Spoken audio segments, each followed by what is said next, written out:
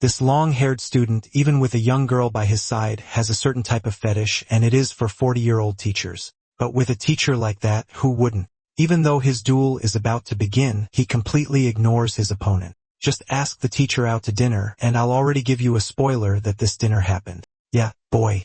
The condition to accept the dinner is that he wins the duel. Fuck. He not only gives his opponent a severe beating, but also cuts his vocal cords and breaks several of his bones. But why does this boy like older women and is so ruthless with his classmates? In the beginning, he was just trash who was humiliated hundreds of times. Not even Fry Blake's father accepted him being so weak and told him to disappear from his life. Unable to handle so much pressure, he decided to go back to the lobby. That was when Lucas Truman took over his body. Lucas was the most powerful archmage of his era, a 9th circle archmage capable of exterminating an entire army with just one spell. For you to have an idea, only 10 mages managed to reach the 8th circle in their lives. The guy was 9th circle. In the end, a demigod appeared and said he was arrogant. He challenged the gods themselves just for having reached the peak of humanity, then locked him away with spell. He stayed trapped in that place for 4,000 years. He was already almost losing his sanity.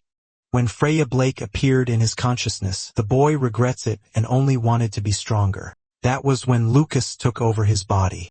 He swore to give everything Freya wanted and also swore that he will take revenge on the demigod. He spent the night training hard. On the first day of training, he already managed to reach the 5th rank. Of course, he had to expel many impurities for that. And for reference, the school principal is the 6th circle. Now in the school courtyard, the bullies are greeting each other.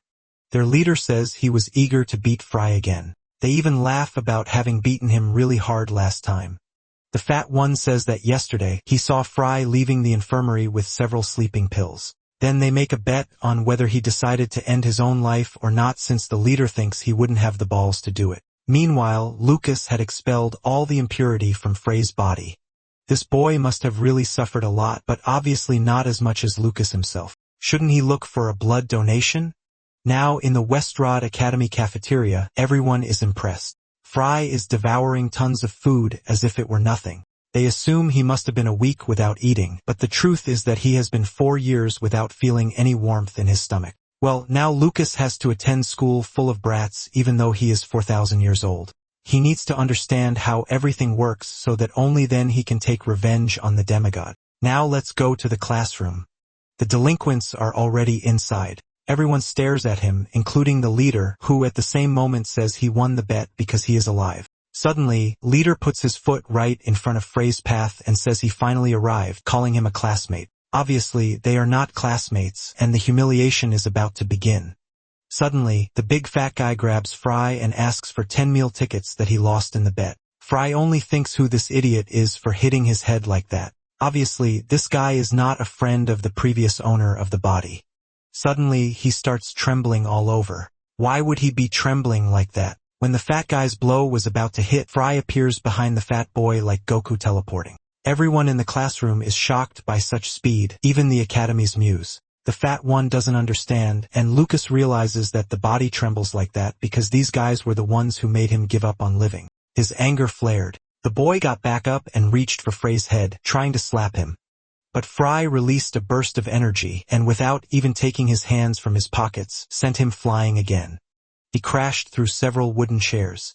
Now the bully was red-faced, bruised, exhausted, and totally confused. Fry had beaten him without using a single spell chant. Whispers spread fast. People said Fry seemed like a completely different person. Realizing he'd made a scene in front of a bunch of kids, Fry felt a little embarrassed. The whole class had frozen. He tried to quietly slip back out of attention. David was too scared to speak. He could only watch. No one could believe weak little Fry had done all this. The red-haired girl kept watching him closely. Then a voice asked what was going on. It was Professor Dio just arriving. Jack had passed out cold. Professor Dio walked over to check him and found traces of mana still left in his body. That discovery shocked him. He couldn't believe someone this gifted was in the class. Looking around, he wondered which student had done it. Since Dio took Jack away and confirmed he was only unconscious, Professor Kevin took over the lesson. The students exchanged uneasy looks. As class was about to start, Professor Kevin quickly noticed all the girls in the room. Seeing they were the majority, he decided this was the best class already. Then his eyes settled on Isabelle, quietly reading. A moment later, he noticed someone else. Fry was there too, also reading a book. One girl whispered that she hated this professor because he turned into a gross pig whenever he looked at women. He walked up to Fry, who watched him carefully. It was odd seeing the boy in class at all, since he barely ever came. Fry wasn't sure how to answer. Kevin first assumed he was a serious student, then remembered he was always absent. With a smile, Fry apologized and said he'd been very busy. The girls whispered that it was pathetic, especially since he only got bullied whenever he did show up. Curious, the professor asked what could be more important than his class. Fry dodged the question and said he was living the peak of his youth. The girls tried not to laugh. Kevin thought it was nonsense, though he wasn't the type to act like his subject was all that mattered. Instead, he asked if Fry had been studying properly. He decided to test him. If Fry couldn't answer, he'd pay for acting bold in class. The quiz started. First question. Name the 3 items used by the magic warrior King Cassidon. Frey's eyes narrowed. Instead of replying, he asked the professor to repeat it. He hadn't caught the name clearly, but it sounded very familiar. For 1,000 years ago, there had been a hero, strong, fearless, with mysterious powers that amazed everyone. He trained in martial arts with unmatched focus. His energy could tear down whole forests, causing quakes and destruction wherever he went. He could even reshape the land itself and never seemed to get tired. One day, his friend joked that if he didn't stop, there'd be no mountains left. That friend carrying a bag over his shoulder was Lucas Truman. It had been some time since he'd last seen Cassidon. The day was calm, and Lucas watched his friends still training. Cassidon didn't stop, even with a guest there. He just said he'd made tea, and Lucas could pour himself some. As they drank, Lucas asked if he'd ever thought about getting married. Cassidon paused for a moment. Then he teased Lucas, saying he'd never understand a woman's heart. To love a woman, he said, could shake a man to his core. Anyone with a weak mind would fall to temptation. Cassidon believed a warrior had to stay firm as stone around women. That wasn't exactly how mages saw things. Lucas studied his friend, and Cassidon quietly looked back. After a while, Lucas joked he'd date a rock if it was pretty enough. The memory hit Frey so hard he started crying. He realized his friend, the magic warrior King Cassidon, had become famous after all these years. Professor Kevin had no idea why the student reacted like that. The rest of the class just argued over whether the question was too hard. Isabelle could tell the professor only asked it to show off and embarrass Fry, then a voice politely asked to interrupt. Isabelle said the question had nothing to do with magical history. The class was stunned by how bold she was. Even Fry noticed she spoke like a soldier, despite how delicate she looked. The professor focused on her at once. His expression tightened. She argued that Cassidon was a warrior who only used mana to support training, so he shouldn't be treated as a mage. Then she waited nervously for his answer. Kevin walked up the steps toward her and stopped beside her desk. He asked if student Isabelle was insulting everyone who chose the path of a magic warrior. Shaken, she said that wasn't what she meant. The whole class watched in silence. Fry took it as an insult too, remembering Cassidon hated being called a mage. The professor let out a strained laugh and said, "This might turn into an interesting discussion." He put a hand on her shoulder and told both of them to come to his office, but Isabelle quickly pushed his hand away. That caught him completely off guard. He hadn't expected a student to defy him so openly. Isabelle could see no easy way out. As he pressed her to answer in Frey's place, someone spoke first. The words Tiger King's glove and Giant's belt made the professor freeze. He slowly turned toward the speaker. It was Fry, calmly saying Cassidon used only those 3 items. He almost started talking about how he and Cassidon used to be friends, then stopped and asked if he'd said something strange. The professor admitted through gritted teeth that the answer was correct. Fry proudly said there was no way he'd miss a question like that. To everyone else, he seemed especially odd today. Kevin then turned back to Isabelle and said her behavior was disrespectful. He grabbed her wrist and ordered her to come with him to his office. She froze, not knowing what to do. Fry watched the whole thing, then stepped in with something Cassidon used to say. He repeated that loving a woman could shake a man to his core. Cassidon also said a warrior should stay firm as stone before women, or a weak-minded man would give in to temptation and become nothing more than an animal. The professor hated being interrupted and didn't get the point, so he snapped that maybe Cassidon was wrong. Fry glanced down and noticed the professor was still standing solidly on both feet. Then Kevin caught the insult and rage flooded his face. He shouted Frey's name and fumed at the boy's nerve. That was when Isabelle realized Fry had defended her. Now Professor Kevin focused fully on the student who had grown bold after one right answer. He warned that Fry would regret it if he failed the rest of the quiz. Fry calmly waited for the next question. Meanwhile, the professor was sweating hard. The students could only stare in shock. Fry answered every question with ease. Even on the Age of Light, his knowledge was unbelievable. When the bell rang, Fry was just glad it was finally lunch. He called out to Professor Kevin, and after saying he'd had fun, asked if there were more questions because he was starving. Kevin couldn't understand how this brat knew so much about events from 4,000 years ago. Frey's face gave nothing away. The professor only grew more frustrated, sweat running down his forehead. In the end, he dismissed class and kept thinking about what had happened. Isabelle was just as stunned. Outside the academy, Fry walked along happily, even humming to himself. Then Isabelle asked if he was going to lunch. She had come up behind him, but he didn't answer. She still looked at him with pity. Fry turned away and ignored her, but she kept following anyway. So they ended up walking one behind the other. Fry soon noticed. He turned and asked why she was trailing him. He also found her formal way of speaking annoying, though that came from her family. Soon the students headed into the cafeteria. Lunch was being served. Isabelle was shocked by how much Free could eat. He casually said he hadn't eaten in 4,000 years. Still, he didn't explain much more. Isabelle apologized for following him and said there wasn't anywhere else she wanted to sit. Then she asked how he knew so much about the Age of Light. History said that era got its name from the dazzling powers of the four great masters. While chewing, Fry became interested. He realized that after 4,000 years magic hadn't advanced at all.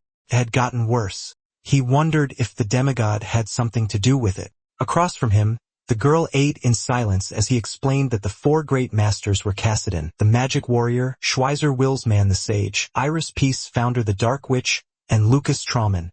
She lit up at Lucas's name and called him an amazing man. Then she joked that if he were still alive, she'd ask her mother to marry him. Fry burst out laughing at her comment. He couldn't believe someone that young was already talking about marriage. Amused and a little flattered, he politely rejected the offer. Meanwhile, other students were watching them talk. Rumors had already spread that Isabelle followed him earlier. She was known as the Academy's second-best student, and even Crazy David had a crush on her. Right then, David showed up after hearing his name. The others quickly backed away from him while Fry and Isabelle kept talking.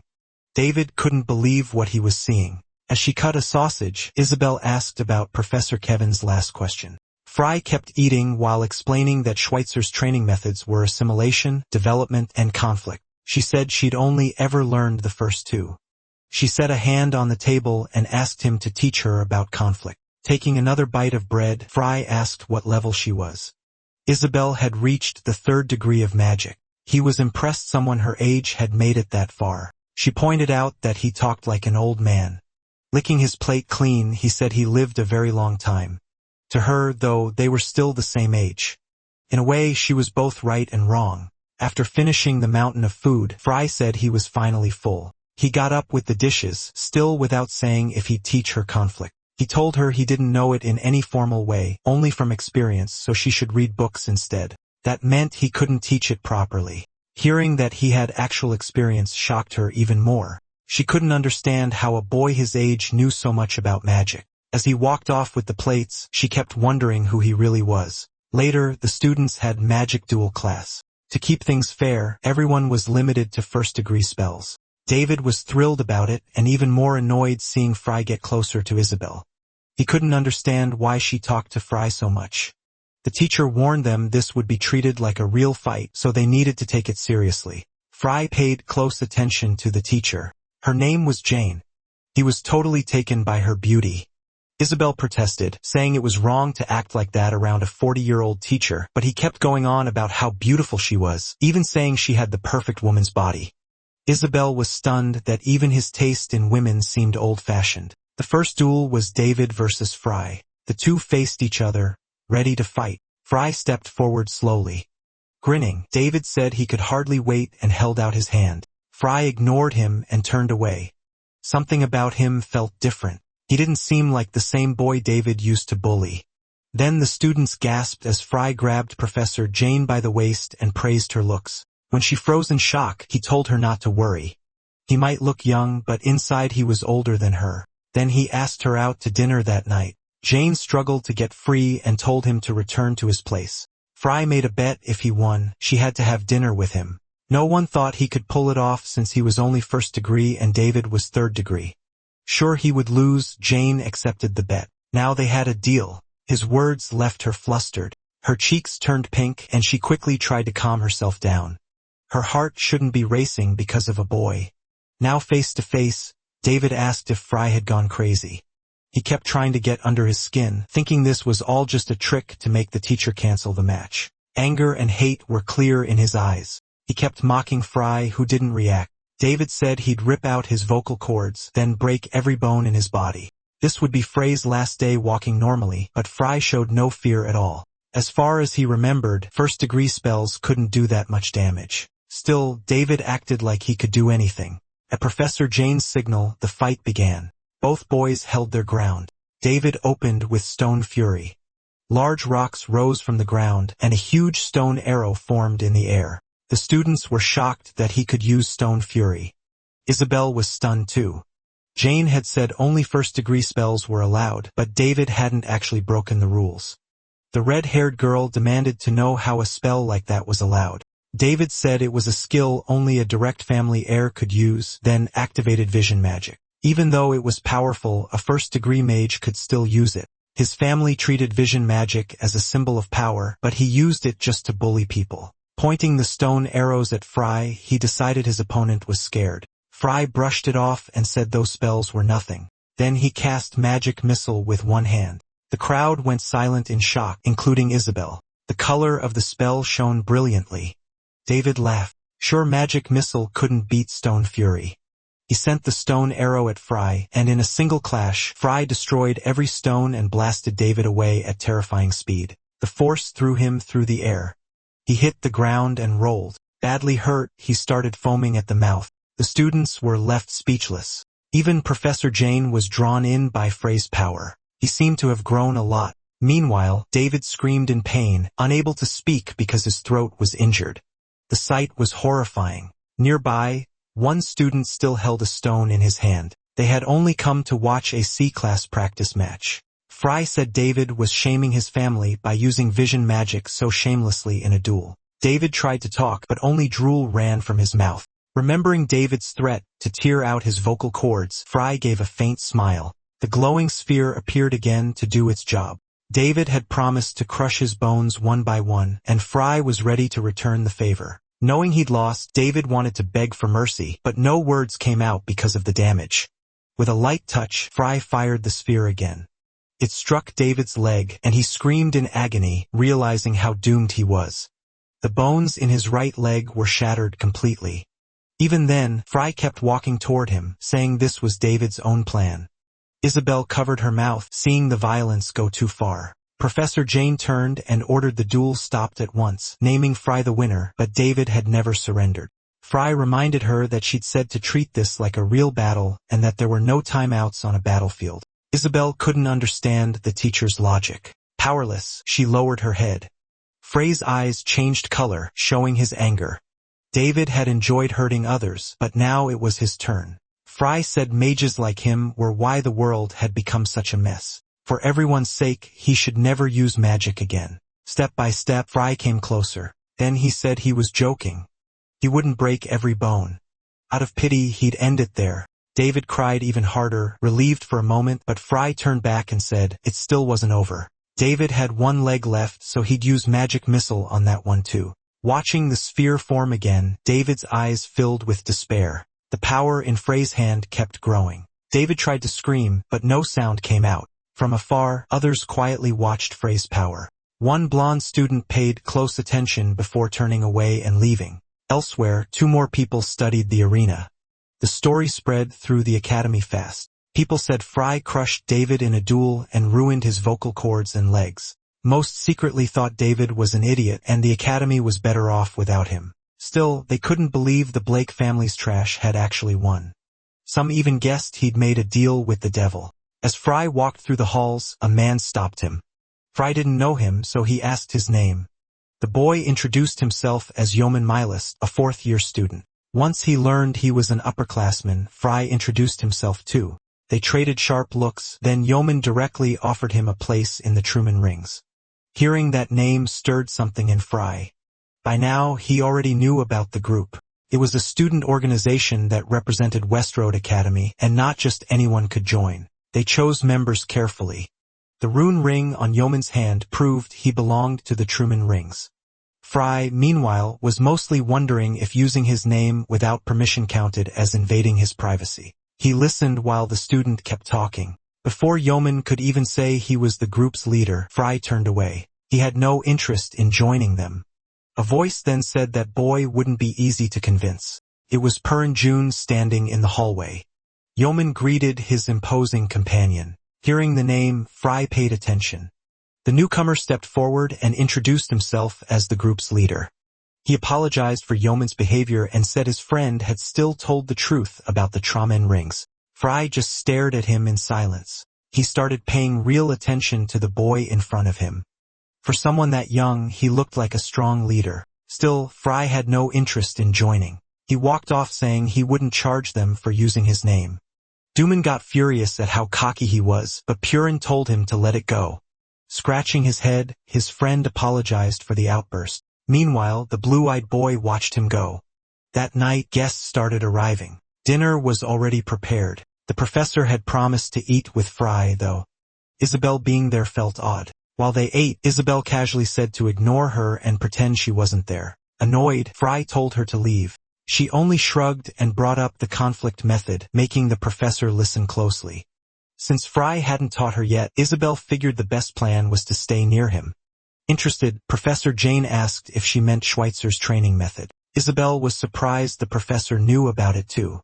Jane took a sip of her drink and said she'd only heard rumors from other warriors. She had searched the records many times and found nothing. Once she realized Fry knew something, she wanted to hear more. Fry quietly drank from his cup. Then a man came to the table, and a sudden touch startled the professor. Fry stood behind her, hugged her, and said he could teach her something even more interesting. He wanted to continue the talk in his room. The professor felt drawn to him, though she hesitated because he was only 20. It was like her mind and body weren't working together. Right before they kissed, Isabelle slammed the table and told Fry to stop acting shameless with the professor. The moon hung high overhead. By the balcony, Fry thought about his new life. If the demigod truly ruled the world, that made him a serious threat. Even after 4,000 years, people still remembered Cassadine, Schweitzer, Iris, and him. That meant his legacy was still alive and people were still fighting for it. Isabelle quietly walked over. He was so lost in thought he didn't notice. She just stared at him with wide eyes. A moment later, Fry met her gaze and asked her something. He wanted to know who ran the academy. More than that, he wanted the strongest person among the students, professors, and staff. Before answering, she complained that he never answered her questions. He promised he would if she told him who the boss was. Excited, she celebrated with little hand motions. She said the strongest student was Peru Jun, and among the professors, it was Professor Dio Pulsman and Professor Adelia. But overall, the strongest was probably her aunt. Her aunt was the headmistress of Westroad Academy, Madame Cyrus Trissine. Professor Jane then joined them. She explained that Cyrus was a famous 6th-degree mage with a cold personality. Fry could feel how overwhelming that rank was. In theory, mages could reach the 9th degree, but no one had done it for over 3,000 years. Some even doubted it was possible, saying the true limit was 8th degree. Fewer than 10 mages had ever reached that, so 9th degree was basically a legend. Fry looked around and asked if the headmistress had also cast the spell protecting the academy. Professor Jane wasn't sure, but said it was possible. Fry understood he couldn't take on a 6th-degree mage yet. Then he remembered the offer from the Truman Rings. Feeling that something was off, he decided he needed to meet Cyrus Trissine. He turned to his new friend and called her over. His expression softened as he thought about the favor he was about to ask, because dragging an innocent child into this might be a bad idea.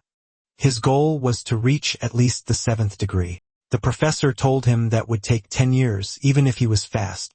Fry replied that he'd get there before the vacation ended. Jane laughed and said big dreams were nice to have, but he meant every word. When he noticed the professor was alone, he walked up and tried flirting again. Isabelle, annoyed, reminded him she was still there.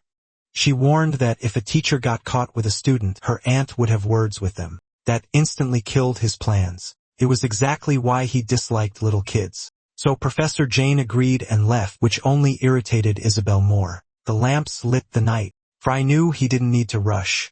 He just had to avoid mistakes. Looking up at the moon, he chose the fastest path. 2 weeks later, someone came in limping. David was back at school, looking for Fry. He still refused to accept losing, saying there was no way trash like Fry could beat him. Everyone in the hall heard him yelling. Meanwhile, Fry calmly read his book. Red-faced with rage, David swore he'd make him regret being born. He said he'd turn Frey's life into hell. But before he finished, Fry fired a magic missile and knocked him down. David's crutches flew as he hit the floor. The other students watched in fear. Now his nose was broken too. Later in class, Professor Kevin said David had gone home to fix it. Bored, Fry wandered the halls. He thought students at prestigious Westrad Academy should at least act with some class. To learn how to use mana straight from his body, he needed real combat. Then someone called out, "Hey, gray-haired guy." A boy behind him said they'd heard Fry was good with magic. In a damaged room, the boy introduced himself as Alex Dreamed, an upperclassman who clearly expected Fry to be impressed. Without any fear, he bragged that he could crush the skinny kid in front of him without breaking a sweat. Angry, he demanded to know what Fry had done to David, whom he called his little brother. Fry didn't look concerned at all. He wondered if these idiots were bothering him on purpose. Demanding respect, the senior raised his hand. To Fry, they were just spoiled brats. Dreyamit kept asking why Fry had fought his friend. As he bragged about placing 17th in the last Gladeheed Magic tournament, Fry yawned. At last, the senior tried to scare him by saying this would be his funeral day.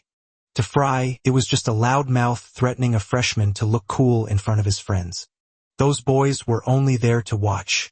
There was no need to gang up on someone they thought was weak, especially when Fry was already making a magic missile. It struck 3 students at once, while Alex was blasted far back. Frey's power could drop several people in one shot. That only made them angrier. Alex lay on the floor without moving. The others complained it wasn't fair to attack while someone was talking. But to Fry, messing with spoiled brats was funny. Their attacks got even fiercer because of his attitude. Galberic's first son of the Gillard family wanted to crush him. Pre's second son of the Pinalark family joined in too.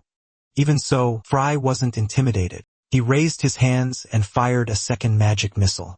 As the students rushed him, he kept building more energy and dropping them one after another. Even a simple motion made a strong missile. In the end, he sat on a pile of worn-out bodies, thinking the whole thing had been a waste of time. With a scoff, he decided none of them were worth the effort. Clouds drifted over the academy. Fry had been studying so much to improve his techniques that he fell asleep from exhaustion. Then someone asked what he'd been doing lately. He turned and saw Isabelle. Students had started calling him the Deadly Missile because he kept dropping people with magic missile. The nickname embarrassed him badly, but he still hadn't had a chance to use stronger spells. Isabelle was startled by the strange feeling she had for him. Seeing him resting on the desk, she couldn't stop staring. Without lifting his face from the table, he asked what she wanted. She said she had followed his advice. She already knew True Blood could improve magic circles, but mixing it with magical essence in a 7-to-3 ratio was new to her. Using Troxo Blood would make it even better. Even so, she thanked him for the amazing discovery. After a short pause, she wondered what he would teach her next. Fry looked so tired and bored that he just stared at her. She held his gaze, clearly curious about what he could do. He still hadn't realized he had become Isabelle's personal tutor. Since she was gifted, he knew proper teaching could bring her to the 7th degree. He thought it over for a while. Then he called to her and said he'd teach her conflict next. She lit up at once, unable to believe it was finally happening. He told her he would leave the academy during break to train, and she could come watch. He warned the trip would be hard, maybe even deadly, but she accepted before he could finish. She truly wanted to learn conflict. No matter what, she was going with him to train.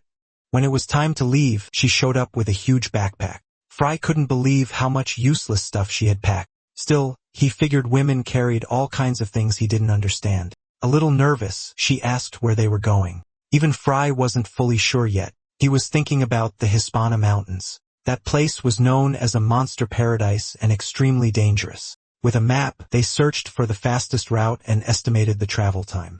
By ship, it would take about half a day, but the road to the mountains was tricky and full of monsters. Still, Isabelle got ready without showing any fear. She had never expected the trip to be easy. Fry frowned at her attitude. As they walked, they talked about teleportation stones for long-distance travel. Those things didn't exist 4,000 years ago.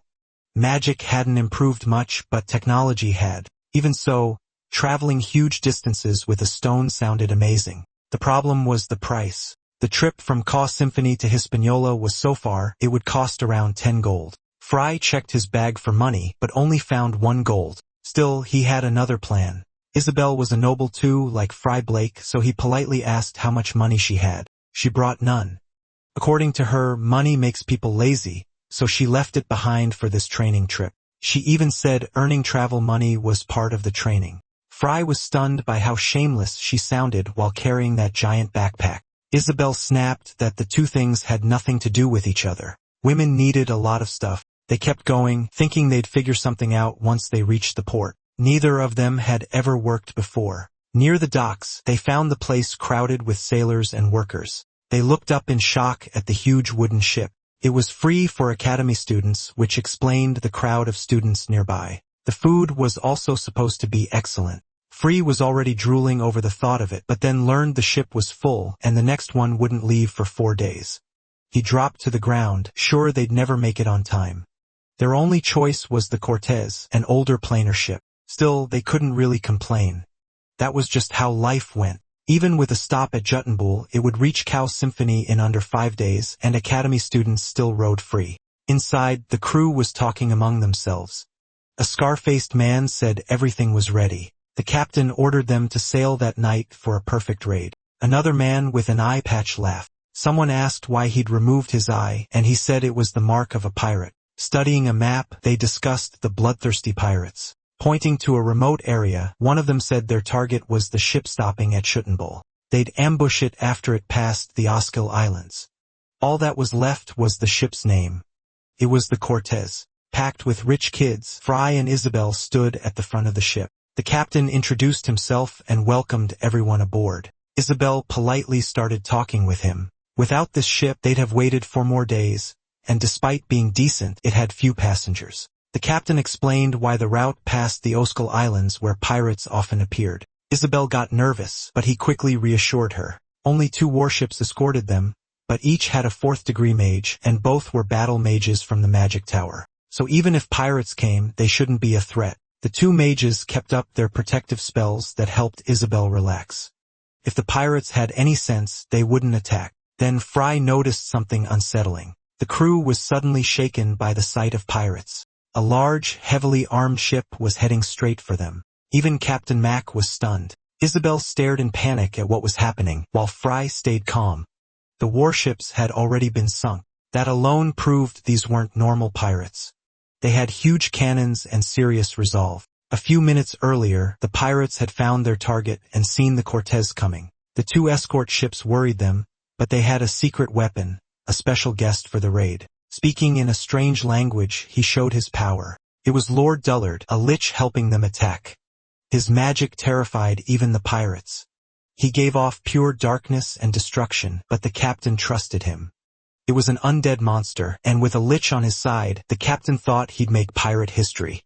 The undead began preparing his spell, dark power mixed with shadow magic. His first attack was Ice Spear. He fired at the warships, piercing the hulls to strike the mages in charge. Seeing the attack, the 2 mages tried to defend themselves. It was too late. The spears were too strong. They tried everything, but the ice kept tearing through the ships and destroyed them completely. The pirate captain laughed, already dreaming of the riches they'd take that night. His crew drew their swords for battle. As they approached, he tried praising Dullard's spell work. Then the undead sensed something odd. When he turned, even the captain flinched. Dullard said he had cast 3 ice spears. He couldn't understand why the last ship was still afloat. The captain then remembered he'd asked him not to destroy that one since the passengers were meant to be hostages. That only annoyed the Lich, who snapped and called him a bone-headed brat. He said he'd attacked just hard enough to stop escape and resistance, not to sink the ship. The pirates still looked confused. Dullard told him something about that ship felt strange. Meanwhile, chaos broke out on the Cortez as students ran across the deck. Off to the side, a mysterious figure sat still. Under a hood, he looked tired and breathed heavily. Fry and Isabelle stayed where they were, unsure what to do. Isabelle was terrified after seeing the warships wiped out, but Freya's face didn't change.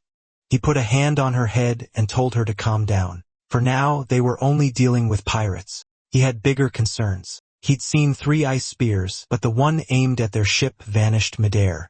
He knew he hadn't cast any defense spell. He started thinking it through.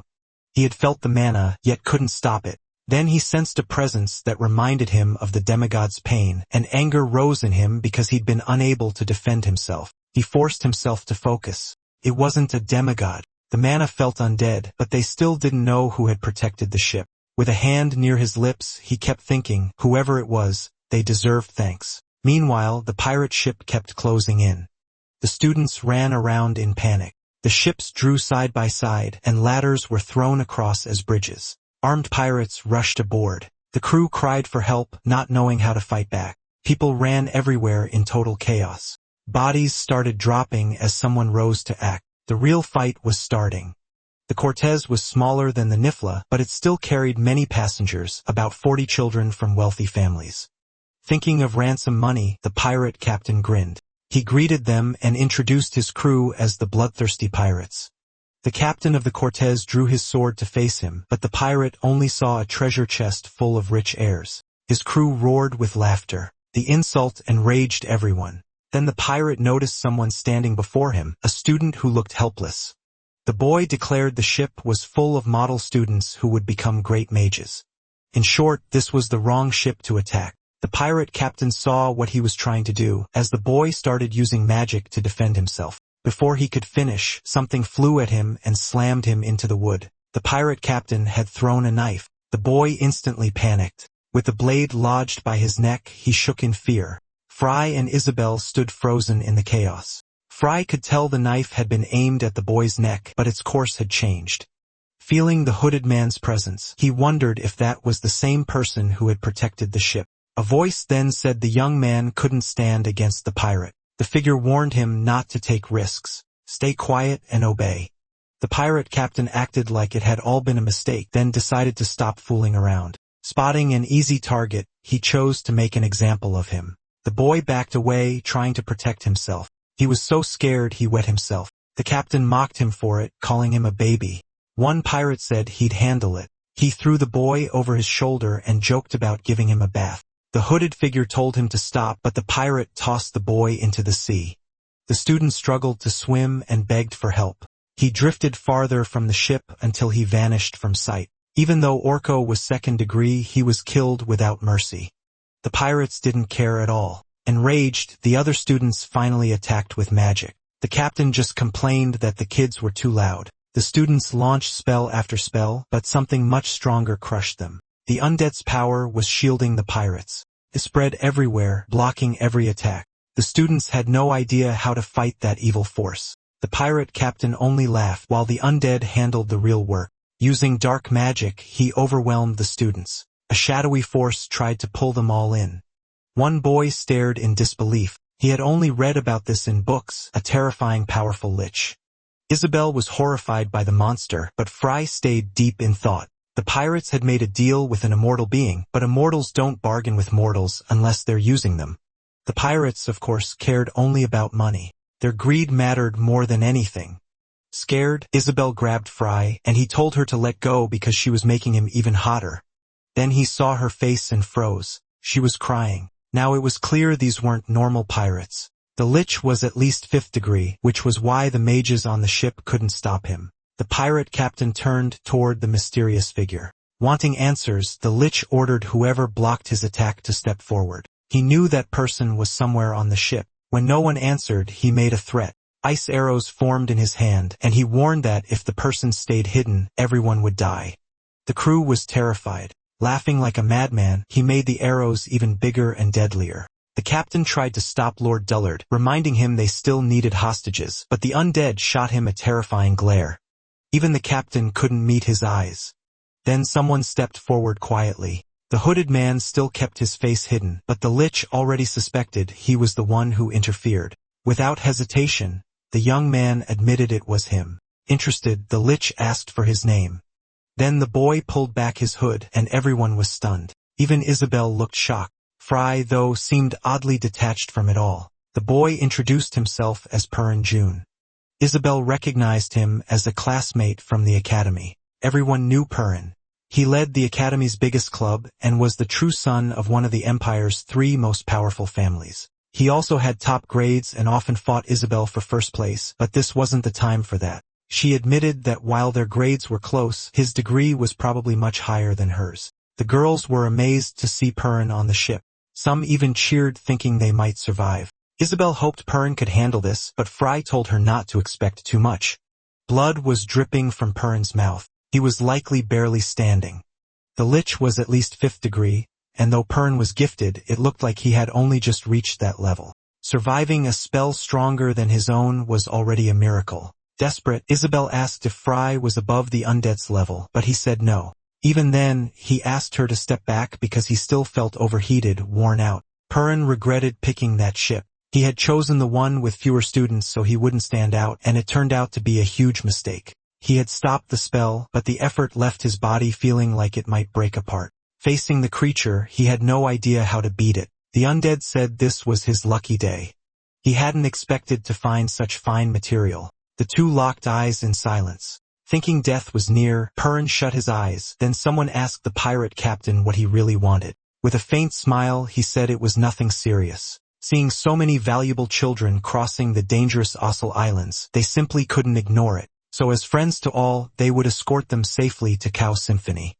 One pirate added that the captain was a busy man, but he finished by saying they'd only do it after getting paid for their protection. So in the end, it was all about money. Peru stood completely still, then he made another offer. He would be the only hostage. The Jun family could pay twice what the pirates expected to make. But the captain refused, saying with an immortal on his side, he could get any amount he wanted. Peru gave a small shrug and admitted he had a point. He wasn't strong enough to beat the Lich they hired. Still, he said he'd fight with everything he had and make sure he wouldn't die alone. That answer shocked the captain. Fraze found himself genuinely interested in the boy and liked him more for having that kind of spirit at his age. He thought the nation had a bright future ahead, but the undead had no intention of changing his mind. Peru's mana was incredible, yet he still turned pale when he understood what the monster wanted. He tried to dodge the dark attacks, but the undead meant to drain all his mana and turn his body into a servant. Using his power, he caught Peru in his claws. At that point, talks were over, and the plan was to move everyone to the pirate ship. The students ran in panic, but the pirates seized them by force. They grabbed the girls tightly and wouldn't let go. The pirates looked pleased with themselves until the one-eyed pirate remembered he should help take hostages too. Then he noticed Isabelle. He moved toward her and she shrank behind Fry. The pirate mocked Fry, calling him a twig. Fry glanced around like he didn't know who he meant until he realized the pirate was talking to him. The man mocked him again, this time as a skinny brat. Fry calmly asked for a little respect. That answer really got under the pirate's skin. Cracking his hands, he decided to beat Fry down. But Fry didn't budge or obey. By then, some students were already tied up. Jack muttered that fame had gone to Fray's head. The pirate was getting fed up. He stormed toward Fry and charged with his sword ready. Everyone watched closely. Even with fear all around him, Fry stayed still. The pirate closed in, ready to land the final hit. Isabelle shut her eyes, unable to watch, but the one who got smashed and lost teeth was the pirate. Fry blasted him away with his power. The man flew off like rotten fruit. Fry briefly looked at the result. His kick had sent the enemy straight into the sea, leaving everyone stunned, because the one standing there was Fry, the Academy's so-called eternal loser. The blonde boy with blue eyes could only stare, trying to figure out what kind of move that was. He replayed it in his mind, a spinning kick filled with mana before the pirate could even strike. He already knew Fry had talent, but not control this perfect. Back in the moment, Fry stopped the redhead from stepping forward and patted her on the head. He told her to stay sharp. Everyone there was weaker than her except the lich, so she could protect herself just fine. Right? The mage gave him a small smile and touched her head. Then she focused again while Fry faced the pirates. One of the kidnappers asked what had just happened. Then he mocked it, saying his friend only lost because he got distracted by a pretty girl. In the next instant, the gray-haired boy was in front of him, moving so fast he stirred the air. The pirate couldn't even process that speed. From the back, the lich watched in silence, studying Fry and clearly surprised. Then Aura burst out with a loud explosion. Still confused, the pirate groaned in pain. Fry had struck him dead and coldly said they should never have taken that deal. He didn't like this arrangement and he wasn't gonna play nice anymore. For a second, Fry noted that he'd never killed before, but it no longer mattered as everyone stared in shock. Men like that were never going to like someone like him anyway. All the pirates rushed the gray-haired boy with loud cries. Fry met them with a cold stare, grabbed the fallen man by the neck, and flung him into two others. Then he followed up with an aura attack that tore through everyone ahead of him. The pirate still standing tried to circle around and hit him from behind, but in a blink, Fry spread his aura and crushed them too. The man beside the lich could only call it impossible. Meanwhile, Fry kept taking the pirates down one after another. The students watched in stunned awe at the huge gap in power. One pirate tried to save himself by grabbing a girl hostage and begging for mercy, but Fry rushed him instantly so fast it looked like he left after images. One kick sent the pirate flying over the girl and smashed him right in the mouth. The others tried to surround Fry, but he jumped up and made them crash into each other instead. Angry, they yelled that they'd drag him to the bottom of the sea. But when they looked up, the gray-haired boy was holding a huge sphere of energy. They panicked and begged him to stop, but he fired it with a cold face and without a word. Their screams were the last thing heard, and then only dust and scorch marks remained. Fry slowly dropped back down, then he noticed one pirate had survived. The man was holding the mage hostage and called Fry a monster. He warned Fry not to move or he'd hurt her. Fry stared at him for a second and flatly asked what he had just said. The bald pirate blinked confusion, and before he realized it, the mage was already charging an attack. She looked straight into his eyes and released a huge electric shock that swallowed them both. One blast was enough to drop him. The crew around them fell silent, too stunned to speak. The lich and the redhead beside him were just as shocked. The mage and Fry looked at each other for a moment until the redhead asked what he thought of her skills. Fry dryly said she acted sweet and harmless for someone that dangerous. Then applause rang out. The clapping from behind made the hero turn. It was the thug beside the lich, slow clapping and mocking their strength. Even so, he admitted he was actually impressed. Hero and villain locked eyes for a brief moment, then the villain broke the silence with an offer. He said the boy was clearly no ordinary mage, but handling the whole ship alone would still be hard. The gray-haired boy stayed silent and let him talk. The villain said he only wanted just half of the trainees. The hero glanced at the captives. One was crying for his mother, while others sobbed, begging not to be taken. The villain asked if he'd take the deal, save some people and leave alive, calling it a win-win.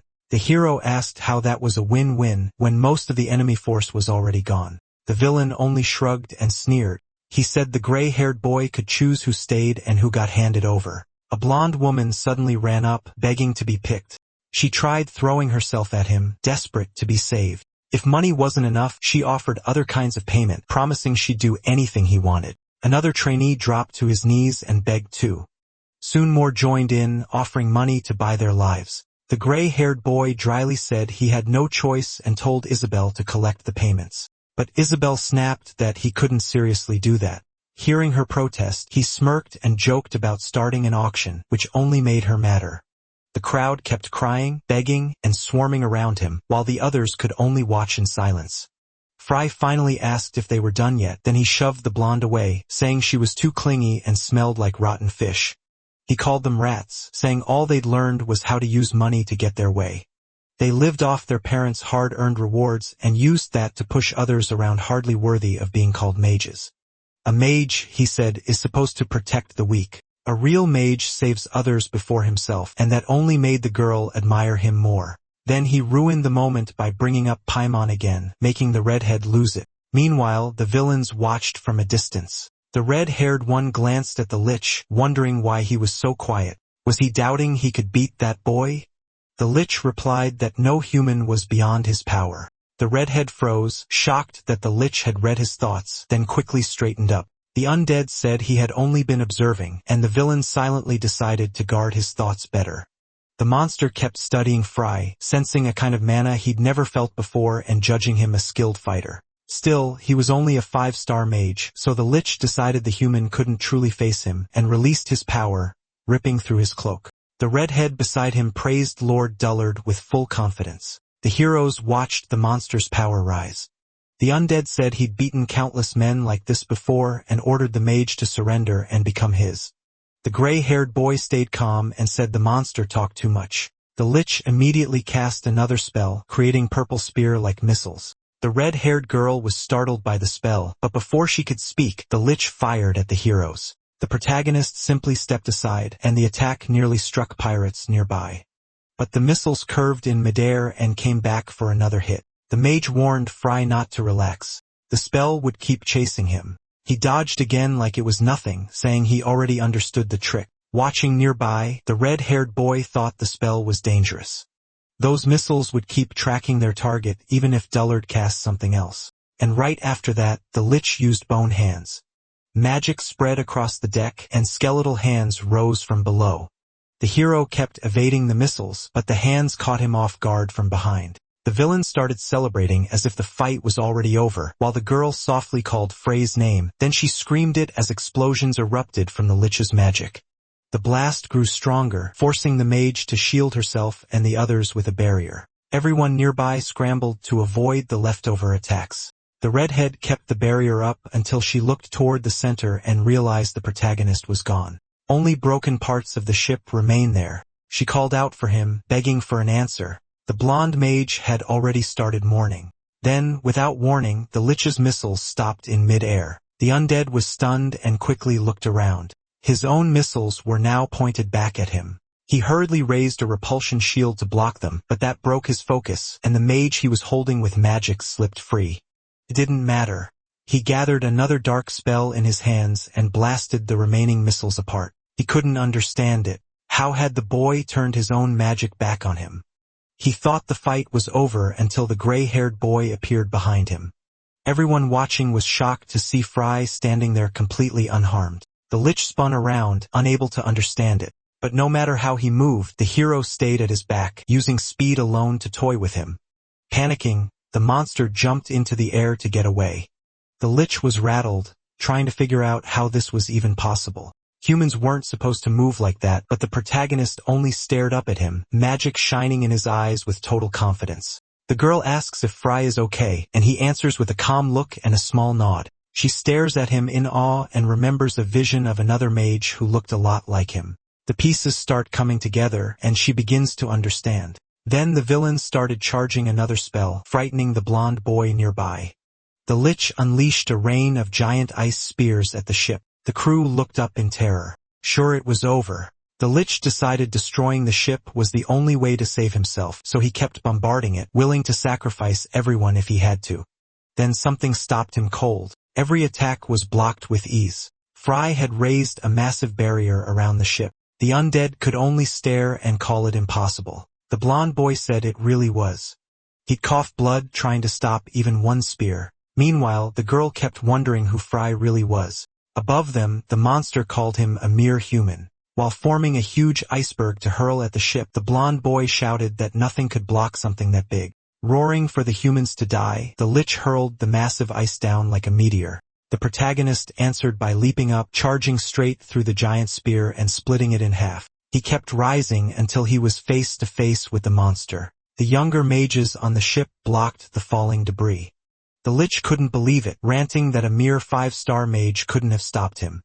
The gray-haired boy said he simply knew the path he had to walk. The undead shouted back, asking if he truly knew what lay beyond 5 stars. Fry mocked him, saying he'd need to try harder because those spells meant nothing here. Shaken, the Lich asked who he really was.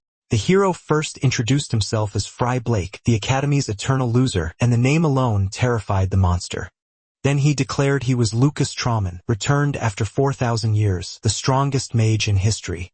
The mages on the ship complained they could barely keep up while still trying to stay focused. The girl looked up in worry. In disbelief, the monster said that was impossible. Lucas was dead. Then he lunged forward with one hand in a direct attack. Fry appeared behind him, mocked that he looked better from the back and struck. His hand pierced past the monster's body and grabbed its blue heart. The protagonist said he knew exactly what it was and asked if the lich still planned to keep living. He added that he'd guessed where the core would be, though the type made it harder to know for sure, while the monster screamed for him to wait. Fry crushed the stone, and a huge blast followed. The monster broke apart and vanished into the air, leaving the mage floating there, watching with a stern face.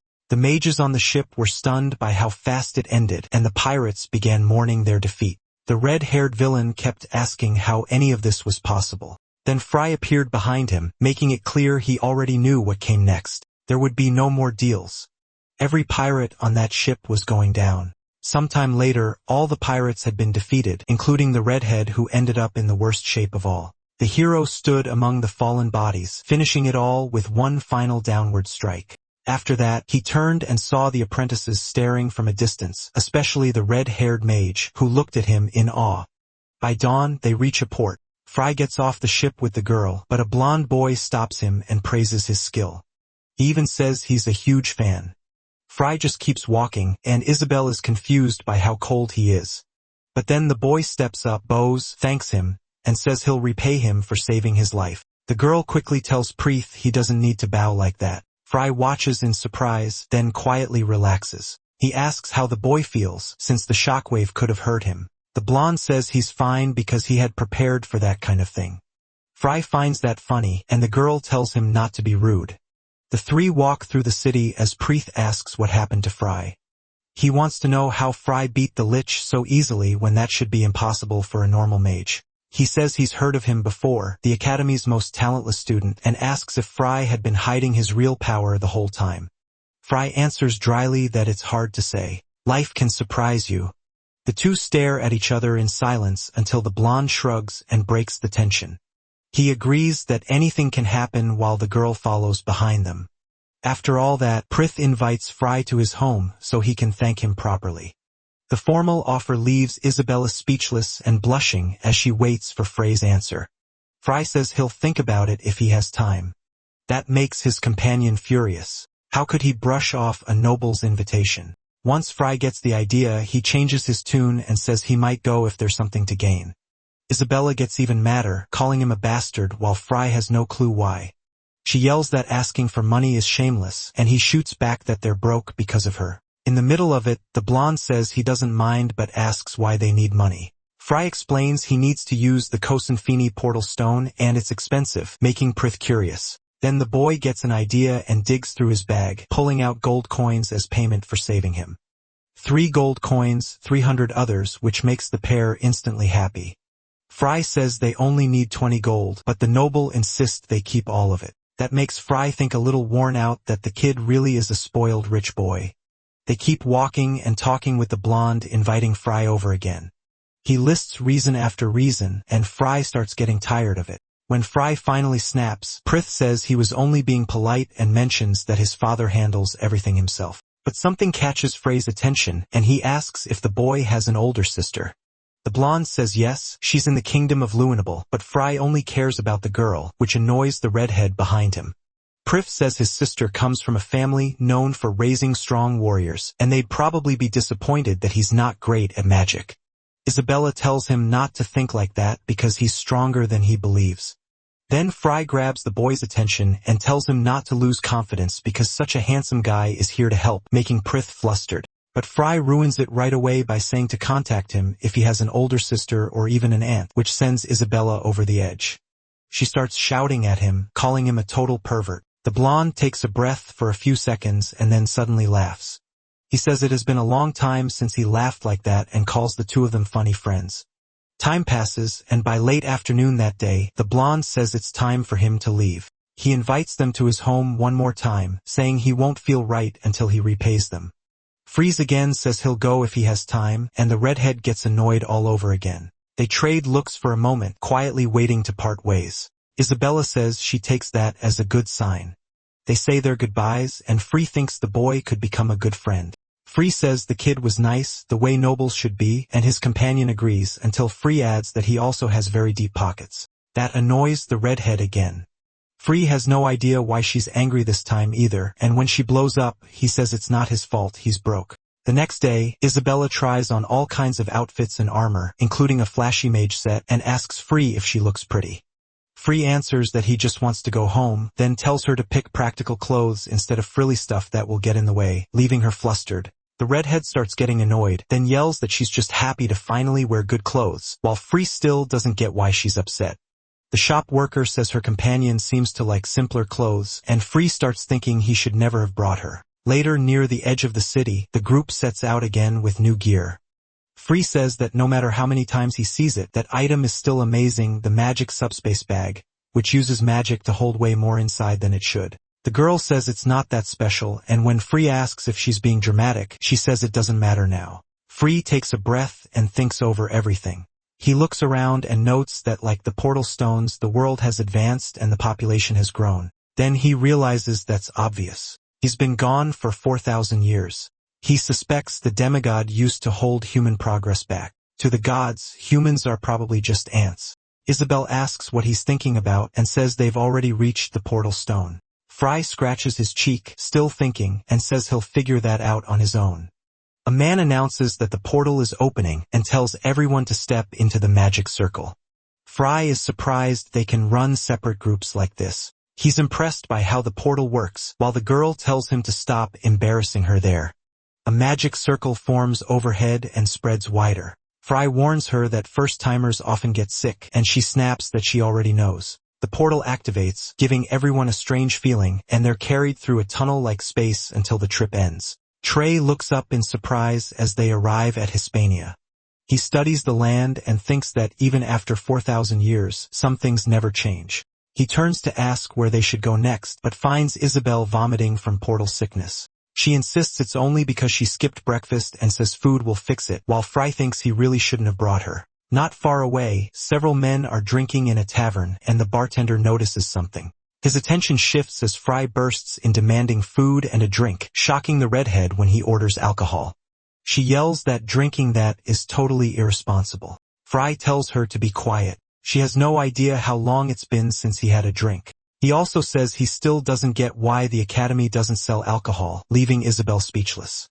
Then she starts yelling again that the reason is obvious, while Frye argues everyone starts drinking at 13 anyway. The bartender brings their order and asks if they're mercenaries. Frye ignores him and lights up when the food arrives. The bartender says that if they're here, they must be rookies, especially dressed in brand new gear like they're going after a dragon. Frye keeps eating and says nothing. The bald man says that's not all bad. Rich kids should enjoy being young, but warns them to eat and head back because rookies shouldn't challenge the mountains. Isabelle says she heard the place is packed with dangerous monsters. That only makes the bartender mad, and he says she has no idea what she's talking about. She gets startled while the other adventurers laugh nearby at the thought of them taking on the mountains. Trey ignores all of it and keeps stuffing himself. Then the bartender apologizes, saying he has a son around their age. He explains the boy once trained to be a mercenary, which is why he spoke up. Isabelle asks where his son is now. The old man says he's gone. He tried to enter the mountain. She apologizes, but he says it's fine. He brought it up himself. The old man goes on, saying his son was escorting a mother and daughter, and only the daughter came back alone, saying his son wasn't returning. The bartender says he's not trying to insult them, but entering the mountain is a bad idea. They might never come back. Isabelle has no words after hearing that story. Then Frye breaks the silence, still eating like nothing happened, and says the food is great. After that, they ask the old man what kind of monsters live in the mountain. The redhead takes a bite too, wanting to see if Frye is right, and finds out the food is actually awful. The old man asks Frye if he really plans to go into the mountain, even knowing he might never return, but Frye says nothing. The bartender gets it and mutters that he's going to lose sleep over this. Still, once they finish eating, he pulls out a map and points at it. Isabelle says she already had a plan, but this helps more than she expected. Frye asks what they owe for all the food and drinks, then thanks him. The old man says not to worry yet, it's on the house for now. They can pay him later as long as they come back alive. Frye asks how he stays in business if he gives in that easily, and the old man says he hears that a lot. Later that night, Frye thanks him for the meal while they leave, and the bartender calls him a liar. His food is terrible, but the drinks are good. He says goodbye, tells them he'll remember them, and promises better sausages next time. Fry says he's looking forward to it. The old man sends them off with a bright smile. Then the two continue on, heading into the forest on the way to the mountains. Deep in the night, a fierce battle rages as blue lightning bursts from a warrior strike. The blow rips through the area and shakes the ground. A red-haired woman watches from a distance, judging the fight carefully. Beside her, a white-haired man stays silent and unreadable. Around them, fighters keep clashing across the ruined battlefield. One warrior says the enemy is trying to stop their advance. The other answers that they'll force their way through if they have to. Their talk turns urgent as they quickly work out what to do next. The white-haired man asks why they're here at all, worried about the danger. The woman says it's bigger than it looks. Something else is happening behind the scenes. Then they spot a huge structure wrapped in swirling energy, and she says it may be the key to the recent events. Elsewhere, enemies wait in the shadows ready to attack, and the group realizes they aren't alone. Now every move matters. Fry studies the situation and makes an important point. The red-haired woman answers with doubt, trying to understand his thinking. He lifts one finger, showing he has one key point left. With confidence, he says, everything depends on 1 month. She questions that plan, saying a month may be nowhere near enough. But he stays sure that if they use the time well, they'll succeed. As dawn starts to rise, another clash begins, and the warrior charges with a wave of blue power. The battle keeps going as the red-haired fighter moves fast through the blasts. She dodges incoming attacks and gets ready to strike back. Meanwhile, the silver-haired man watches calmly, reading every move. Then he reveals a plan that could decide everything. The scene shifts as sunrise lights the land. The woman stares in amazement at a massive waterfall. She's clearly stunned by how huge it is. The roar of the water fills the air as the group heads for a hidden cave behind the falls, where something mysterious is waiting. Inside, a golden sphere shines with strange energy.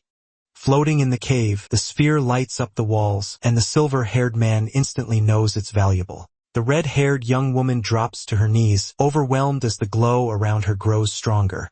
She watches in awe and confusion, while the protagonist stays calm. With one simple motion, he controls a huge force with ease. Small lights drift around him, and as the energy gathers in his hands, he sits in meditation, wrapped in a blue aura.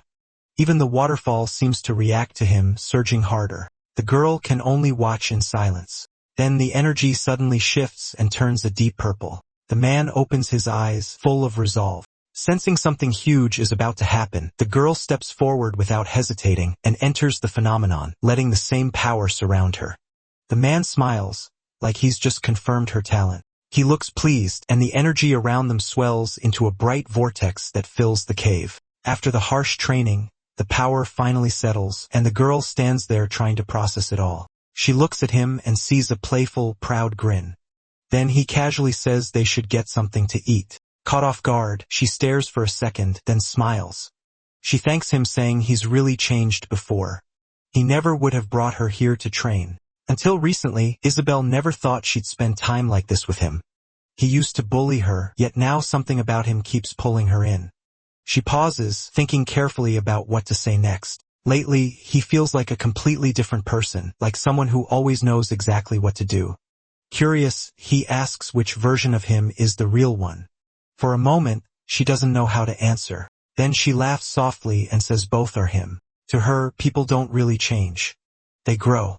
He closes his eyes and agrees. Isabelle says again how thankful she is for that change. Before, he never would have taken her on a private training trip. Then she stops, suddenly uneasy about what comes next. They were about to spend a whole month together in that tiny cave, but Fry says he's not interested in kids and tells her not to worry about stupid things.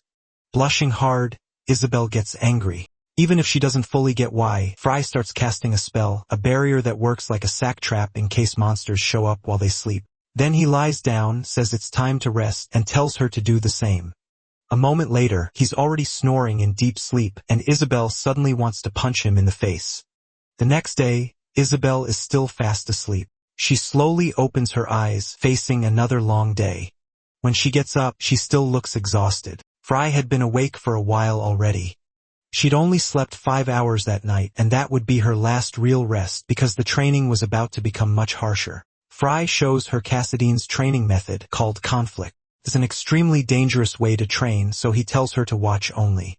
Then his aura changes completely as he releases his spells. A core starts to form, showing the forces he combined.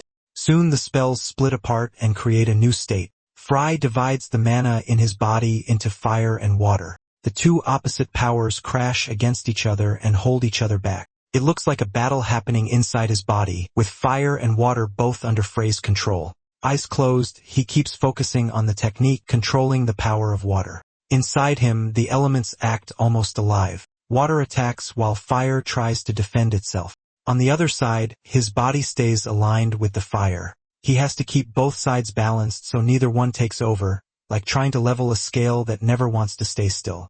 Watching in awe, Isabelle realizes how incredible the method is. This was Conflict, Cassidon's method. She keeps her eyes on Fry, studying every second, then she gathers her courage and decides to try it herself. Closing her eyes, she starts pulling energy into her body. Soon, the forces begin to oppose each other. Just like she was taught, she tries to shape them into perfect balance. But no matter how hard she tries, she can't do it. The technique quickly makes her feel sick. She collapses to the ground in terrible pain. All of that happened from losing even a little balance. It was a brutal training method, yet Fry stayed calm, meditating like nothing was wrong.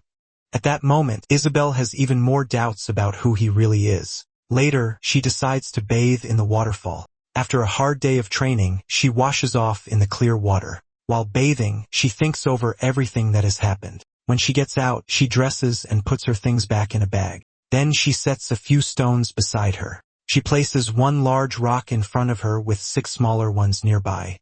With one hand, she drops the small stones, then replaces them with another matching stone. That's how she tracks time, and she realizes 2 weeks have already passed. Through all of it, Fry hasn't moved from his spot. The boy kept using that terrifying training method inside the cave. After crossing the barrier, Isabelle came back to see how he was doing. As she set her bag down, she sensed something odd and moved closer. A bright blue energy was pouring out. At the center, Fry sat cross-legged with his eyes shut. That surge of mana showed he was close to the 6th degree after only 2 weeks. She had never seen anyone grow that fast. The power spilling from him held her in place. But to Frey, it was still too slow. He needed more speed and control. Amazed, Isabelle kept watching. Then she sat across from him, copied his motions, and tried the technique herself. Outside, heavy rain swept the area. Inside the cave, both of them kept training. By then, 3 weeks had gone by. The large stones tracked the days. Isabelle and Fry kept releasing power, though her control still didn't match his. Then she felt something strange inside her body. Again, she couldn't keep up with his unbelievable focus. One slip was enough to throw her balance off. Even so, the conflict method was making her stronger at a shocking pace. None of her ancestors had trained this harshly, which explained why modern mages seemed so weak. Then she smelled her clothes and realized how bad she stank. Her eyes turned to the waterfall passage. The barrier was starting to break, as if something had pushed through. A moment later, it collapsed. A huge creature stood before her. Her eyes filled with fear when she saw the giant bird. At that moment, Fry opened his eyes to see what was going on.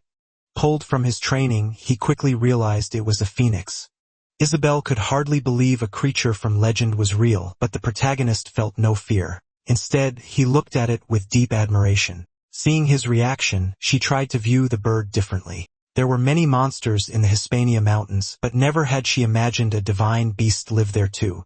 The phoenix had been drawn in by the fire mana released from their conflict training. Fry held out his hand and called the bird over. Panicking, Isabelle cried that humans couldn't tame divine beasts. The phoenix watched his every move. Still, he kept coming closer, slow and calm, while Isabelle watched from afar. Before long, the phoenix let Fry stroke its feathers without any hostility. Isabelle was stunned that he could touch those burning feathers with his bare hands, but since the bird showed no anger, she stopped fearing it. Then she noticed the deep claw wounds across its body. His heart had nearly been torn out. It was amazing the creature was still alive. She hadn't even known phoenixes could die since legends said they rose from ash. Freaks explained that they only resisted death better than most creatures. They were not immortal. Shaken, Isabelle silently accepted that. Those mountains had to hide monsters strong enough to wound even a phoenix. Whatever it fought, it had been no ordinary enemy. While touching its feathers, Freight said he could help it. He waited for the phoenix's answer with steady resolve. Soon, the creature fully lowered its guard and trusted him. To Isabelle, it suddenly looked more like a relaxed little bird. Fry joked that now it would enjoy the results of all his training. The phoenix opened its eyes, clearly not impressed. Still, the healing was nearly done. Fry poured all his power into closing its wounds. Isabelle watched every second closely. To her, he no longer felt like the Fry she knew. His words and expressions had changed. Even the air around him felt peaceful. As Fry treated the bird, he remembered an old friend and teased the phoenix for hesitating because of the rain. Annoyed, the bird started to rise. Without a word, it felt like the two were about to race to the mountain peak. Touching the phoenix filled him with strong nostalgia. Soon, its wounds began to close completely. Once a phoenix recovers its energy, its healing returns as well. Not long after, the bird was back on its feet. Power surged through its body, and it let out a piercing cry. Fry smiled, glad to relive those old memories. They held each other's gaze, and the phoenix seemed grateful for his help. Then it flew off, showing its beauty as it soared away. With its strength restored, it looked even more powerful. A single phoenix feather remained in the cave. It had left behind a gift. A phoenix feather could heal wounds or be used to make magical items, so it was incredibly rare. That bird clearly knew how to repay a debt. Fry then joked that Isabelle was like the phoenix, except she hadn't helped at all.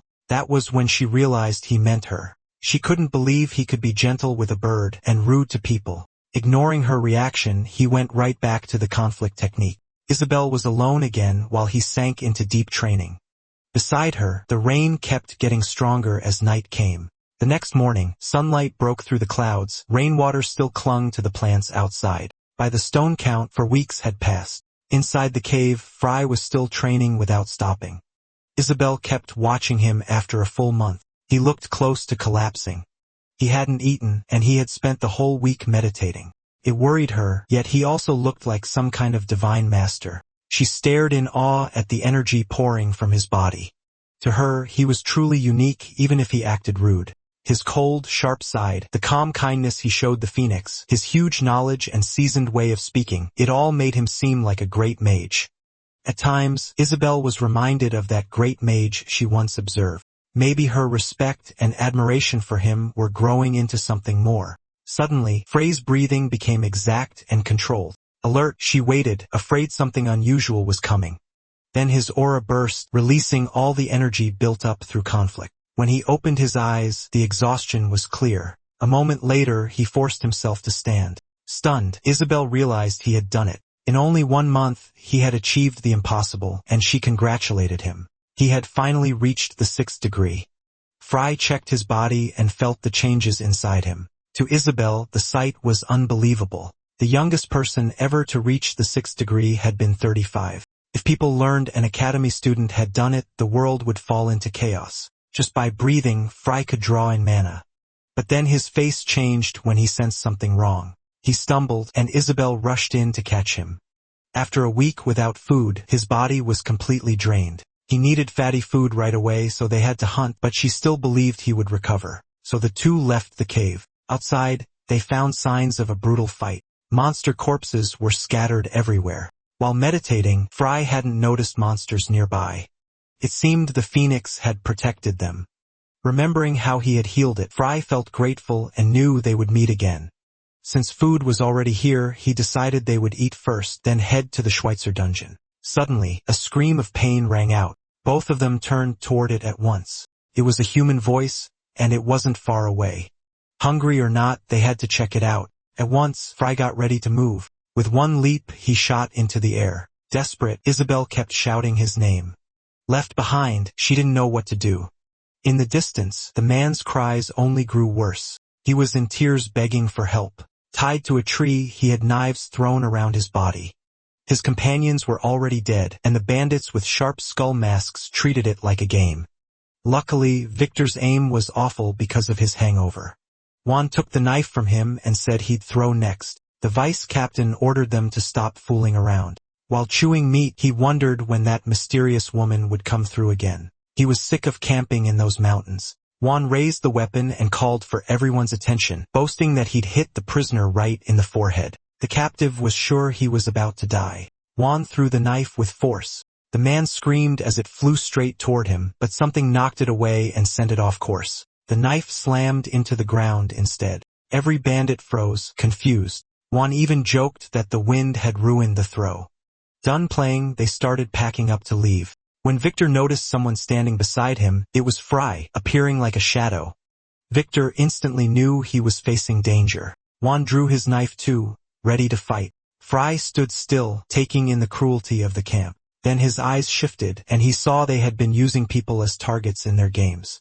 They had clearly been enjoying it. One bandit even thought Fry was a corpse because of how he looked. Then the attack started before anyone could react. Fry cut Victor down in an instant, taking his head clean off. Juan was stunned by the stranger's speed. The rest of the bandits watched in alarm. Hearing the commotion, Captain Lawrence stopped eating. A powerful weapon flashed before him and killed his men. In the blink of an eye, the target disappeared from sight. It was a 5th-grade light scythe, a terrifying weapon, and Fry wielded it with clear intent to punish them. He meant to teach those fools a lesson. Meanwhile, Isabelle wandered through the forest. The girl ran around, breathing hard. When she reached Fry, she found a horrific sight. He stood among a heap of bodies without any expression. He had killed them all, letting only one escape so he could track him. Both of them stared at something on the ground, deep in thought. It was the vice-captain's head, so Fry figured the captain was still alive. Curious, the girl asked if he planned to kill them all. After what they had done to innocent people, he couldn't ignore it. He wanted to stop the demigod's cruel fun of watching humans suffer and kill each other. Even if it seemed small, the thought of that creature enjoying anything made him sick. Then a scared voice called out to him. The man tied to the tree thanked him for saving his life. Though he had lost a lot of blood, Fry said he didn't have to take him along. The warrior panicked and begged for help. He didn't want to die like this. In tears, he said he had to apologize to his father before he died. Those words made Fry pay closer attention. Not far away, some men were talking about the 3rd squad being wiped out. Captain Carls thought they sounded drunk for saying something so absurd, but the man swore he had seen the slaughter himself. The attacker had gray hair, a thin body, and a rotten smell. He was clearly no ordinary man. He fought so well they couldn't even strike back. He beheaded everyone in moments, and this man was the only survivor. That description caught Captain Carl's interest. It sounded like a powerful mage. The report said he could use 2 spells at once. That meant he was a battle mage. His subordinate confirmed it. Carls shot to his feet in anger. He ordered his men to find the intruder at once and report back. They would surround him and kill him. Still, Carls doubted the Aquarade family had hired that mage. He asked the bandit if they had really been throwing darts at people. The human target was just a mercenary. Carls recognized he had been escorting a mother and daughter gathering herbs. That made Carls even more confused about who the mage really was. Nearby, a wrecked carriage lay overturned with belongings scattered around. The fallen guards didn't move, proof of a brutal fight. One of them had an arrow in his stomach and knew he wouldn't last much longer. Captain Carls stood before him with a cruel grin. He had spent a long time hunting Sonia, the eldest daughter of the famous Aquarade knight family. She refused to give up and fought back with everything she had. Sonia was a highly skilled swordswoman. With one strike, she cut down 3 men. Anyone who came near her died quickly, but by the end, exhaustion was starting to show. Even then, she barely lowered her sword. She rushed straight at Captain Carls, trying to kill him, but one man blocked the attack with his own life. Their weapons crashed together, showing both were strong fighters. Soon after, a heavy blow sent Sonia flying back. Her sword dragged across the ground and helped her steady herself. Sonia Aquarade was clearly worn out from fighting. Carls mocked her, joking she must love her sword since she refused to let it go. The rumors from the Illuminable Kingdom seemed true after all. Behind her, the maids sobbed in fear. Their great protector could no longer save them. Even with almost no chance to win, Sonia refused to surrender. Carls only smiled, enjoying the chaos he had made. He licked his lips whenever he looked at the girl. Waiting over a month in the mountains had been worth it. Her beauty was no rumor. At just 18, the eldest daughter of that noble house had already earned the title Storm. Looking around, Sonia saw all her guards had fallen. Only the two maids and Sir Leather were left. In truth, she was the only one who could still fight, but she was up against around 20 skilled men, and Carls asked where her mage bodyguard was. Sonia had no idea what he meant. A knight family like the Aquarades would never hire a mage as a bodyguard, so the mage who attacked his men clearly wasn't with her family. Even so, Carls wanted to know who that mystery man was. Then he made it clear they wouldn't kill Sonia yet. He had something worse in mind. He meant to violate her. His smile said enough. Sonia understood immediately and was horrified. The bandits were excited by the idea of having a noble girl, her face twisted with pure hatred. She would rather bite off her own tongue and die than become their toy. But Carls had plans for the others too. If Sonia died, they would use her maids instead. The men had been deprived for over a month in the wild, so they had no intention of killing the girls quickly. Now Sonia understood why the women had been kept alive. The maids clung to each other, shaking in despair. They didn't want to become a burden to their lady. Seeing them like that, Sonia began to cry. Sir Leathers said it would be an honor to die for Lady Sonia. Old as he was, he stayed brave and loyal. Sonia saw no way out. She looked crushed by her own failure. She asked their forgiveness, blaming herself for their coming deaths. But the maids said they owed their lives to the Aquarade family anyway. Sonia lowered her head, forced to accept that end. Then the maids made a painful request. They wanted their lady to kill them herself. To them, it would be shameful to meet her in heaven after being used by those men. Sword in hand, Sonia said they would meet again in heaven with pride intact. Captain Carls couldn't follow what they meant. Sonia then declared that for her maid's honor and her family's name, she would act. Tightening her grip, she said she would guide them on their final journey. Realizing her plan, Carls ordered his men to stop Sonia Aquarade at once. She swung her blade toward the maids' heads as the bandits watched closely. With tears falling, Sonia shut her eyes. She forced herself to go through with it, but when she opened them, she froze. The maids were still alive. Her sword had vanished from her hands. She couldn't understand it and thought someone had stolen it. She looked behind her, suspecting the bandits, but she couldn't believe any of them were that skilled. To Sonia, this was the deepest shame a knight could face. She even apologized to the maids for failing to give them an honorable death. Then she started again, telling everyone to bite off their tongues. A voice suddenly called her name. Captain Carls was thrilled. The ghost who destroyed the third squad had finally appeared. Behind Sonia, Fry held her sword, stopping her from killing the maids. In an instant, Fry, Isabelle, and the wounded man stood in the middle of the standoff. The stranger's sudden arrival shocked everyone. Isabelle was supporting the injured man who could barely stand. Smiling, Carl said he had heard plenty about the man who had played with his boys. Fry handed the sword back to Sonia and asked if Carls was the leader. Still shaken, she just held the sword without a word. Fry gave off a strange, unreadable presence. He looked frail and harmless at first glance. Pointing toward the mountain, Carls asked if he had come from there. That was where his camp had been.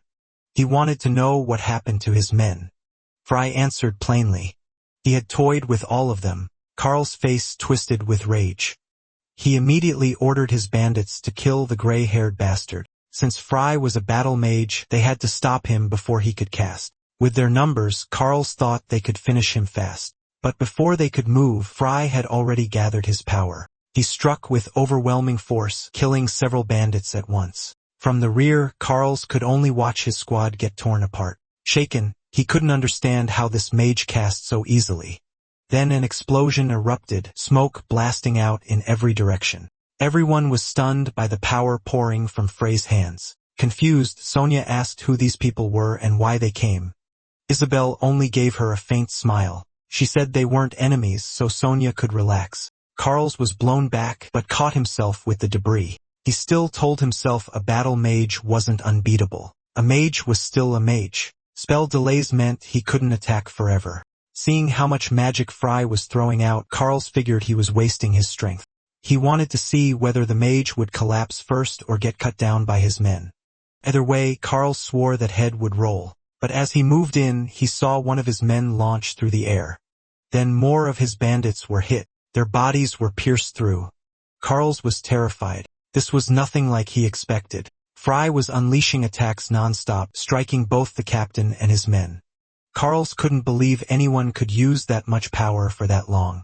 Even so, Fry showed no sign of fatigue. To Carlos, this was unheard of. Frey's power and skill were beyond anything he'd ever seen. As that sank in, his body kept scraping across the ground. Realizing he was about to lose, he tried to reason with the young man.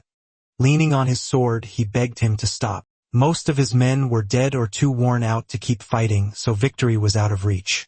They could barely breathe under the non-stop attacks. Many had collapsed and were only staying up by leaning on their swords. The leader looked confused when Fry suddenly stopped. Thinking he had run out of mana, Carlos ordered another attack. If they didn't kill Fry now, they would be the ones dying next. Behind him, Sonia Alcurti offered to help Fry recover his mana, but Isabelle knew he didn't need it. His level was already far too high. Fry formed a spell in the air and told Sonia to step back because it was dangerous. A moment later, the earth started shaking.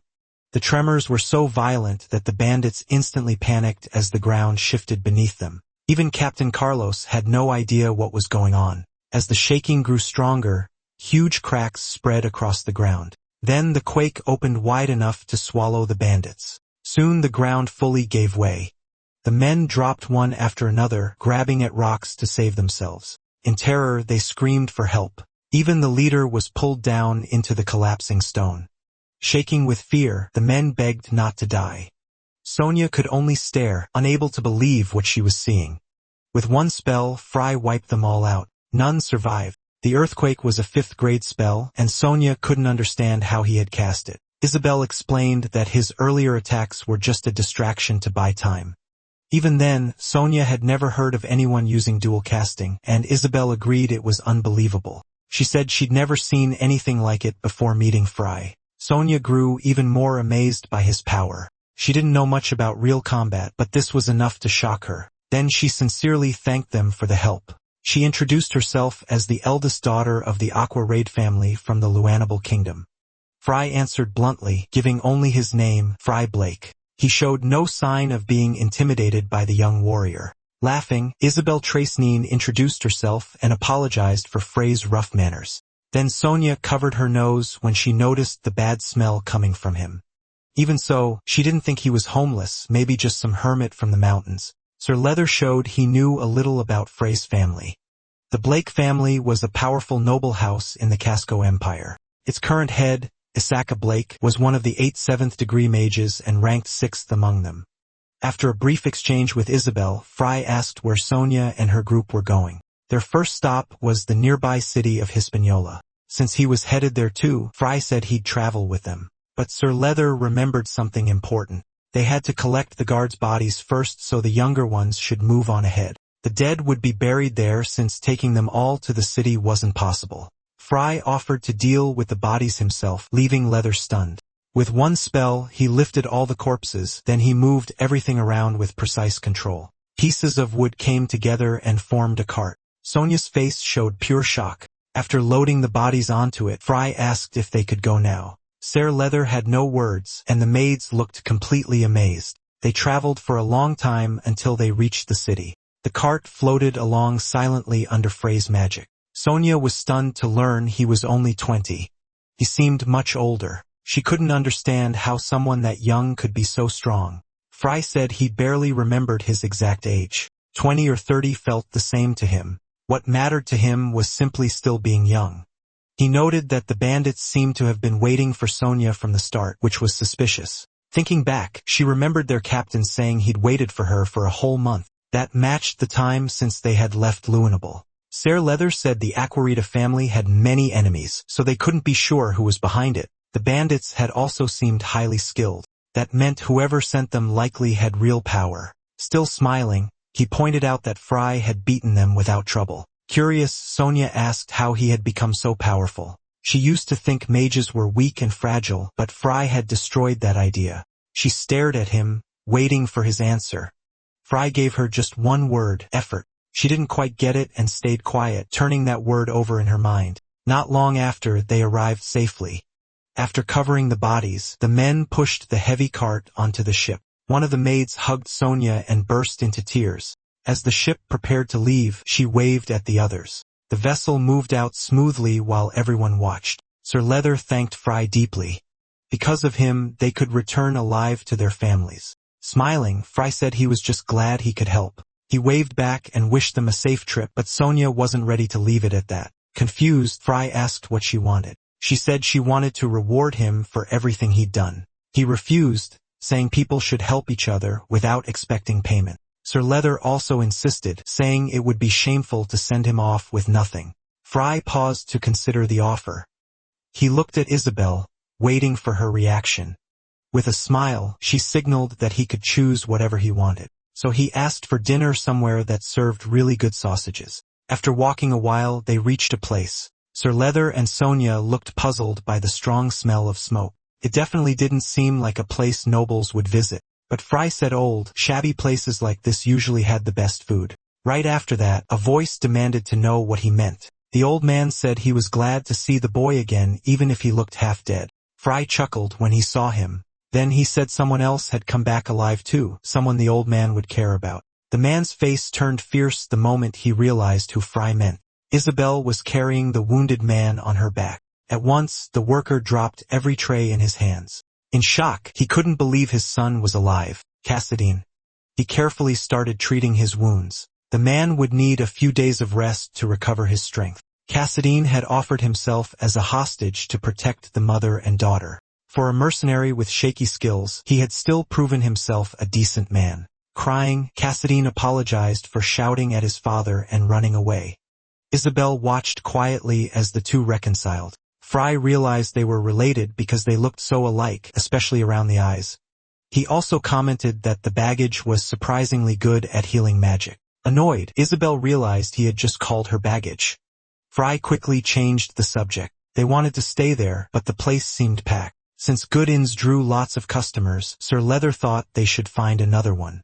Even while apologizing for bringing them there, Fry kept insisting the sausages were worth it. Then the owner suddenly started kicking everyone out. He angrily announced the place was closed for the day. The customers argued, but it changed nothing. Demanding payment, he shoved them all outside. Once the last one was gone, he shut the doors. Then he flipped the sign to closed. Now the inn was completely empty.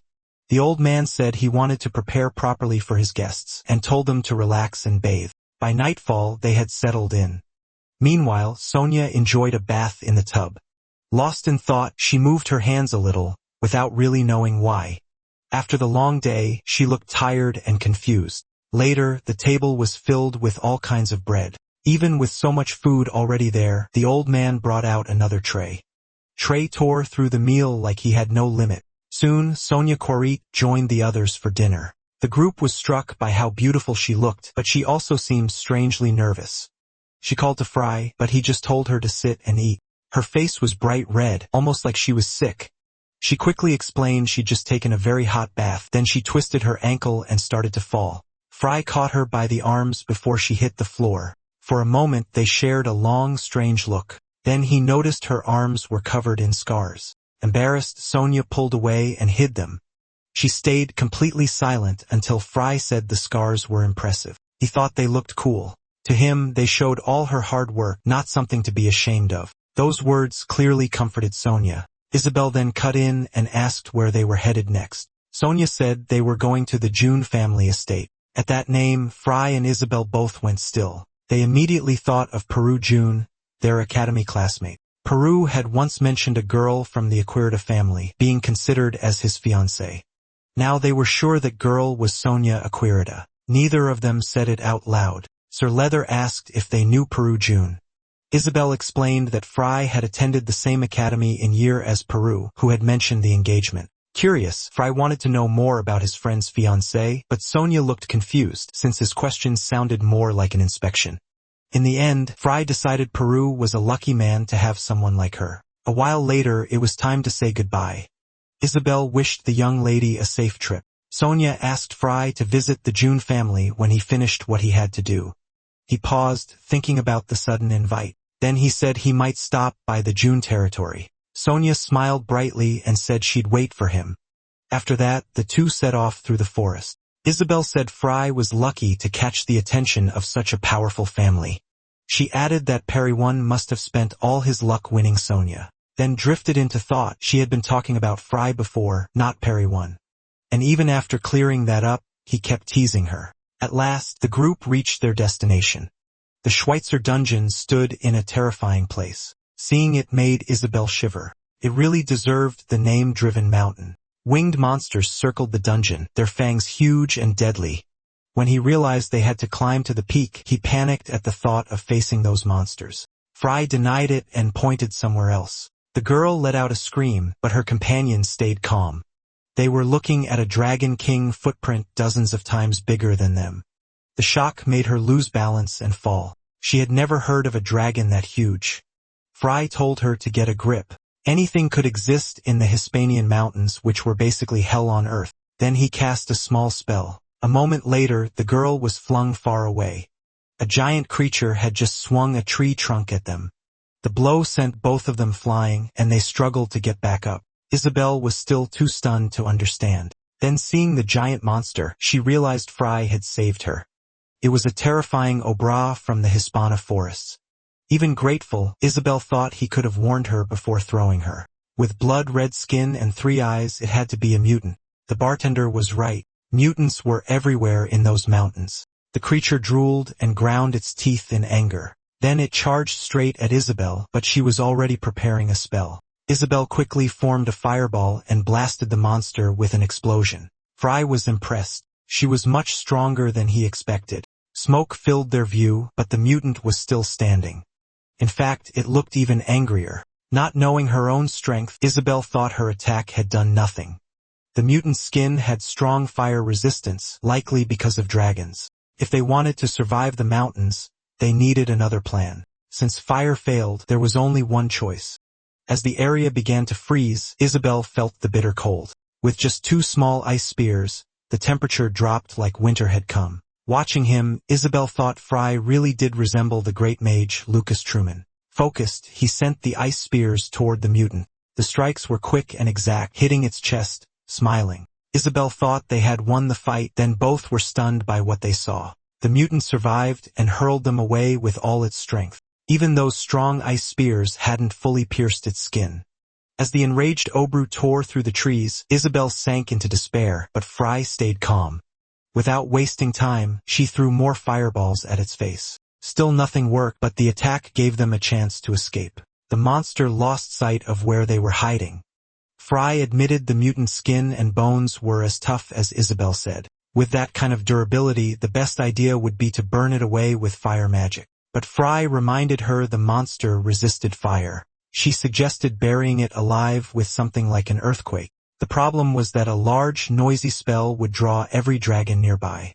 Fry said he knew a piercing technique made for this. He drew the monster's attention and called it toward him. Then he created several more ice spears. To Isabelle, they looked useless, but Fry insisted the key was never giving up. Shaken, she realized they might actually lose. With one hand, he readied his attack. The monster was furious beyond reason and rushed at them. Fry fired the first ice spear, and it struck the creature in the head.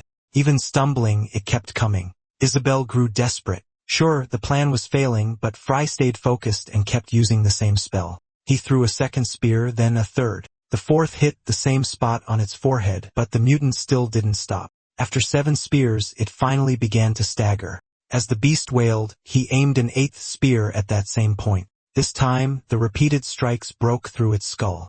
Isabelle let out a relieved breath. The plan had worked. Fry had complete faith in his power. The final hit destroyed the creature's massive head. Its corpse crashed to the ground. Teasing Isabelle, Fry repeated that the key to success is never giving up. While they were talking, a loud sound made them look up. Dragons were circling overhead. That cursed gold had drawn them right to their spot. Now they had to deal with the flying monsters too. There was no time to rest. A huge blast erupted. Flames sprang everywhere. Fry shielded himself and Isabelle from the dragon's fire breath. Then they ran for cover. Using her power, Isabelle made an ice arrow and fired it at the dragon's neck, but it still wasn't enough. Then something strange rushed toward the beast. Fry shot through the air and formed an ice spear, big enough to pierce its chest. Calmly, he waited for the dragon to die. Even his eyes turned icy as he brought down another enemy. He landed fast while the dragon fell from the sky. Isabelle watched it all in shock. Then her face changed. Because the fight still wasn't over, the Dragon King appeared from behind the trees. Before she could speak, Fry covered her mouth. They had to stay completely quiet. The Dragon King was still far too strong, so all they could do was wait for it to leave, but it seemed they had already been noticed. With its yellow eyes, the giant dragon searched for the humans. The two stayed perfectly still, without a sound. As heavy steps came closer. Then the Dragon King looked off into the distance and chose to leave, crushing trees as it went. Once it was gone, Isabelle could finally breathe. Even its footprint alone was enough to terrify anyone. Later, Fry sat on a rock to recover his power. Isabelle stayed beside him, helping however she could. Before long, she had healed all his wounds. A butterfly landed on Frey's finger. After those battles, his body and mind were finally in sync again. Even so, he still had more to do in the mountains. He called to Isabelle and let the butterfly go. The most important thing now was finding Schweitzer's dungeon. Determined, they headed for the top of the mountain. Fry warned her to stay alert since Schweitzer might have put monsters in the lake. Curious, Isabelle asked how he could be so sure the dungeon was there. Fry had heard it from Schweitzer himself. The man had a bad habit of talking too much. At the mountain summit was a lake with a small island in the middle. Soon they arrived. Step by step they walked onto the shore. Isabelle was amazed by the view. The island was beautiful, with clear water and thick greenery. Fry muttered to himself, calling Schweitzer a scoundrel the whole time. He was starting to understand everything. Beneath that island was a dungeon far bigger than the island itself. Fry explained that the island was only the entrance. It looked simple, but it was actually flashy, just like Schweitzer. Isabelle had no idea what he meant. They kept moving under the bright sky. Crossing the island, they stayed calm. Then they found a giant tree with a passage inside. Fry knew at once it was the dungeon entrance. Looking down, they saw stairs leading below. Crystals lit the way, and the two headed down step by step. Isabelle nervously thought about speaking, but feared what answer she might get. In the end, she said nothing and pushed the thought aside. So they kept walking in silence. At the end of the stairs, they found something strange, a huge door hiding unknown secrets beyond it. Fry studied it, searching for a handle, while Isabelle had no idea how it could be opened. He explained it was a spell made by Schweitzer, and forcing the door could mean death. Then Fry stepped up to a blue sphere. He raised his hand and touched it, feeling its power. At once, smoke began filling the area. Isabelle looked on in confusion. The smoke slowly took the shape of a person. Then a small creature appeared in front of them. With a smile, he asked if they could hear him clearly. The boy was strange, and Isabelle wondered if Fry knew him. But Fry stood frozen. She called his name, yet he didn't answer. His body shook slightly. The little boy happily welcomed them to his dungeon. Fry reached out to touch the boy's face, but his hand passed right through. It was a hologram. It was just a magic welcome message. Hearing it, Fry knew his old friend was still as loud as ever. He could tell Schweitzer had made himself look much younger when he recorded it. Even so, Fry was glad to see him again in any form. Isabelle's eyes widened when she realized the little boy was actually the great Schweitzer. Curious, the image asked why they had come to the dungeon. For a moment, it seemed like they could really talk with him, but it was only a set recording made to answer in limited ways. According to the message, Schweitzer's dungeon held anything they could want. Fry almost asked how his friend died, but the image moved on and said they had to answer a question to enter. It warned them that even one small mistake could trap them there forever. Fry got emotional. It really was Schweitzer's voice and attitude. It felt like the past had come back, but he knew his voice couldn't reach him, as if he were the last one left. Still, he refused to believe he was the only survivor. The people he cared about were gone, while the ones who caused all the pain still ruled the world. In the end, his enemies were still alive. Isabelle grew uneasy when she saw Frey's expression. Without wasting time, the boy asked what Schweitzer hated most in the world. He just stood there smiling as he waited. Fry answered at once, the demigod. The boy happily confirmed that he was right. Then the image vanished and the doors opened. Isabelle was relieved and quickly got ready to keep following Fry. But inside, she still wanted to ask the question she'd been holding back. Seeing her hesitation, Fry turned to her. She stepped closer and tried to speak, but no full sentence came out. Fry waited for her to say it. Before she could, he told her not to just stand around. They were heading deeper into Schweitzer's dungeon, and they had to be ready for whatever traps came next. If she kept spacing out like an idiot, she'd die fast. So once again, Isabelle swallowed her question and accepted his warning. As they climbed, Fry wondered whether this dungeon would bring a beginning or an end. After a while, they reached another door like the first one. Fry placed his hand on the blue sphere again. Smoke rose from it and formed a shape. A second image of Schweitzer appeared, older this time. With every door, Schweitzer seemed to age more. Now they had to answer the second question, but this one caught Fry off guard. The figure explained they could take only one item, and breaking the rule would anger the golems. One mistake could be fatal, so they had to be careful. Then the name Iris Peacefounder came up. Young Schweitzer said he never understood that annoying woman or how witches thought. While everyone else fought to save the world, she fell for a man and threw everything else aside. Isabelle knew Iris Peacefounder was the Black Witch. She was famous for her dark hair and beauty, and almost no man could resist her. Remembering how charming his friend had been, Fry got lost in thought. But when the image said Iris had her issues and Lucas was even worse, Frey's face changed. Young Schweitzer complained there was no point being a great mage if Lucas still couldn't notice Iris's feelings. Fry looked confused. He had never really thought about that before. Quietly, Isabelle realized Fry was just like Sir Lucas in that way. The figure said even a golem had more sense than Lucas, then went back to the question. Iris had contracts with 3 strong demons, and one carried a weapon that represented coexistence. Before the question was even finished, Fry answered, Asura. When he got it right, Isabelle was honestly amazed. He didn't even need to hear the rest. Past the door, they found a room packed with treasure and jewels. A little later, they reached the next door.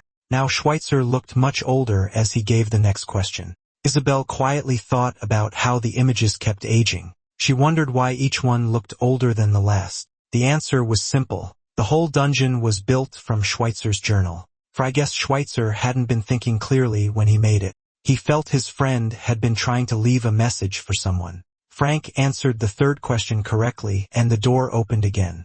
The fourth question didn't trouble him much either. The two kept walking side by side. Isabelle was surprised they had already reached the fourth room so quickly. Fry found it strange that none of the questions were about magic, only odd personal things. Still, Isabelle thought he was even stranger for knowing every answer. Soon they arrived at the next door. Old Schweitzer calmly announced it was the final one. Seeing him so aged, Fry was shaken. The figure before him felt like the friend he had missed all this time. Then the name Lucas Truman came from his mouth without hesitation. For a moment, Fry thought he had truly been recognized. The figure said his greatest pride was being able to call Lucas a dear friend. Fry answered that he was proud to be Schweitzer's friend too. Out of everyone, Schweitzer had been the dearest to him. Isabelle could only stare, not understanding that strange exchange. Old Schweitzer waited calmly. Then he asked the last question. What was Schweitzer Stroh's real name?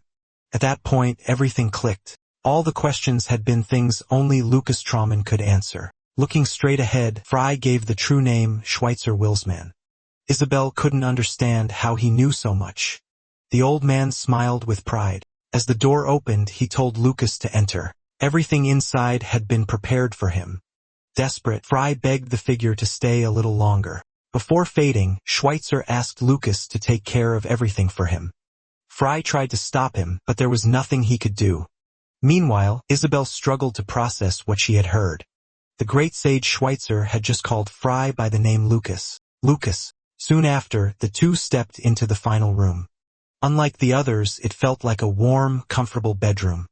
Searching a chest, Fry found the item he had been looking for. It was a flask filled with a clear liquid. Isabelle was stunned when he said it was the frozen river. That legendary potion from the cave of Lehman formed only 1 drop every 1,000 years and could strengthen a person's inner mana. Just 1 drop could turn an ordinary person into a 4th-grade mage. Isabelle was shocked. She had thought the frozen river was only a myth, and if Fry wanted to reach the 7th grade, he would need that elixir. Curious, she looked through the rest of the chest. Then she found a pair of earrings and was drawn to their colors. The moment Fry saw them, his expression changed. To Isabelle, the earrings looked really tacky, yet Schweitzer had kept them safely in that chest for years. They were typhoon earrings made by Fry himself. Isabelle couldn't believe he had crafted something important enough to be in the final room. For 1,000 ago, he had made them and given them to Schweitzer, never knowing his friend had kept them that long. Isabelle's face turned serious. She asked him to explain what he meant. Fry looked at her and wondered if he should finally tell the truth. After a brief pause, he decided to reveal who he really was. Isabelle waited, tense and focused. At last, Fry Blake said he was Lucas Truman. For 1,000 years earlier, he and Schweitzer had rebelled against the demigod lord, and his punishment was endless darkness. Then one day, a voice reached him through that abyss. It belonged to Fry Blake, who wanted power. He never knew how their voices connected or how their minds synced, but he heard the call, and Fry Blake was the one who gave him this body. Isabelle stood silent, trying to take it all in. Her eyes drifted as she thought over everything she had heard. Then she asked if he was really telling the truth. The story was impossible to believe, but she believed him anyway. As wild as it sounded, it explained everything. Looking at the earrings in her hand, it all started to make sense. She knelt, greeted Lord Lucas, and offered the earrings back to him. He watched her closely. Then he took the typhoon earrings. Lowering himself to her level, he asked her to keep calling him Fry and help him reach his goal. He wanted her to act the same as always. The room was lit by a candle on the table. Fry seemed happy to have his old earrings back. Meanwhile, Isabelle checked the chest again and found a sensory amplifier. Fry explained the items were Schweitzer's creations. It wasn't really a bracelet, but a scepter. The great sage used like part of his own body.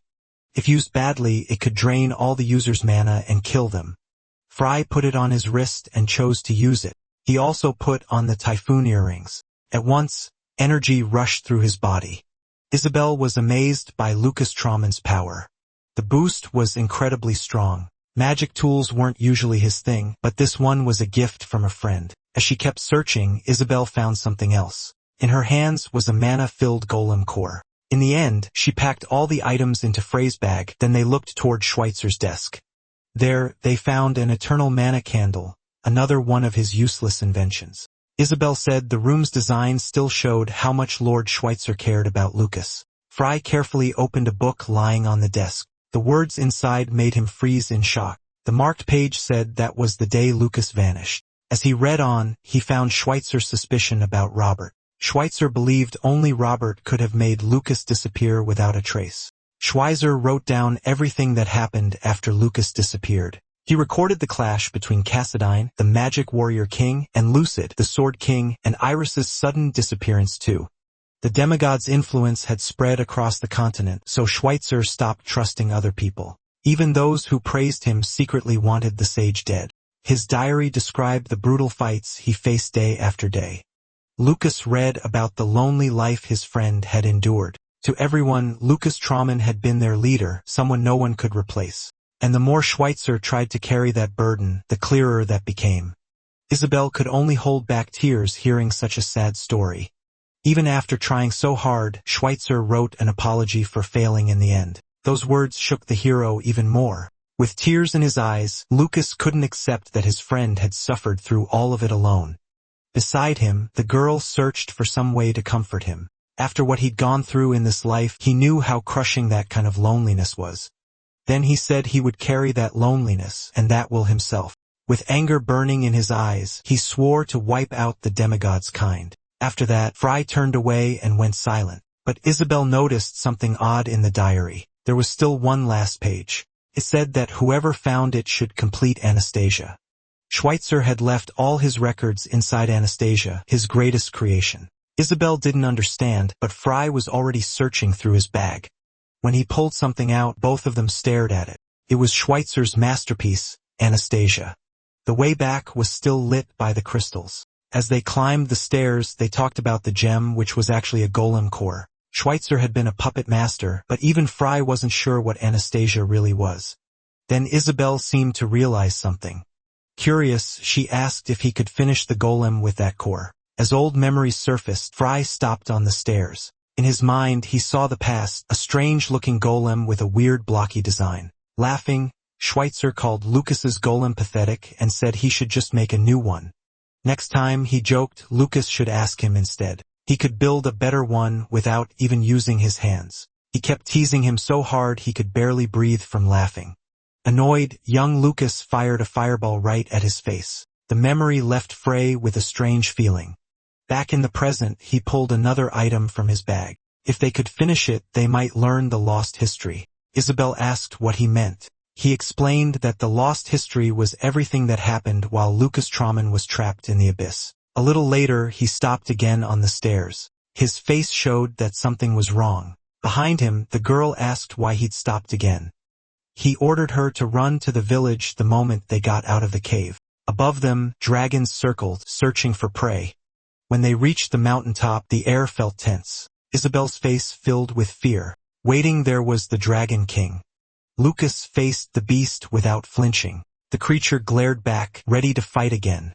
Since it was clearly intelligent, Fry asked if the Dragon King had been waiting for him. The Dragon King answered, amused by this human. With a roar, he said he'd been waiting ever since the boy entered Great Torkunda's territory, so the monster had sensed them back in the forest. From Isabelle's view, Fry sounded a little nervous. The creature laughed and bared its huge fangs. It had waited for them to leave the dungeon, knowing people always came out carrying treasure. That made Fry remember the frozen river. Torkunda had been using the dungeon as a trap to hunt humans and grow stronger. The place Schweitzer had treasured more than his life had become food for a greedy beast. Angry, Fry said Torkunda needed to be taught a lesson. The beast was caught off guard by that reply. For a moment it just stared. Fry made it clear. If the dragon came after her, he'd kill it. Torkunda narrowed his eyes and said he didn't like that look in Frey's eyes. Before the fight started, Fry again told Isabelle to run as fast as she could, but she refused to leave when she knew he wasn't sure he could win. To the monster, humans like them were the best meal.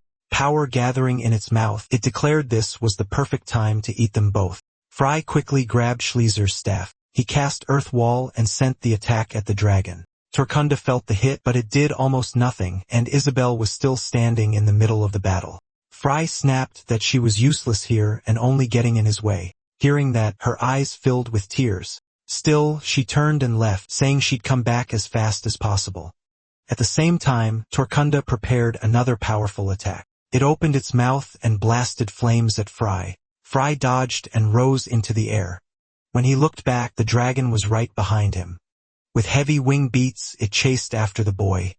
Fry cast another spell while flying, but even with his weak body, he barely managed to dodge the next attack. Then a new danger appeared in front of him. Several smaller dragons blocked his way. Using the earrings and the staff together, he formed ice spears. Then he poured his mana into a windstorm. The dragons had no idea what was coming. A second later, the blast hit them. The spell tore through the group in the air. Some dragons were sliced in half, while others were badly wounded. As he moved through the sky, Fry watched them fall. But taking out the smaller ones wouldn't be enough. To win, he had to bring down their leader. As he readied himself, Torkunda rushed in. Fry only needed 3 seconds to finish his explosion spell. While casting, he saw the dragon closing the gap fast. Still, the spell was almost done. Then the timing lined up perfectly for a light trigger. A huge explosion burst across the sky. Flames swallowed the giant dragon's body. In the middle of it, Fry waited to see the result. It was a clever, powerful attack. Even the creature seemed surprised that Fry had used its own speed against it, but skill alone wasn't enough. The Dragon King said the spell hadn't even tickled him. Fry realized he was in real danger and had no clear way out. Torkunda stood before him, and a swarm of dragons closed in behind. In that trap, he had no idea how to survive. His last option was the frozen river elixir. He remembered Isabelle asking if he wasn't going to drink it, but that elixir was no simple drink. Even he would need at least a week to control its power, and they couldn't stay in that forest that long without food or water. Calling it suicide, Fry decided he couldn't use it, so he'd have to fight with only his own strength. As he flew, his eyes searched for the Dragon King. Then he saw the danger too late. Torkunda lunged and tried to swallow him whole. He was so close to those fangs that he saw no escape. Then something powerful slammed into the Dragon King. For a second, Fry didn't know who had saved him. She struck at every dragon that came near, grabbing some by the neck. She refused to let anything happen to Fry Blake, the one who had saved her. With one rush, she brought down 2 smaller dragons. The bird blazed with life. When she looked at Fry, there was respect in her eyes. But the worst problem was still there. Fry was shaken. He still had no good way out. Knowing the Phoenix couldn't beat the Dragon King, he begged her to run, but she was already moving in to use her power. As she closed in, Torkunda unleashed his full strength too. The 2 monsters crashed into each other. To Torkunda, the hit barely mattered. Fry knew the giant dragon had strong resistance to fire. That made it the perfect enemy for a phoenix. Desperate, he begged her again to escape, but the bird showed no fear. She had understood everything from the start and was buying time for him. Her eyes told him to run while he still could. But Lucas Truman was not someone who ran from battle. Still, in this body he was painfully weak. Even so, he knew he couldn't blame it on his frail body or on how magic had faded over the last 4,000 years. What he truly lacked was courage and resolve. Apologizing to the phoenix, he knew he owed her a great debt. He followed her wish and retreated into the dungeon. No matter what happened next, he would never forget this lesson. Death was always close. It was just part of life. Telling the phoenix to hold on a little longer, he drank the frozen river elixir. He smashed the empty flask on the ground and felt his body begin to change. His face twisted, his eyes widening as they darkened. Then Frey's hair started turning white. A wave of pain tore through his weak body as the elixir's full power hit him. His eyes changed color, and he let out a terrifying scream. The energy inside him burst outward. It was obvious the potion was changing him in a violent way. Elsewhere, Torkunda recognized the phoenix as the divine beast that had slipped away before. To him, this would be the day the fiery bird died. The fleeing human was tempting, but the phoenix's life force would satisfy him far more. With fury rising, memories of that past clash came back. From the mountain, Torkunda watched the phoenix struggle to survive. He wanted to make that beautiful creature his next meal. Even badly wounded, the bird refused to give up. Using the last of her strength, she launched one final spell. Blazing flames swallowed the whole area, but Torkunda knew resistance was pointless now. Then he realized the little bird had vanished without a trace. Still, the Dragon King believed patience mattered, and he was sure they'd meet again. Soon, loud sounds echoed through the forest. With one violent force, trees began splitting in half. The phoenix had been blasted deep into the forest. Badly wounded, it had no strength left. By the waterfall, it could barely move. Fry could tell the bird had faced an unbelievable enemy. Its eyes silently asked for help. Seeing its pain, Fry swore to help. For him, the moment felt painfully familiar. Long ago, his old friend had been just like this proud, beautiful phoenix. Hearing those words, the bird forced itself up to face the Dragon King again.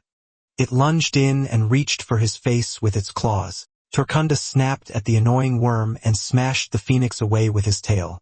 His cry made the pain clear. At the same time, Fry was still struggling to control the frozen river's power. He knew it would be hard, but not this hard. In pain, he apologized to Schweitzer for wasting the second life he was given. He blamed his own pride and overconfidence. He lacked both the energy to absorb the elixir and the will to endure it. Then everything changed. Little by little, his strength returned, wrapped in a warm aura. Isabelle was beside him, using her power to help. She had even brought food and water so he could take in the frozen river. That was when he understood she had gone to the village for his sake. With a sad voice, she talked about being left behind. Only in this life had Fry learned what true loneliness felt like. Not knowing why she even existed in this world, the girl admitted he was the only one she trusted, so he could no longer say he was alone. Even though she could barely care for herself, she was still helping Fry. Before the cold fully took his body, he smiled and thanked her. Then he realized what he had really been missing. It wasn't courage or determination. It was trust, the trust of those still living.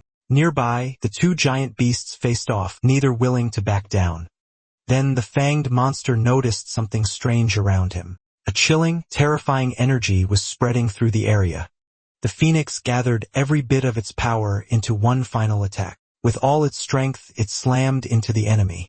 It struck one of his eyes and drove him into a rage. Torkunda answered by sinking his fangs into the bird. Feathers scattered as the brutal fight raged on.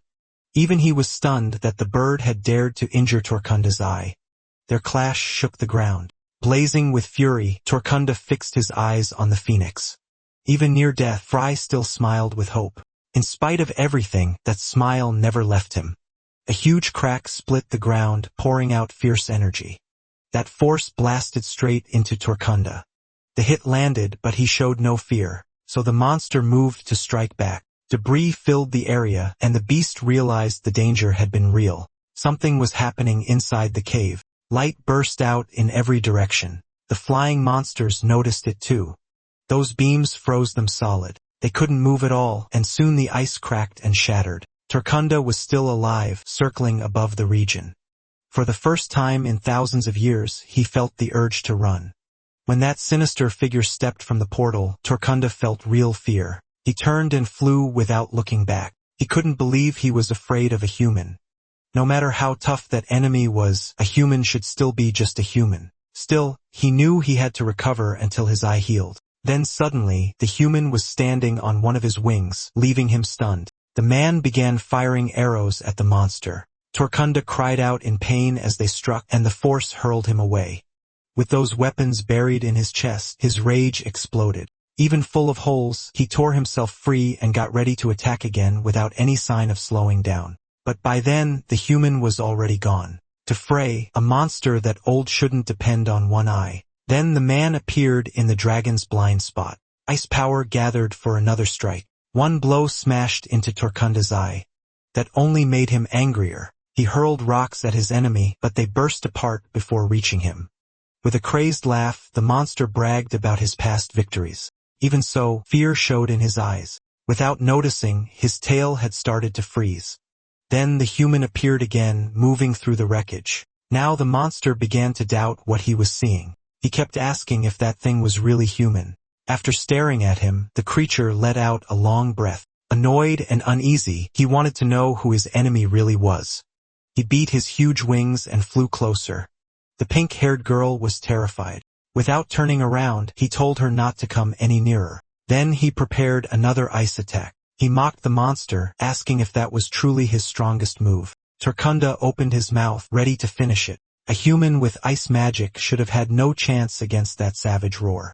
Using fire, the dragon tried to condemn him to death, but Fry held his ground and blocked it. The girl could only shield herself. The shockwave was so huge it shook the mountains. Fire and ice slammed together and exploded. The beast's roar kept growing stronger, but it still couldn't break the wall of ice. He pushed ahead with all his might. Watching in fear, the girl thought Fry might lose as the pressure kept building. There was nothing she could do except watch every second. Then she realized Fry had vanished. Torkunda declared victory, calling his enemy an insect until something felt wrong. The girl noticed it too.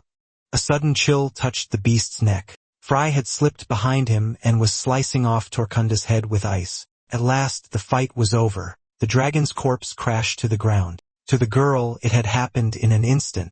Staring at the body, she realized her companion had slain the beast, and he had done it without being at full power. Then he started falling from the sky. He dropped like a stone, but the girl caught him. She saw at once that his body was freezing cold. His only request was to take him to the Phoenix.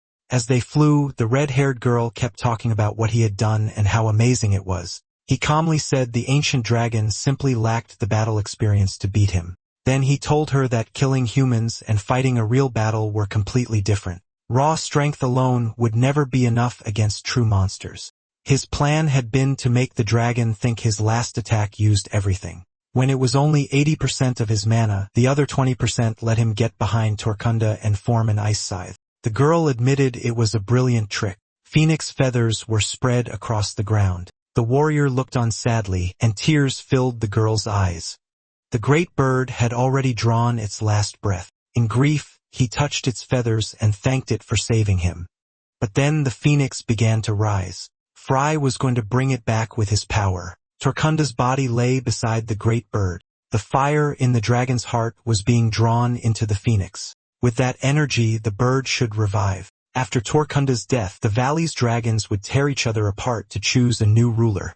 So the next ruler should be the phoenix. That way, his friend's dungeon would never be threatened by another Torkunda. Leaving that duty to the bird, Fry said he looked forward to meeting it again someday. Back in Cow Symphony Village, everything seemed peaceful. People moved through the market with smiles on their faces. Fry sat on a bench nearby, quietly thinking about his life. Then someone mentioned that a ship had been booked. While squeezing juice, the young girl said no ships were leaving today.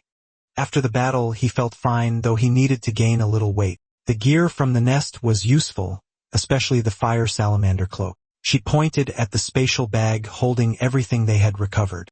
Fry had refused to let his friend's things rot there. The two sat in silence, drinking their juice. The journey had felt so long that the coming semester made it seem like years had passed, but they had only spent a week in Hispaniola. The girl wondered if visiting Lord Peru's house was a good idea, though they'd be stuck there another day anyway with no ships leaving. When they reached the main gate, both of them were caught off guard. A guard asked why they had come. Fry asked if Peruin was home. He said he was a friend, and the guard, taking him for some rude kid, demanded his name. With a smile he answered, Fry Blake. A memory of his old friend appeared. He had already spoken about the third son of the Blake family. If Fry ever came, they were to treat him with the same respect as their master. The moment he heard the name, the guard went stiff with shock. This was his master's only friend. Just then, a carriage rolled in.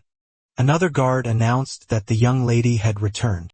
Both of them turned to see who was stepping out. They waited beside the carriage. Then the door opened and a young woman stepped down.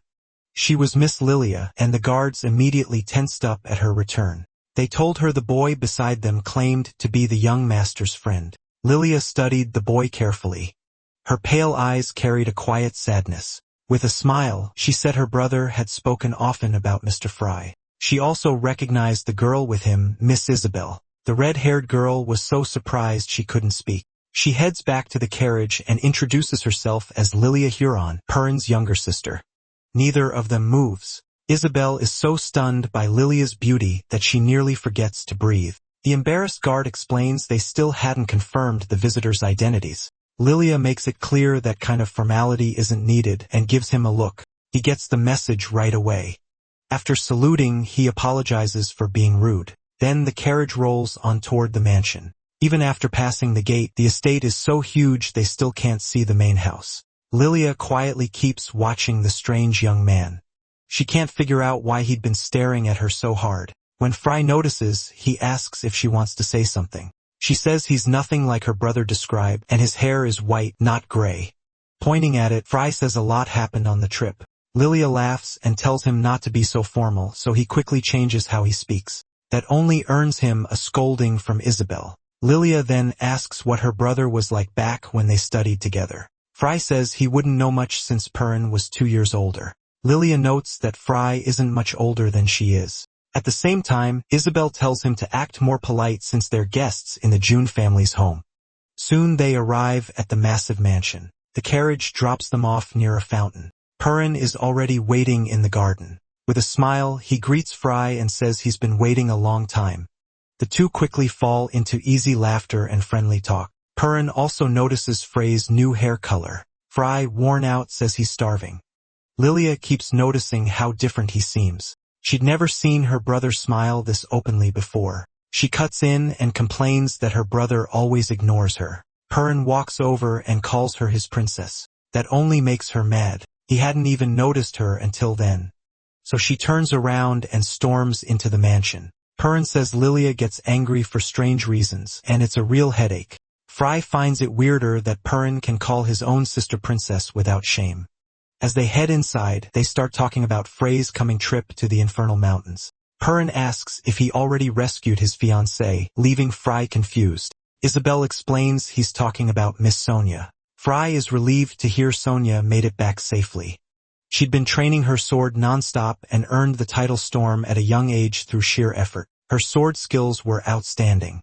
She was strong with powerful arms to match. Joking around, Fry says it's a waste for a girl like that to end up with Purin. Purin reminds him that guests must greet the head of the family first. They stop at a large door ready to meet his father. Inside, the room is filled with expensive, elegant things. Even the cups and silverware look refined. Everyone is already seated, waiting for the meal to begin. Two blonde boys trade glances. Lilia eats cake while the woman beside her sips a hot drink. Another woman keeps pouring tea. The family head says it's a pleasure to meet Fry and asks about Count Blake. Fry laughs and says he's doing well. Privately, he figures he's probably never met Frey's real father anyway, since he's only using this body. The mood tightens as every eye turns toward the patriarch. Shepherd Jun leads the Jun family and is one of the Empire's 5 7-star mages, as well as the master of the 4th magic tower. Fry wonders if this man might know something about the demigod. Holding his teacup, Shepard says the 6th magic tower is very far away. Because of that, he only met Count Blake once a year at tower gatherings. He says he misses the meaningful time they spent together. Fry studies the mark on the man's face. He's sure it's Schweitzer's one and only magical tattoo. Shepard says he's deeply thankful Fry helped his son and saved his fiancée. Then he asks what made Fry go to the Infernal Mountains. Fry keeps it vague, saying he had personal business there. He adds that it was too minor to bother him with. In the end, Shepard lets it pass. He changes the subject and asks how banquet preparations are going. Perrin says everything is on schedule. He'll handle the key guests himself to gain experience for the future. He bows and accepts the task. Then Shepard turns back to Fry. He says he's been researching a spell and wants Frey's opinion on it. Fry hesitates, saying his current skills may not be enough to help, but Shepard says he just wants a fresh point of view from a young mage. Fry waits to hear more. Perrin stands and says he'll be in the banquet hall. Fry asks Isabelle to go help him prepare. Now only the two of them are left at the table. Shepard starts again, calling him Fry Blake. Fry doesn't look away. The man's eyes shift color as he asks why Fry is hiding his real purpose. He demands to know what he's planning, and Fry goes tense inside. A bead of sweat slides down his face. Shepard's stare is full of displeasure. He asks why the Truman Rings came to his estate. Fry dodges it, saying there must be some mistake. But Shepard says Fry was clever to use Perrin for his plans and arrogant enough to show that item in front of him, like it meant nothing. That's when Fry realizes he's talking about the Typhoon earrings. Touching the jewel, he looks puzzled. He thought Truman Rings was only Perrin's academy club. Still, he denies it and says he found the earrings in the Hispania Mountains. Shepard, confused, asks if he really isn't part of the Truman Rings. Fry says he isn't. Perrin once asked him to join, but he refused because he hates being tied to a group. Shepard slams the table and snaps that he's not talking about Perrin's little club. Then he stops mid-thought, eyeing him sharply.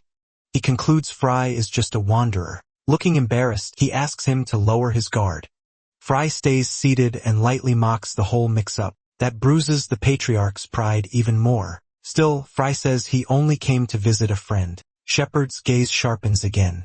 Fry repeats that he came only to see a dear friend. He had no plan at all to meet Shepard. Elsewhere, the banquet is getting its final touches. Seeing the argument fade, Shepard speaks more calmly.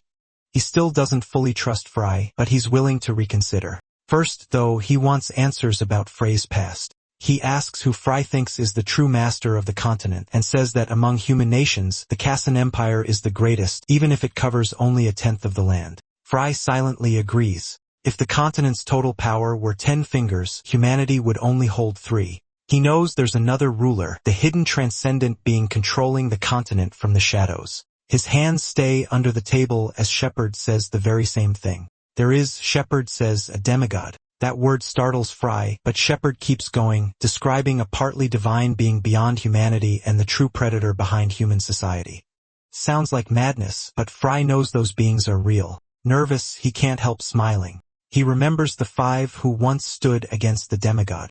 After 4,000, he'd thought the demigod ruled the world again, and no one knew the truth anymore. But people like this still existed, and their number was growing. Those who knew of the demigod were people who still hadn't given up. Confused, Shepard asks why he's smiling so much.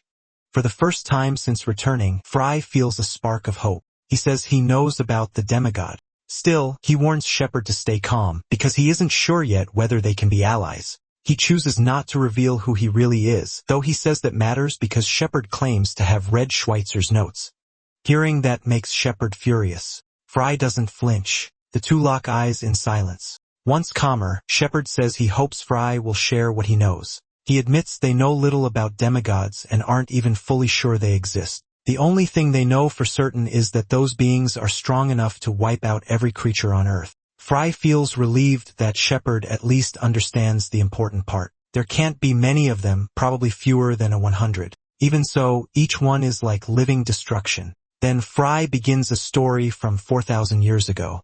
5 heroes rose up against the demigods: Schweizer the Great Sage, Cassadine the Magical Warrior King, Lucid the Sword King, Iris the Black Witch, and Lucas Truman the Great Mage.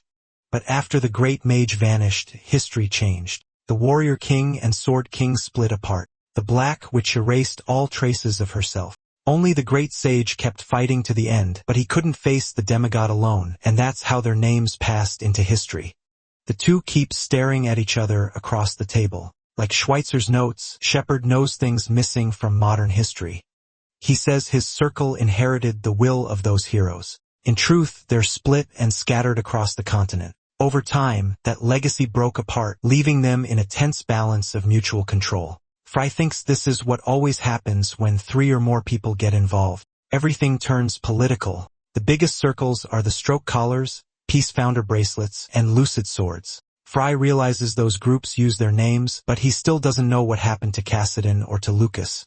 Shepard adds that the Truman Rings are in bad shape, and their leader may have died.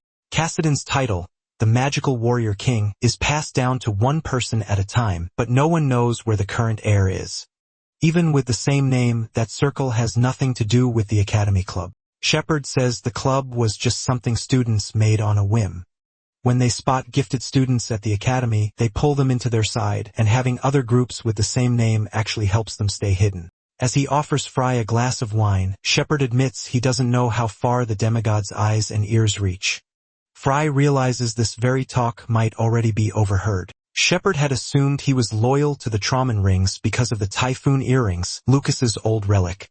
In the end, he says that's all he can reveal. Then he studies Fry with clear curiosity and asks how he got the earrings. Fry had claimed he found them in the Hispania Mountains. Rumors said Kuro's relics were hidden there, but no one had found any. The main reason was simple. Almost nobody knew where the dungeon was. And even if they did, Torkunda was likely waiting at the entrance. Dodging the real answer, Fry says he was in trouble and wandered into an unknown area. By pure luck, he found Schweitzer's dungeon. Shepard understands then that the notes Fry mentioned came from that place too, which meant he already knew most of what had just been said. Growing impatient, Shepard presses him for details, but is disappointed when Fry only says it was an accident. Even then, his suspicion doesn't fade, so he asks Fry to show what the Typhoon earrings can do. Fry sets down his glass, and the earrings flare with bright, powerful energy. After showing their power, he asks Shepard what he thinks. Shepard stays quiet, closes his eyes, and says, "This isn't the worst outcome." Then he adds there is an even bigger reason to doubt the boy. The mansion is fully lit, and the banquet is already underway. Guests eat, drink, and chat happily together. Fry enters the event in a black suit. He was glad to meet someone who knew about the demigod, but things were only getting harder. The worst part was learning the circles had inherited that will only to split apart and fight each other. He still needed to learn about the circle leader, the frozen river's power, and finish Schweitzer's golem.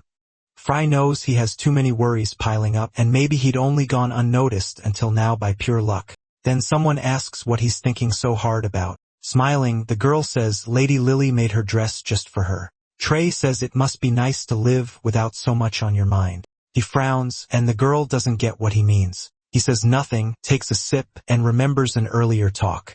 A month ago during the Magic Tower conference, a report said someone had contacted the demigod. That caught Frey's full attention. The man had hesitated, unsure how much to reveal, but Frey's face made his curiosity obvious. So he said the one who contacted the demigod was Isaka Blake, Frey's father. Nearby, someone says Sir Patrick's sword skill rivals the warriors of the Lu Nibi kingdom.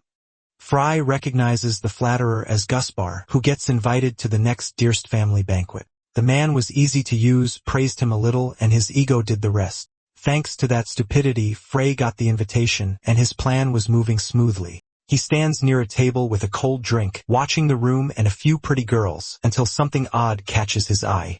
He looks toward 2 people talking in a corner and recognizes one of them. Then a voice says she's finally found him. It is Miss Sonia, stunning in a white dress. With Isabelle beside her, she starts talking to Fry. Isabelle notices something strange in his expression. Pointing at Sonia, Fry tells Isabelle that's what he calls beautiful. The two start bickering right in front of Sonia. After it settles, Fry asks if she wanted something. She lowers her head and says nothing, leaving both of them in an awkward silence. Fry offers her a drink. Just then, Gasper walks over with a smug smile, but Fry doesn't know who he is. He wonders if it's some new fool, then freezes when the man calls him the trash of the Blake family. Gasper grins and waits for a reaction. That was enough for Fry to know he was dealing with an idiot. Even so, Gasper was surprised trash like him had made it to this banquet. For a minor country noble like Gasper, getting invited had been hard enough.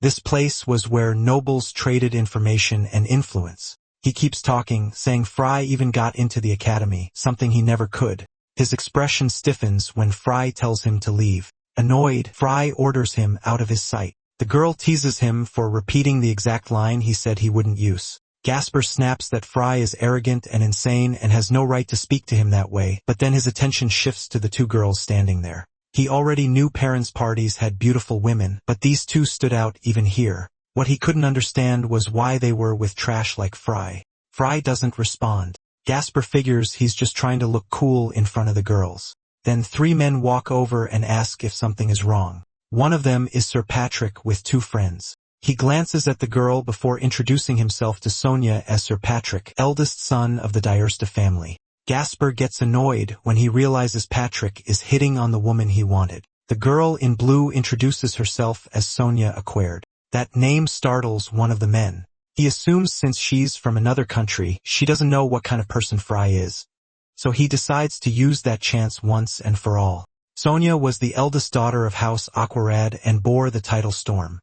He steps forward and apologizes for not realizing she was Lord Peru's fiancée.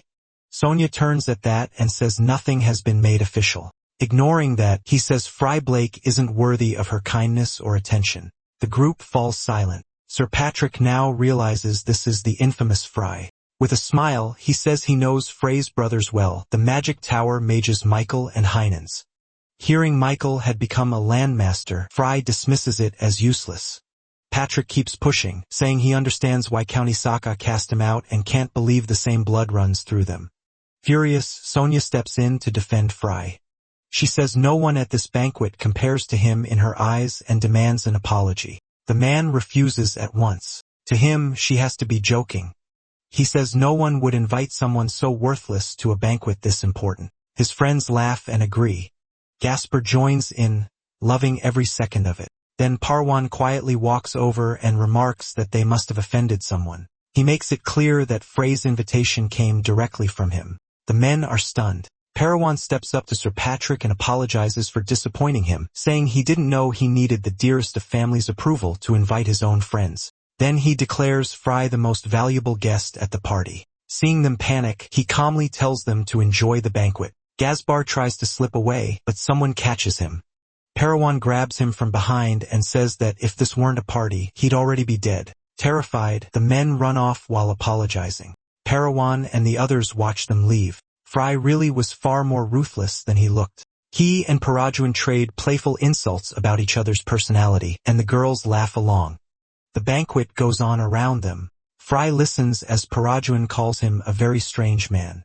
Holding his drink, Fry turns thoughtful. If the world knew what he did at Cortez, no one would still call him the Blake family's trash. Still, that kind of pride didn't suit him. Instead, he asks about Parwan's talk with his father. Parwan brings up the suspicion that Fry is tied to the Truman Rings. For a moment, he says nothing. Then he raises his drink and asks if Fry plans to join his club. That was never Frey's goal. Remembering the earlier talk, he recalls that someone had confirmed his identity. So Fry asks who it was and is shocked to hear the name Heinz Blake. Heinz, his second brother, was also a Strawcallers member like Perron's father. Even after everything the family had done, he had tried to leave a hint. Heinz was different from Count Isaka and McCall. He agreed with Frey's exile for another reason. But Perron can only say so much. Fry then says he doesn't plan to return to the academy. That shocks Isabelle. He no longer had any reason to stay there. From a distance, the girl watches the friends talking. Fry quickly notices her gaze, but says nothing. She worries over his choice not to go back to the academy. The Duke had recommended he join the third magic tower, since it held better and more books than the others. Then Fry notices Isabelle suddenly acting strange. Night deepens and the girl walks through the mansion halls. She knows tomorrow they split up. Fry heads to the tower and she goes back to the academy. Ever since learning he was Lucas Truman, she knew this moment would come. Even so, she was still uneasy. She no longer knew what to aim for or what she needed to learn to become a real mage. Lost and confused, she couldn't figure out her next step. Then a door opens in front of her. Someone asks if he's leaving tomorrow. Fry says yes, then thanks him for the banquet and all the hospitality. He adds that Peru's name really does carry huge fame and status. He jokes that his friend really might be the once-in-a-century genius of the Jun family. Repeating what he'd heard before, he says that might not be an exaggeration. Peru Jun first sensed mana when he was 5. Still, he says he isn't trying to boast. Even so, Fry is impressed. After all, both Schweitzer and Fry only felt mana at 7, and by 17, Peru had already reached stage 4, even if the records say he did it at 20. That gap in the story catches Frey's attention. Trusting Fry, Piranha admits he's never shared how he truly feels. With a heavy voice, he says his talent feels more like a curse. The two friends face each other. Fry stays silent while Piranha looks down, choosing his words. He says he once had a teacher, a thin stage 6 mage, vice master of the 5th magic tower, and a man full of knowledge. Whenever Piranha asked something, the man would answer with a warm smile and a pat on the head. He loved that so much he kept studying harder just to ask more questions. That teacher was the one who gave him a love for magic. But that was only how Peron saw it. Sadness fills his eyes. Soon after reaching stage 4, he asked something even his teacher couldn't answer. The man became deeply shaken, then exploded and called him a monster. What Peron remembers most was the fear on his face. His teacher had watched him improve at a terrifying speed. In the end, that fear spilled out. From that day on, Peron lost his direction. He still loved magic, but whenever he got drawn in too deeply, that same terrified face came back and stopped him cold. Every day he cursed his own talent over and over. In tears, he wished he had been ordinary and learned magic with simple passion. Then maybe no one would have called him a monster. Fry gently puts a hand on his shoulder, but Periwong keeps crying, unable to hide the pain. Fry tells him to quit being so dramatic. Then he asks him to listen carefully. He says some people are beyond genius. They stand at the very top of magic, and if one unworthy teacher was enough to break him, he'll never reach that peak. Peruin listens closely. Fry warns that by the next time they meet, he'll be far beyond where he is now, so Peruin better do the same. That makes the boy go quiet. He reflects for a moment on the demigod, and Fry suspects he already knows it exists. Fry stands firm. The demigod is the evil god who controls intelligent life and twists the laws of the world. But humanity also shares the blame for failing to understand the chains it's living under. Even so, humans can still beat him and fix the world if they refuse to give up. Fry says that's a goal only humanity can achieve. If Periwon wants an easy life in a magic tower while bragging about his talent, fine. But Frey's goal is the peak of magic so he can defeat the demigod. He wants to reach the final stage, and now he wants to know what Periwon truly wants. Periwon stays seated in silence. He only lets out a slow sigh. Outside, the girl listens through the crack in the door. She had hoped her friend would stand against his family and choose his own road. In her mind, she sees the image of two great men. Fry pats his shoulder and says he'll always stay one step ahead. Periwon makes one last reply. Next time, he'll be the one in front. Pleased, Fry says that's what a real friend should say. Hearing that, the girl walks away in tears. Everything she's heard is too much to take in. The next morning, clouds cover the sky. Fry is already outside, ready to leave. The weather suits the trip just fine. Then someone asks if he's really leaving his baggage behind. It's the girl carrying a huge backpack. Fry looks confused and asks what baggage she means. She reminds him he used to call her baggage, a burden, and an obstacle. Now she's made up her mind to push her magic as far as it can go, so she'll follow the greatest mage in history instead of learning from anyone else at the academy. Fry warns she'll regret that choice. She ignores him and keeps walking, saying she'd follow him even into hell. Fry answers with a faint smile, then the two calmly continue their journey together. Before long, news spreads about Fry and Perwin's friendship. Lord Michael hears that the two are far closer than expected. Sir Patrick reports that Fry was the banquet's most important guest, but Michael hardly reacts. The man nervously keeps trying to explain, yet Michael doesn't seem interested in his younger brother's new friendships. In the end, he dismisses him from the office. Still, he does find it odd that Perwin sees Fry as such a close friend. He turns to Heinz and asks what he thinks. Heinz says it isn't surprising they went to the same academy. Michael rises from his chair. He decides it may be worth telling their father what he's learned. Then he leaves the room, leaving Heinz behind. Heinz watches him go, then looks back out ahead. In one hand, he holds a strange object. Fry explains Duke Shepard gave it to him, a qualification needed to start the test for his circle. The girl thinks joining the circle may be the best way to learn more about the demigod. Until recently, Isabelle had never even heard that name. She also knew nothing about the 5 heroes her friend once stood with. She was only taught they were great masters. If not for Fry, she would still think the demigod was just a made-up story. Fry says the worst kind of control is the kind people can't see. Those trapped by it can't think for themselves or choose their future. They fight with fake pride and false victory, becoming happy slaves, and that's what humanity is now. Even so, he warns her of one thing. He never truly lost to the demigod. He's just been on a very long road to victory.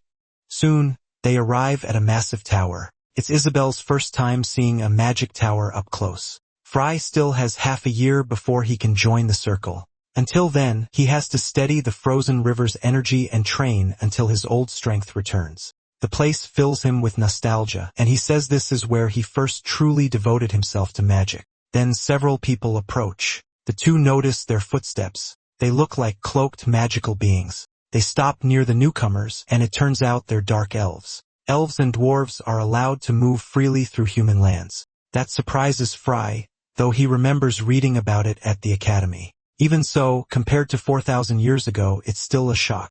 Back then, the elves had fully united with the great northern jungle as their own land. One of the elves notices something strange, and Fry stares back, but they pass by without a word. Up close, the tower feels even more enormous. Inside, warriors train in combat and also practice magic. The hall is packed with fighters. The girl kneels and starts training too.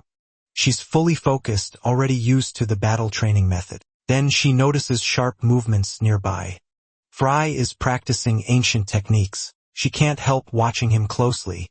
Rumors say he spends all day doing some weird dance, and everyone calls him a freak. At first, it really does look odd. But now that Isabelle understands the training style, she can clearly see the flow of Kai. Countless incredible moves are hidden inside that dance. He strikes too fast for the eye to follow, then slips back to his starting point like flowing water. It's not a dance at all. It's high-level martial arts.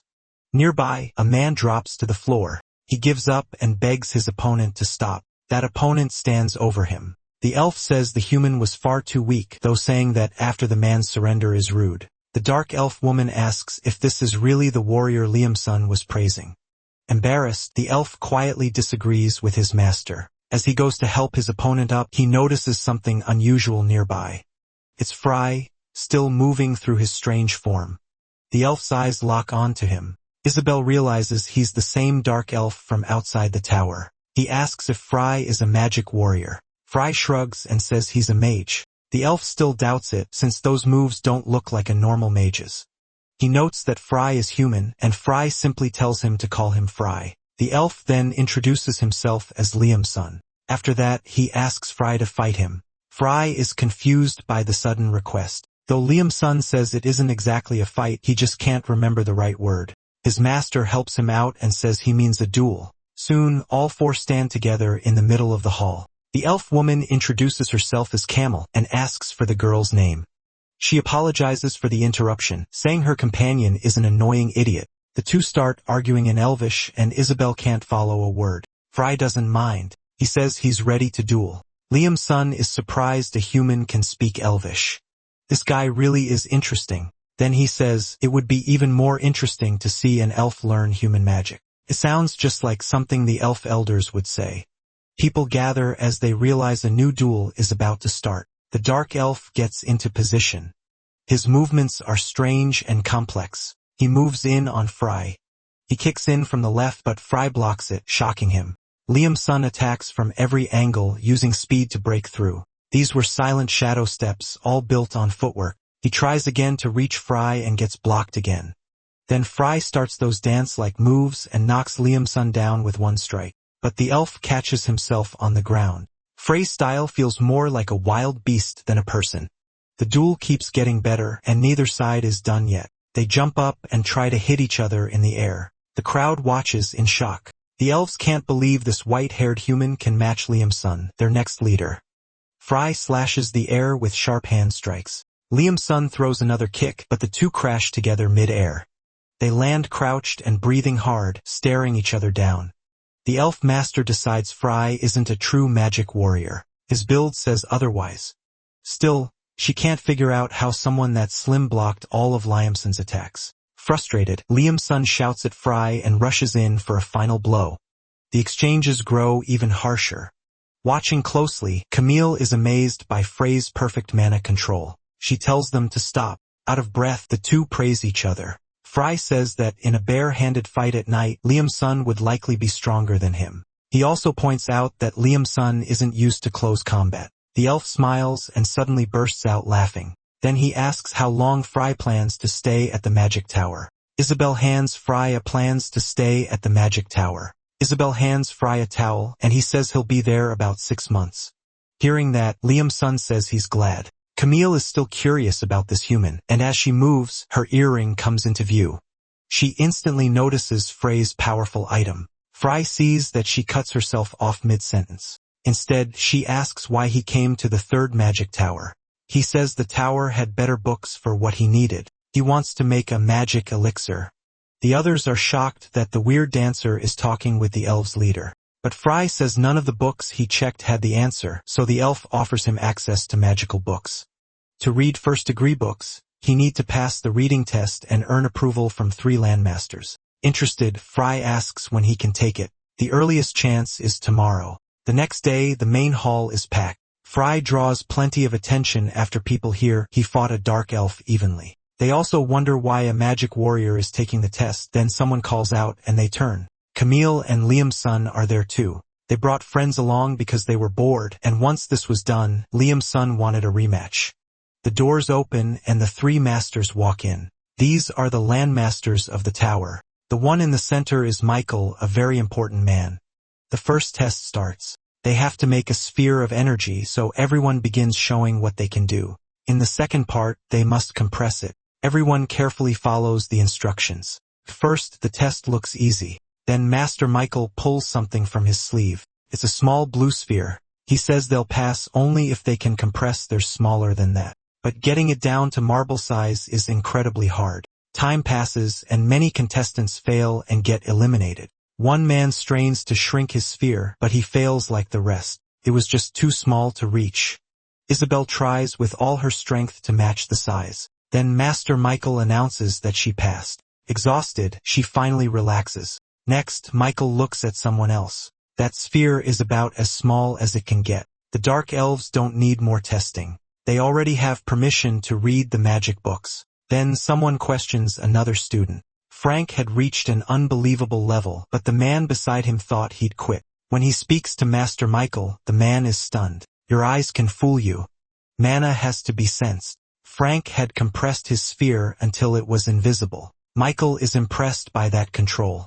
After noticing his earring, he says Frank can skip the remaining tests. The boy introduces himself as Fred Blake, third son of the Blake family. Michael also says he wants a private talk. Soon, the two are in a bright room. Michael says his skills were remarkable. Once he hears Duke Shepard recommended him, he gets straight to the point. Michael already knows he's reached stage 5. Fry was actually aiming for stage 7, but keeps that to himself. Looking outside, Michael asks if he's heard of the demigod. Fry shows he knows a little.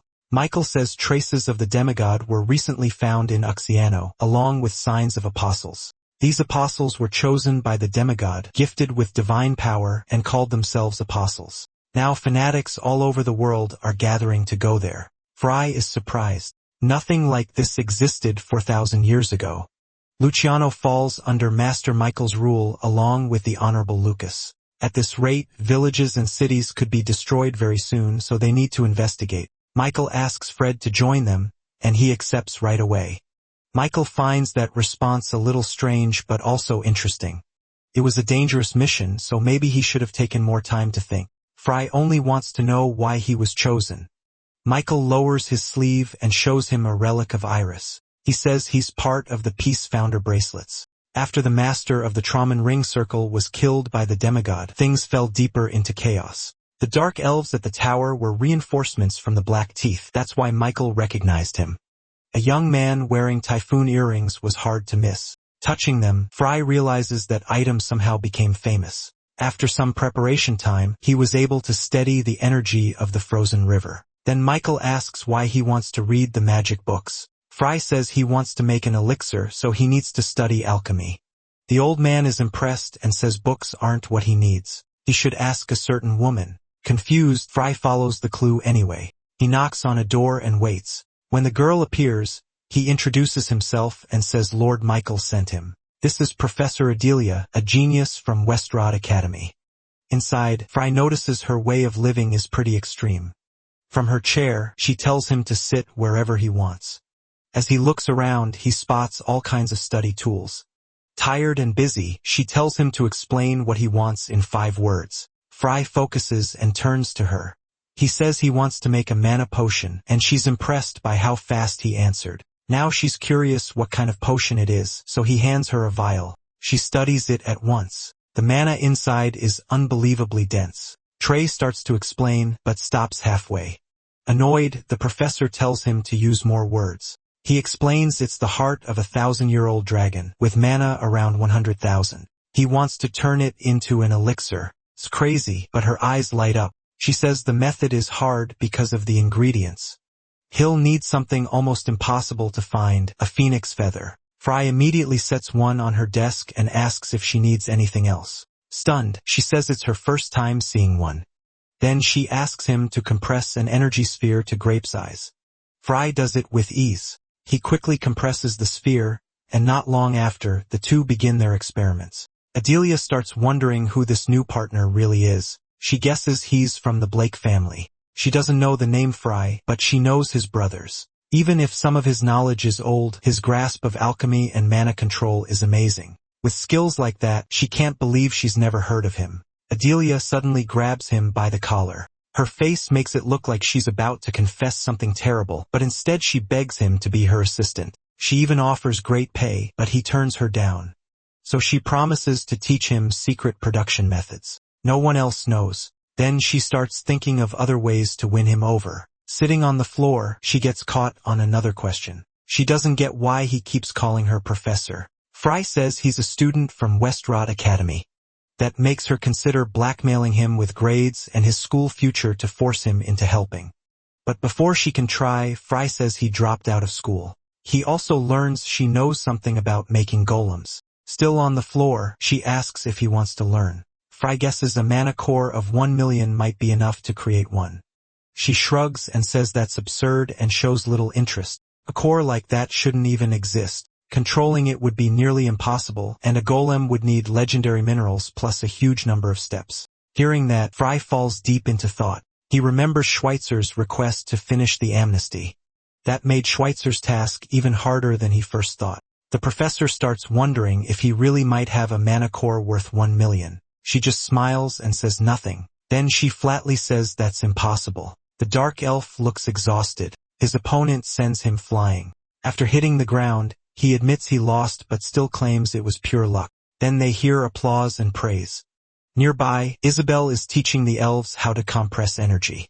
The master says her lessons are clear and easy to follow. When she walks over, she learns the elixir will be finished that night. That meant he'd soon reach the 7th stage, though he still had a long way to go. Hearing that, Camel gets curious. She asks if they'd like to learn spirit magic since it would help a lot if they ever made a spirit contract. In return, she wants them to teach magic to her children. Fry meets Professor Adelia and she tells him the elixir is done.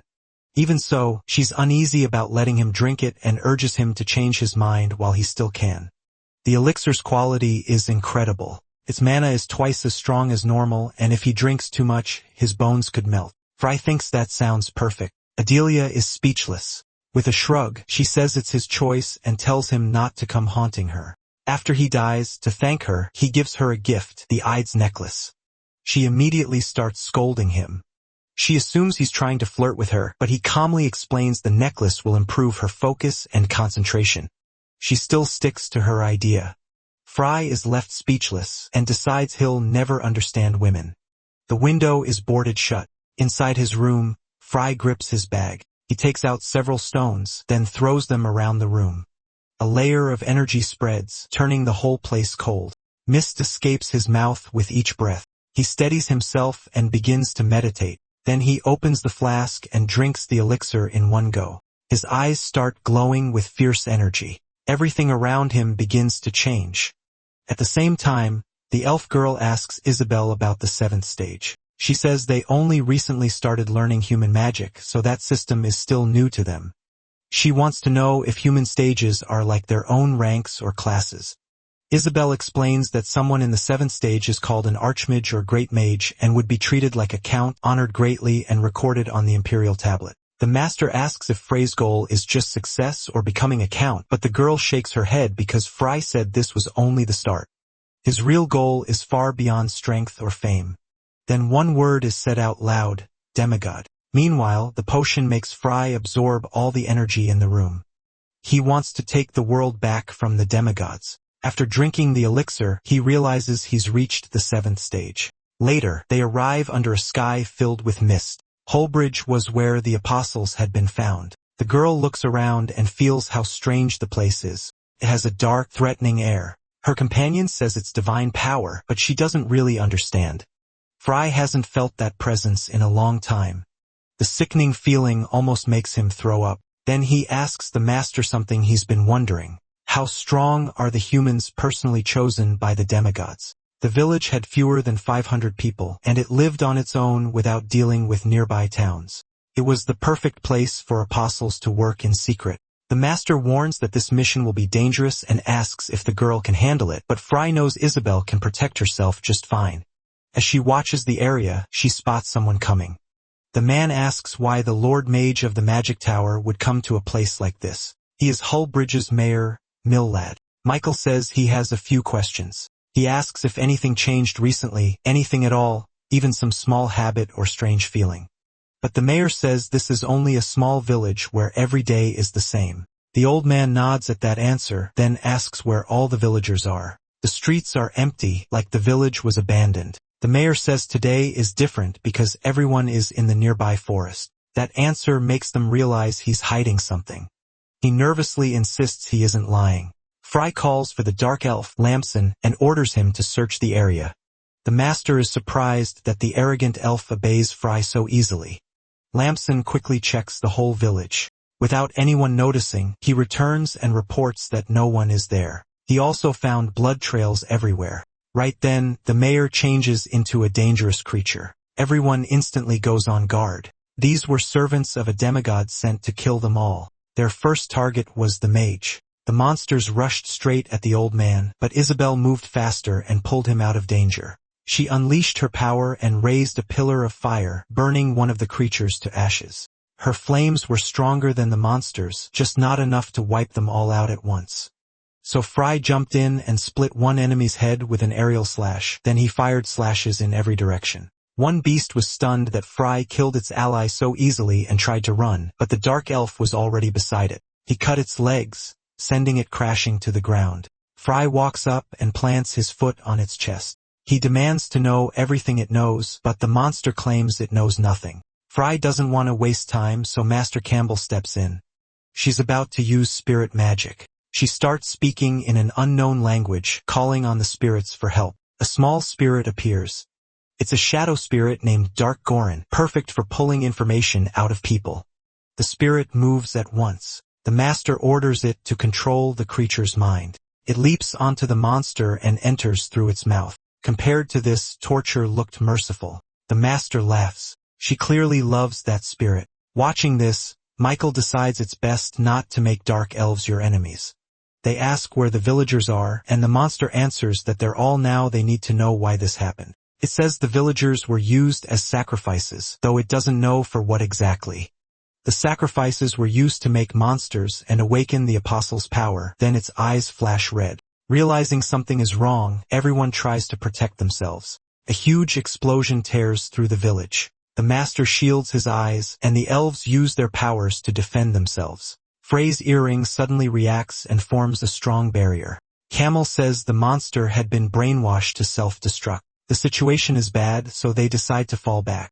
If a powerful apostle made those monsters, they might not be strong enough to beat him, but Frey refuses to give up. The apostles already know they're here, and they may not get another chance. The old man says they should wait for Lord Lucas to return, because facing an apostle that strong without him would be suicide. Fry says he'll take Lucas's place with his own resolve, but this isn't the time for pride. The 7th stage is the stage of fusion. When opposite elements collide, they explode, and a 7th stage mage confuse them. Fry says this has nothing to do with pride. With a snap of his fingers, he shows them.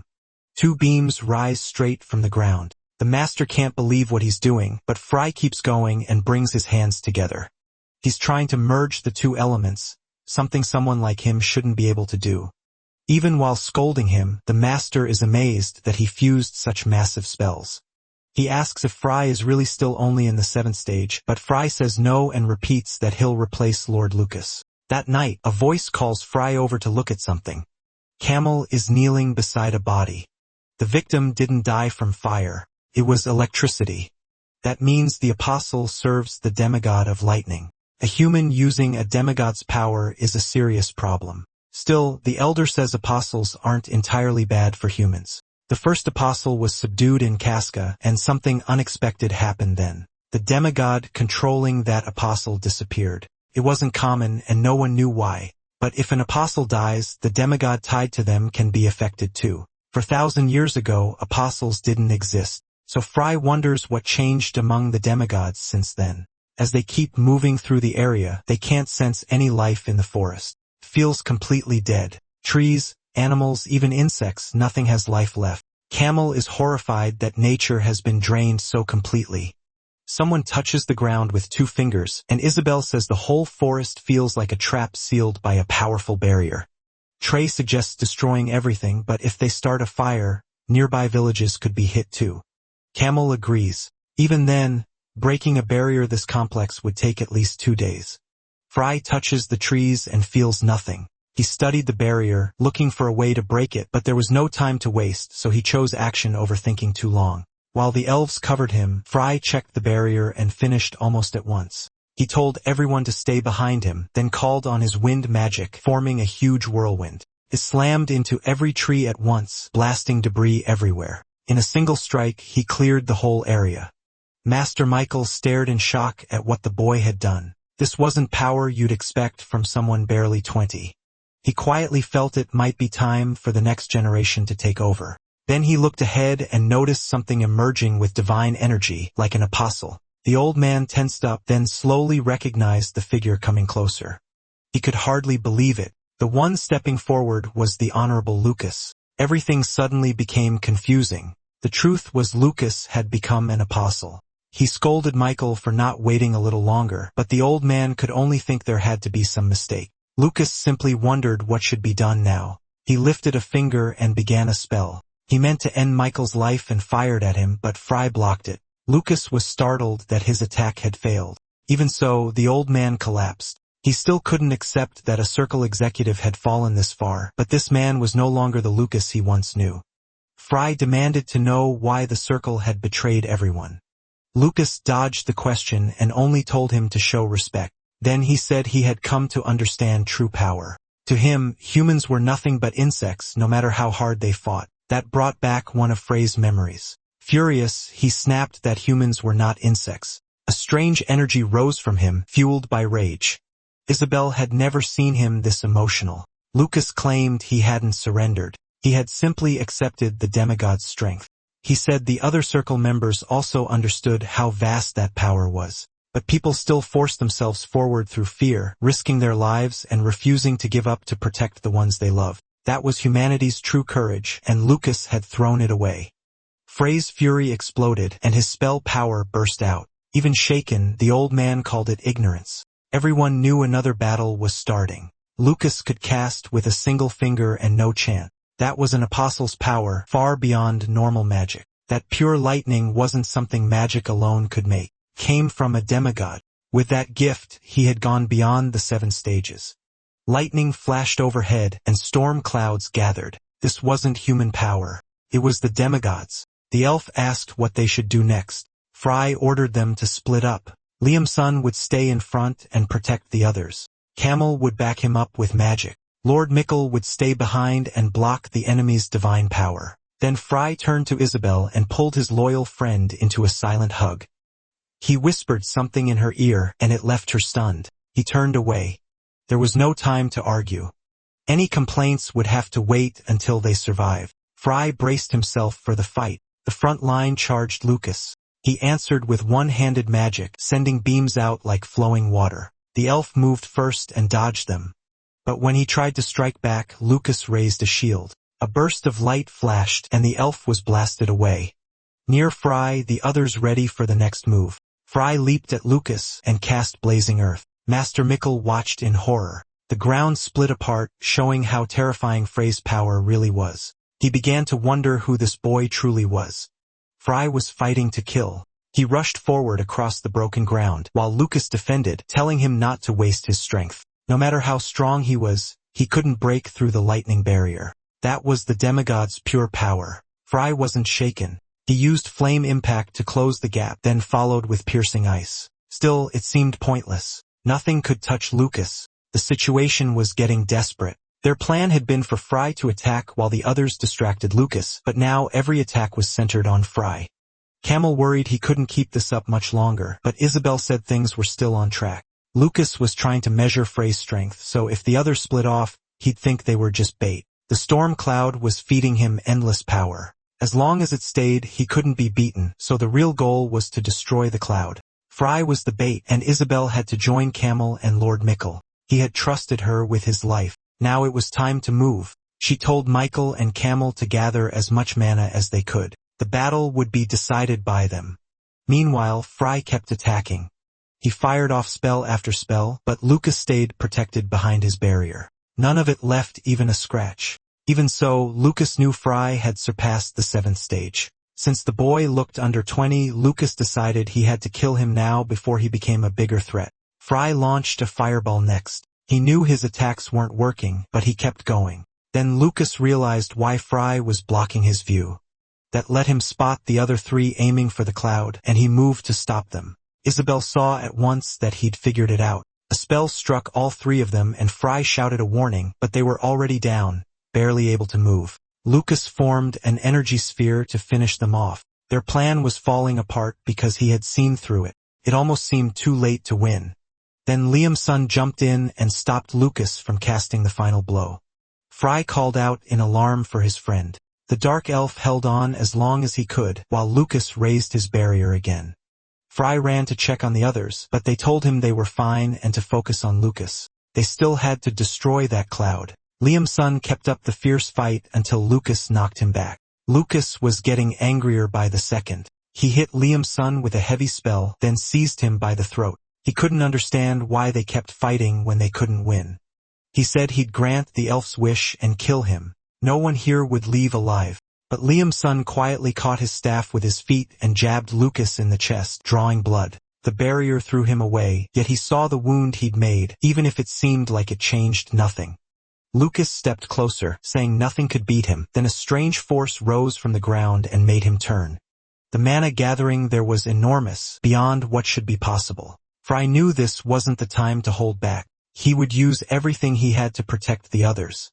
What came next could be very dangerous. He shouted for Liam's son to run.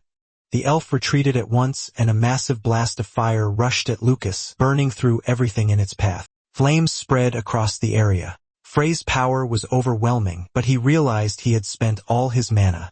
The elf tried to shield himself from the blast. When it ended, a giant crater remained. He could only stare at Frey's strength, but Lucas was still alive. He had lost an arm and swore he'd kill Fry for that. Then he noticed the boy was out of mana. To Lucas, that was an amateur mistake that showed the gap between them. Fry still refused to give up and rushed straight at him. Even with no mana left, he would fight that pathetic old man. The master was amazed that he still hadn't broken. Lucas' barrier was unstable, and Fry knew he couldn't let it recover. Lucas didn't bother arguing and attacked again, but Fry dodged enough to avoid taking the full hit. He got in close and punched Lucas in the stomach. Pain twisted the man's face. Fry brought his hands together for another spell and blasted Lucas away. Smoke covered the area. Lucas said the boy couldn't be human. Fry shot back that Lucas wasn't human anymore either, just a worm the demigod used. Lucas's body stopped moving for a moment. It looked like he was losing, and he couldn't accept that. With his one remaining arm, he tried to pull more power from the sky. As long as the cloud remained, his mana was endless. Once he recovered fully, he planned to burn everything down, but then a kick slammed into him. The elf had appeared beside him, laughing at his confidence. He knocked Lucas flat. At the same time, the other three kept working to destroy the cloud. They were close now. Fry and Liam-sun kept Lucas busy even though he was weakened and down in arm. He still had plenty of mana. He suddenly struck both of them and sent them flying. Fry crashed hard but stayed alert. Lucas pinned him with a foot and said he'd slice him apart, then burn him to death, but the next second changed everything. A huge power rose around them. It was the storm the three had created. Their combined attack finally complete. The master poured in his elven power. The elder used his instrument to call the elements, and Isabelle brought it all under control. Exhausted, they knew they had done it. Lord Mickle still felt some sorrow for his old friend, even as Lucas's body broke apart before them. With his last words, he begged the demigod to save him. Lights began falling from the sky. As Lucas's body broke apart, the battle finally came to an end. Even then, Mickle asked why he had betrayed them. His old friend was turning to ash. Lucas said the demigod had promised to save humanity. He would cure disease, end short lifespans, and raise people to a higher state. Fry wanted to stop it for good, but was held back. Mickle still wanted to speak to what was left of Lucas. Shaking, he asked for one more moment, but the apostle wanted none of his pity. Mickle still believed there might be a way to bring his friend back, then he gently reached for his hand. Lucas immediately grew suspicious. Even while dying, he tried to finish his mission and grabbed Lord Mickle. Everyone rushed over, yelling for him to get away, but flames burst across the area and a huge explosion tore through the crater. When it cleared, both were gone without a trace. Lucas had escaped, taking Lord Mickle with him. Isabelle was horrified by what just happened. In tears, she refused to accept the death of such a kind man. Fry agrees and realizes something is deeply wrong. The whole world is twisted, and they have to fix it themselves. It was a warning to all of them. Anyone could be next. Fry says even alone, he'll keep fighting to the end. The next day in the magic tower, Fry sat on his bed, thinking about everything, when someone knocked. Isabelle tells him Lady Camel went to visit the Peace Founder bracelets. He understands what that means while staring at the item in his hand. It was a crystal found in the apostle's remains, meant for Professor Adelia. Quiet and thoughtful, Isabelle sits beside him. She was still badly shaken. It was the first time she'd seen a companion die right in front of her. Lord Mickle belonged to the Peace Founder bracelets, a group not made up only of witches. Fry remembers talking with the old man, who said their secret group was short on members and could recruit almost anyone. He had even said Fry would be welcomed gladly. The Peace Founder bracelets was smaller than the circles of contractors and summoners, but its influence was still huge. Master Alton was the contractor of the Barbarians of Greed and also a Grand Duke of the Demon World. When Mickle noticed Frey's interest in demons, he was surprised. Grand Dukes were proud creatures who saw humans as bugs, and making a contract with one was almost impossible. Fry had only seen Iris do it. Thinking about Master Alton made him wonder what kind of person he was. Then Fry decides to dig deeper into the Peace Founder bracelets. Right then, someone knocks again. Fry stands to answer it. Professor Adelia had come to see him, and he says he was just about to find her. She's surprised to see someone else in his room, but Isabelle wasn't just a guest. Adelia tells him Elder Julian is looking for him. Hearing it was the master of the magic tower, Frey's interest rises at once. In his office, the man says he's heard a lot about Fry. He introduces himself as Julian Montalivo, master of the third magic tower. Fry doesn't know him, but politely says it's an honor to meet him. Julian stands and says he read Frey's report from the mission 4 days earlier and that it described the Apostle's powers very well. Still, he adds that the death of Master of Earth Mickle was a terrible loss. Since he had been loyal and devoted, those words make Isabelle even sadder. Even with the report, the Apostle's identity was still unknown. Julian says they were too hasty. They should have waited for Vice Master Lucas before leaving. Fry listens quietly. At last, Julian asks how Mickle spent his final moments. Fry thinks for a second and says Mickle stayed faithful and loyal until the very end, a man with real principles. Looking out at the seagulls, Julian calls to his lost friend. Then he asks Fry to succeed Mickle as the new Master of Earth. The professor is stunned. No one that young had ever become Master of Earth. The youngest before this was Michelle of the Blake family, who got the title at 26. The Blake family was full of geniuses, but Fry still hadn't answered. If he accepted the role, many things would become easier. He'd get private property, a lab, and strong support for his studies. Depending on his project, he could also get rare materials much more easily. The professor is thrilled until Fry turns it down. He doesn't want to be Master of Earth. Julian asks if he wants to join the circle instead, but Fry says no to that too. Julian is curious, though he says he respects the choice. As they walk down the stairs, the professor keeps trying to change Frey's mind about becoming Master of Earth. Annoyed, she says he's too young to understand everything. While she talks, Fry remembers something. He says he wants to show her something in his lab full of rare items. She grows curious when she sees it. It was something left by an apostle. She had no idea Fry had defeated one. After hearing about Master Mikkel's death, she assumed Fry had run away right after. She explains that the small stone holds a demigod's sacred power, but right now, it's only pretty and useless. If refined properly, not even a dragon's heart could match it. Fry asks if he can leave it with her, but she doesn't see what she's supposed to do with it. A little uneasy, he asks if she can help him with it. She smiles, then her face turns serious. Calling it madness, she says she'll keep the object in her care. Later, Fry stands beside the dark elf. Several people were gathered in the hall. He happily greets Camel, but she slips past and whispers about a scary man from the Peace Founder bracelets. Arnon Dugan's warning Fry to be careful because his temper is just as ugly as his face. The man snaps at her for speaking another language. Angry, he demands to know why they're whispering like rats. Then he points at Fry and realizes he's the young man who joined Mikkel during the apostle subjugation. Curious, he tells Fry to explain what happened. Fry replies that everything is already in the report. The old man is outraged that a kid would answer him like that. Liam's son starts getting annoyed with the elder. Fry says he isn't part of the Peace Founder bracelets, so he has no duty to answer. That only makes the elder angrier, and he finally loses his temper. He can't believe Fry dares speak to him like this. The foul old man is told to calm down.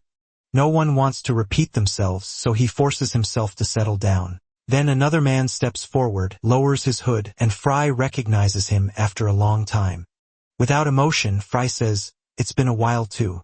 It was his brother, Heinz Blake. The two face each other in silence. Heinz brings up the rumors about Frey's closeness with Perrin.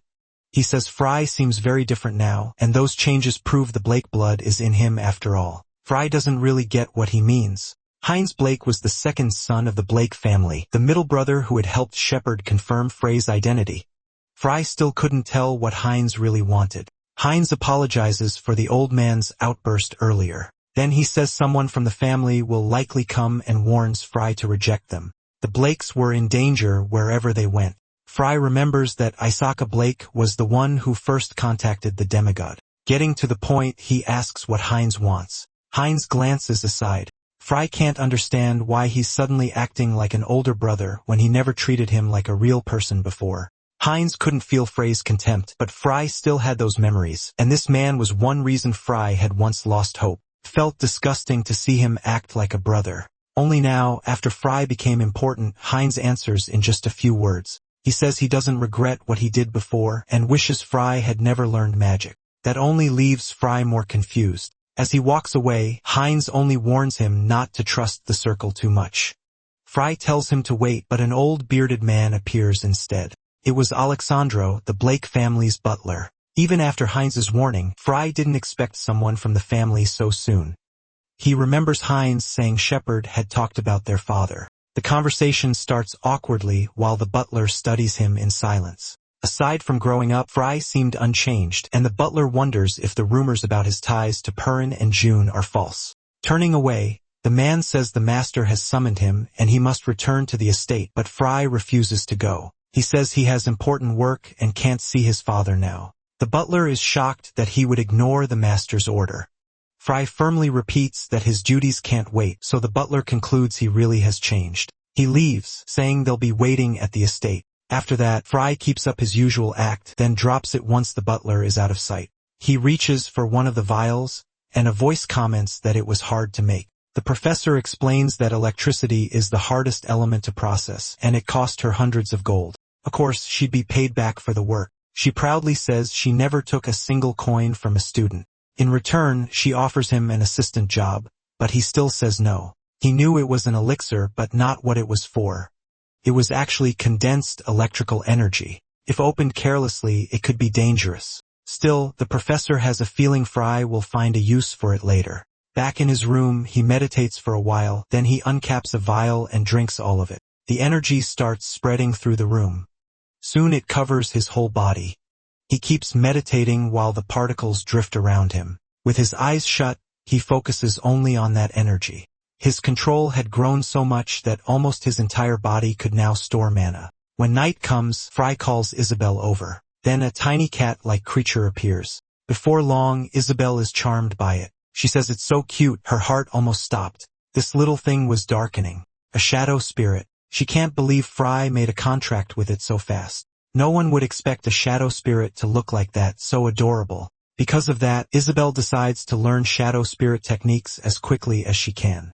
Fry had calmed the frozen river's energy and learned a lot about the demigod. He had also gotten much better with spiritual powers. Now his next goal was to leave this place. Isabelle would take care of the preparations. She asks if he's planning to take the circle entrance exam. The great tower stands in the distance. Back in his room, Fry packs his things, then something odd catches his attention. A strange energy is coming from outside the door, but it doesn't feel hostile. He opens it and finds someone waiting there. The girl asks if he is Fry Blake. He studies her carefully. That coat stirs old memories. She apologizes for the sudden visit and introduces herself as Vivienne Argento, master of the Truman Rings circle. Soon, tea and food are set out. The three sit down quietly. As she sips her tea, Vivienne says she came to invite Fry to join her circle. Getting invited before the test was common enough, but when a gifted newcomer showed up, circles tried to reach them first. Isabelle finds it funny, hearing him called a talented rookie. Then Vivienne adds that the invitation includes the redhead too. Word of their battle with the apostle had spread, and people were focused on their connection. Vivienne laughs and says she only followed orders. Even then, Fry keeps staring at her coat. It looked just like the one he wore 4,000 years ago, maybe altered by a magic tool. But that wasn't what troubled him most. He asks if Master Vivienne is a dragoness. At once, tea spills from her cup. Clearly shaken, she asks why he would think that. He explains that dragons don't have a mana compartment. Their hearts store transcendental power, letting them take in an element directly. She may have a mana compartment, but it wasn't well refined. Fry knew dragons very well. Fry had already told Isabelle that, 4,000 years ago, Lucas had a dragon as his master. Back in the conversation, Vivienne says he was partly right. She is a half-dragon, born from both dragon and human blood. Later, they talk outside his room about what just happened. Fry watches Vivienne walk away. Curious, Isabelle asks what he's going to do. She says the Truman Rings seem to be in bad shape, even if Vivienne tried to sound positive. Fry also noticed she was lacking as a circle master. Still, the whole meeting had been unexpected. The two keep packing their bags. Isabelle asks if he's interested in the Truman Rings, but he says he doesn't want to get dragged into their politics. What mattered most was learning how to gather power into one place. With their bags on, they're ready to leave. Instead of building one circle, Lucas Truman would become the center. Isabelle realizes he's still the same as ever. As they reach the stairs, they notice a disturbance in the hall. An old man is arguing with Master Vivienne, and she can't even push back. When he spots Fry, he proudly says he holds noble rank. Jerome Bernard introduces himself as master of the lucid swords, and Steve Zurch as master of the stroke colors. It seems they had arrived too late for the visit. The old man asks if Fry plans to join the Truman Rings, but Fry gives no clear answer. He only makes fun of the whole mess. To him, they all seemed the same. Another master asks Fry to visit them after he finishes with the Truman Rings. He hands over a teleport scroll linked to the Strokecolor's headquarters. The other one, even without a scroll, invites him to the kingdom of Lua and Abel in Jiathinbul or Silket. After that, both men leave. Fry turns back to the matter at hand. He asks if the old man wants to recruit him too, but the man says they should talk somewhere private and asks that Master Vivienne stay out of it. So they move to another room, leaving the half-dragon girl behind. Before Fry goes, she tries to warn him. With a smile, she tells him to be careful. Fry decides Isabelle should stay in the hall while he goes alone with the old man. He asks Master Vignien to wait a little longer and says he'll return soon. She agrees and says she'll stay right there. Soon, the two are alone in a dark forest. The old man now feels far more mysterious.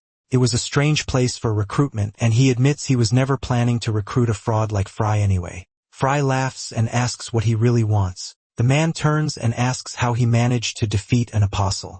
Power surges from his body as he demands to see Frey's strength himself. The force under his feet cracks the ground. Then his magic makes branches shoot toward Fry. The thorny vines wrap around him. The man says not all 7-star mages are equal, and he won't end up like the apostle. Fry mocks him and says he's right, then he destroys every plant at once.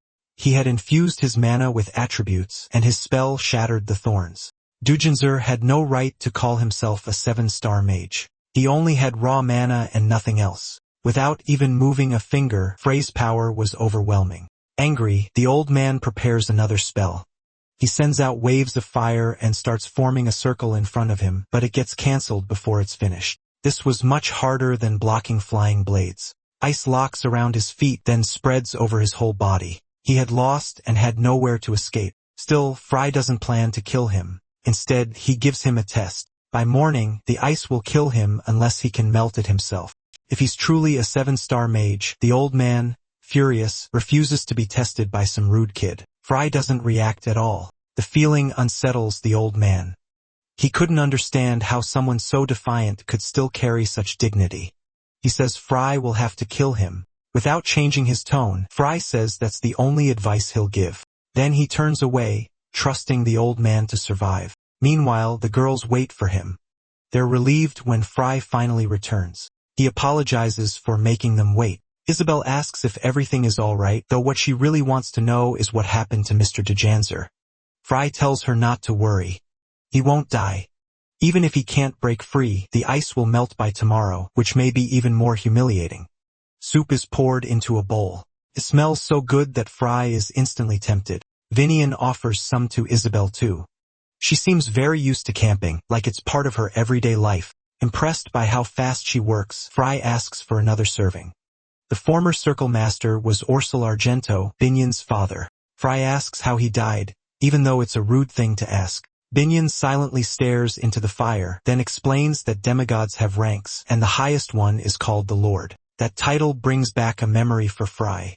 Among the demigods, the strongest are often called apocalypses. Only 3 of them had been properly studied. They were sword, poison, and death. 2 years ago, Vignien's father was killed by the demigod of death. Isabelle quietly shares her grief for Vignien's loss. But Fry is stuck on one word, apocalypse. He knew the demigod of poison, an old man with terrifying power. The next day, barely any sunlight made it through the trees. As they walk, Vignien says this is the Francisco Forest, where the Truman Rings hideout is hidden. Fry is impressed by the barrier's strength. Her father built it, and she can only repair it. Fry guesses the former master had to be at least an 8-star mage. Vignien was probably 6-star, talented but trained by human methods. He even wonders if life might have been easier if she'd been born fully human.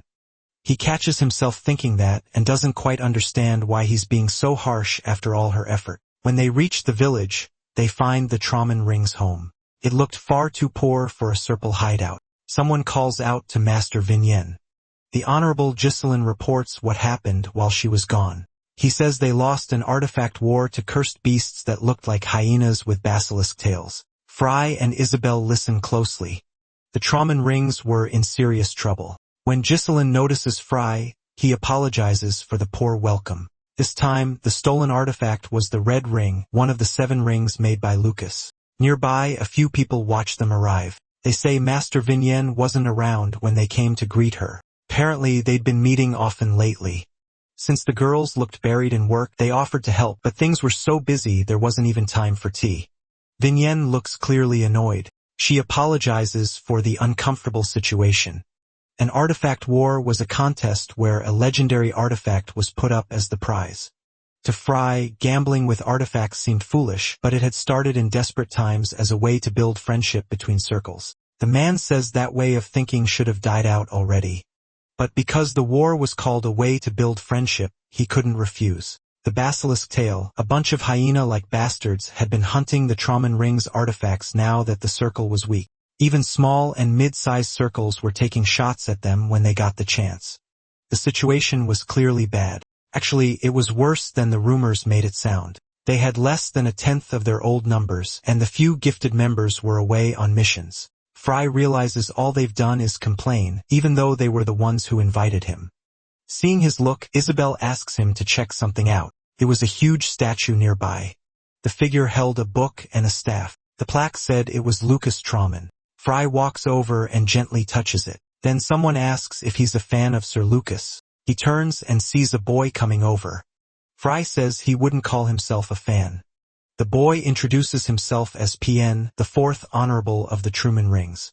The two greet him. As soon as they meet, Fry wants to ask something, and he doesn't wait long. He asks why they stay in a circle that's almost fallen apart. PN is confused at first, but Fry means not just this circle. Most of the members too. With their skills, many of them could easily join other circles. The boy is taken aback. Isabelle quickly tells Fry to watch his words, but Pien laughs and says he gets the point. Spreading out to other circles would definitely be the easiest choice. But if they did that, the Truman Rings would truly end. Every circle honors its own hero, and they didn't want to lose the meaning they started with. He explains that Lucas Truman is the only person in history ever called a Grand Mage. Hearing that, Fry feels a quiet sense of pride. Pien says Lucas opened a whole new road for magic. For 1,000 years ago, mages and magic warriors hated each other enough to kill each other, and witches were treated like heretics no one wanted near them. But Sir Lucas Truman was different. He believed anyone walking the path of magic was a friend. Mages, witches, magic warriors all rejected him, but he never stopped trying to build a world where all of them belonged. That belief became the teaching of their circle. So even if they're weak now, they won't quit until they gather their scattered people again. Peyton says that if Lucas were alive, that's what he'd do too. Then the boy awkwardly apologizes, saying he got carried away.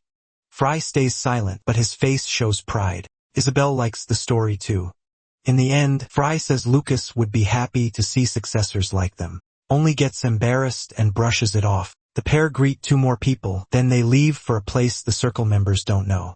The only thing Vinyan knows is that Fry asked where Basilisk's tail was and about the rules each circle followed. To the others, it looked like he cared more about the artifacts than the failing Truman Rings. But the girl doesn't buy that. Something else is bothering her. He had also asked if an outsider could request a challenge in an artifact war. Elsewhere, some men mock the Truman Rings, saying they'll keep the war going until they've taken everything. Then a group of wanderers asks for Rounder Antoine. They've come to issue an artifact war challenge. Stepping forward, Fry asks if refusing a challenge would break the rules. Everyone is stunned. They got through the barrier. Fry mocks it, saying he barely noticed it was there. It was so weak he thought it was just a cloud of bugs. Rounder Antoine starts getting annoyed. The boy looked young, but he was clearly no ordinary mage, probably at least 6th stage. A man soon asks what artifact they want to wager. Fry tosses over the communal dagger. It was an item with huge value, a mithril weapon from the Age of Light carrying the sword god's vengeance. Another man realizes this guest is the real deal. Interested, he tells Fry to come with him. Before it starts, he asks if Fry knows the rules of artifact war. A challenge can't be refused. Both sides must bet 1 artifact, and there can only be 3 challenges in a day. And if someone dies, there are no penalties. For the first match, they put up a red ring. The first fighter is Alan Feeks. The two face each other and wait for the signal. Alan starts warming up, showing off his strikes. He was a magic warrior, and his opponent was Fry, a mage. Alan figures a chanting mage has no chance, so he declares Frey's life over. Sure, 1 punch will do it. Then the match begins. Before he can land a hit, Alan drops to his knees. Everyone freezes in shock. It makes no sense. Fry had beaten Alan with a 2nd-level spell. One man starts wondering if Fry has magical vision, so he doesn't need to memorize spells. But magical vision burns through mana fast. After taking the ring, Fry turns to leave. The man is still stunned by what he saw. He assumes Fry is leaving because his mana is nearly gone, and that is exactly what Fry wanted them to think. Soon after, he offers the Kelvin Stone in wing boots as the next wager. Unable to refuse, they put up the red ring and the Kung-Vunal dagger. The man thinks the trap is perfect. He pulls Killa aside to talk in private. He says Fry must be trying to win fast because magical vision drained his mana. If they stretch the fight out, he'll definitely lose. So Killa should open with a defensive barrier and force Fry to waste the rest. That kid won't beat Killa's experience. Killa says he'll take the win. After settling the plan, both sides step up. Killa keeps the advice in mind. The match starts and Fry sends out a wave of ice. Killa raises his barrier right away, already thinking he's won, until a hit blasts him backward. He can't believe it. The whole circle is shocked again. Killa is thrown into the air and his staff goes flying. Then he slams into the ground. Now only one match remains. The last opponent is Rounder Antoine. The final fight begins. Antoine summons a battle spirit. Fry gets ready too. Since he'd used magical vision 3 times in a row, everyone thought his mana had to be low. Antoine throws all his strength into a punch and charges straight in. He plans to finish it up close. At the same time, more arrows fly out. He quickly realizes he can't dodge them, then it hits him. It wasn't magical vision at all. Fry had only been using simple ice arrows. Antoine can't believe a low-level spell could hit this hard. The only answer is simple. Either they were weak or Fry was absurdly strong. Grounder Antoine flies into a rage. He changes tactics and orders his men to grab Isabelle. That distracts Quiro and gives the others their opening. The men rush in with everything they have. At this point, Antoine doesn't care about artifact war anymore. Now he just wants everyone dead. Smoke fills the area as Fry calls out to the girl. The attackers are stunned to see him still standing. He doesn't even have a scratch. Then someone strikes back, dropping the enemies in pain. It was Isabelle calmly using her self-defense skills. Now the two are together and the fight swings their way. Antoine still seethes with anger. Fry calls him out for hiding behind his men and trying to save himself whenever he faces someone stronger. Each word makes Antoine even angrier, but before he can act, his neck is cut. A wind blade drops him to the ground. Fry laughs and tells him to be careful. He almost died. Antoine collapses, completely worn out. Then another person appears, Master Ferric, demanding to know what happened. She had pink eyes and a cruel look. This was the master of Basilisk's Tail. She scolds Fry for being disrespectful, but then she feels something off, a pressure like needles stabbing into her heart. She introduces herself as Ferric Ovat and asks why he's here. Fry says that's what he wants to know too. What was the purpose of her circle? The men watch in silence, judging the boy. Rounder Antoine cries out to his master. Kneeling, she says their goal was to free humanity from the demigod's grip. One man can't understand why she suddenly seems like a servant before some rookie. Fry keeps pressing and asks what demigods really are. She says they're transcendent beings beyond human understanding, powerful enough to wipe out a city with a gesture. Then Fry realizes she knows exactly what they are, and even so, she still chose to build power and influence this way. Angered, he starts freezing everything around them. Farouk warns her people not to move or their bodies will be torn apart. Still on her knees, she starts to beg. She asks him not to destroy her circle, but Fry says he wants the master's life. The woman is stunned. Still, she accepts. As long as the circle is allowed to survive, power gathers in one of her hands. Her subordinates scream for her to stop, but she's already made her choice. Fry steps closer with one hand raised. She bows her head and accepts death. He looks at her for a moment, his expression softening. Then he changes his mind, realizing she could still be useful. He melts all the ice. With the ice gone, no one dies. He orders the master to return every artifact taken from the Truman Rings. She obeys at once. Then, smiling, he says he has one more order. Ferric waits nervously for what's next. Fry wants the location of every small and mid-sized circle in the area. Master. Vinyen waits at the circle gate. She has been out there so long she might catch a cold. She wonders if Fry found the basilisk tails safely. Her subordinate tells her not to lose hope. They may still build good ties later. While they talk, Fry walks up quietly. His sudden arrival startles them both. He casually says he was just out for a long walk. Later, everyone gathers around a table. All eyes are on Fry. He says he has something important to tell them. When he starts speaking, his voice is calm and slow. He says he plans to remove the demigods from this world. To do that, he needs power and influence. He points out that the circles are in bad shape, each one only caring about itself. And right now, none of them can change that alone. So his plan is to make the Truman Rings the center not just for small and medium circles but even the three great ones. Vinyen tries to object but Fry cuts past it. He only wants to know if they have the will to do it or not. He sets down his backpack and warns them. The road ahead will hurt so much they'll miss their easy average lives. Still, if they endure and stay firm, he promises to take them to the top. Everyone is stunned when he reveals the stolen artifacts. Now they understand why he left. In one day, Fry forced 6 small and medium circles to submit and agree to unite under the Truman Rings. He really did all that in a single day, but he adds that he will not hand those items over to them. He says this was simply his thanks for their warm welcome, then gives Master Vinyen more time to think. As he turns away, he says she has one day to decide, but she stops him. Rising from her seat, she asks one thing. Is it truly possible to make the Truman Rings that central power? Fry swears on his life that he will make it happen. As everyone listens, an announcement is made. It is still early, and they are all tired and sleepy. Some think the group might be disbanded. Then Master Vignan begins her speech and announces a new rounder for the circle. The members are confused. Most of them do not even know Frey's name. They only know he showed up a few days ago.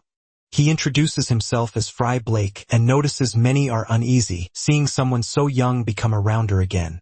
He knows this decision will bring plenty of pushback. Then he adds one more thing. None of them are qualified. Binyan gives a faint smile, while the others are shocked by how bold he is. Fry goes on. Everyone here is so weak that even someone his age can become a rounder. The members cannot make sense of it. Then he jumps down and lands right in the middle of them. He says he will accept complaints, but not words. Anyone who can damage his collar gets his rounder seat and his earrings. A frightened boy cannot figure out what Fry is doing. The man beside him has a guess. He thinks Fry is testing the members himself. Binyan adds that he is drawing all their frustration toward him. Then Fry starts the challenge and calls for the first opponent. Theo Gunther, a mage, steps forward. The boy gets ready to attack and asks if Fry is not even going to take a proper stance. Fry taunts him if his opponent is good enough, he'll take his hands out of his pockets. The arrogance is unbelievable. Fectru fires a strong fireball, but it does not leave a scratch. Fei's defense is too strong, and the fireball breaks apart. Everyone is shocked because he did it without an incantation. Fei Shu panics. He thought Fei's level was about the same as his. Fei Shu clearly specializes in fire magic, and he has trained in it for years. His biggest strength is raw destruction. At the same level, fire magic usually hits harder than other attributes. Frekshu can tell the boy spent countless days perfecting that fireball, but he is wasting too much mana to keep its shape. A perfect form does not make it stronger. He should focus on power instead. Taking the advice seriously, Feo asks how to do that, but Fretshare tells him his real task is to master fear. He recalls a mage friend who once suffered terrible burns over his body. Everyone thought he would never use magic again, yet he overcame it and became a fire mage. The boy listens carefully, and the others start to understand too.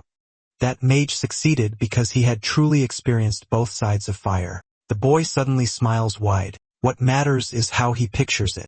If he can truly imagine the nature of fire, he will find the path. He thanks Fry with all his heart. A man nearby asks why he is so happy after losing, but the boy says his friend would understand if he ever faced Fry.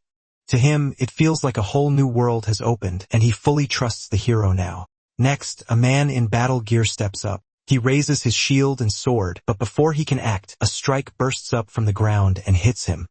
Later, he returns with the same conclusion. The boy was right, and Rounder Fry knows the right road. In just one day, Fry wins over the circle members. Now everyone is lively and excited. Holding up 3 fingers, he says he will need 3 months to make the Truman Rings stronger, including Master Vignan, Gislin, and Pien. After those 3 months, they will hold a friendly competition with nearby small and medium circles.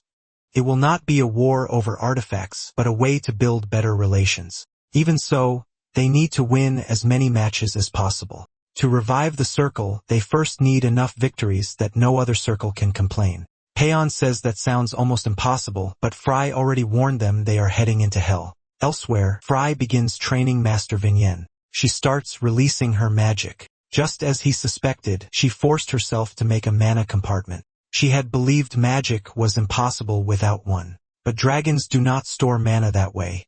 They draw it straight from nature, so she has to break that compartment, which means releasing all the mana inside it. Fry places a hand on her back and starts drawing the energy out. She drops to her knees and leans forward, crying out as her mana drains away. After she settles down, they continue. He touches her back again and tells her to focus on releasing the mana she still has left. She gathers herself and tries. Even so, she is clearly anxious. As he presses harder, the mana starts pouring out. Everything inside her is being released. Her compartment is breaking apart. Fry warns her the next step will hurt a little. Slowly, the compartment begins to crack. He is not sure she can endure it. Vinyen struggles while he keeps going. Her hands grip her pants tightly. Fry stays focused. He knows he may be worrying too much. When it is finally over, she collapses from exhaustion. Then she gets annoyed when she hears this was only the first step. The whole process will take a month. Still, he already warned her this training would be hell. Her eyes fill with tears and worry takes over. Soon, a loud scream echoes through the area. Pien is next in phrase training. He is helpless against Frey's speed and agility. Fry grabs his hand to stop the pointless attacks, but Pien keeps resisting and refuses to quit. Now he tries using his legs, but his kicks still cannot reach Frey's face. He keeps trying anyway. Fry blocks every attack with ease. It is like punching a rock. After a while, the spar ends. The boy bends over, gasping for air. His skills are below even a second-class martial artist. Still, he seems pretty proud, which means he has room to grow. His style is the White King's Fist, a simple art without tricky or strange moves. That is why he struggles in long fights. People can read his patterns too easily. Fry tells him the problem is simple. He is weak and the style only stands out because it is an old classic. Frustrated, Pien asks how he can grow stronger. Fry says there is no shortcut for magical warriors. They have to improve step by step.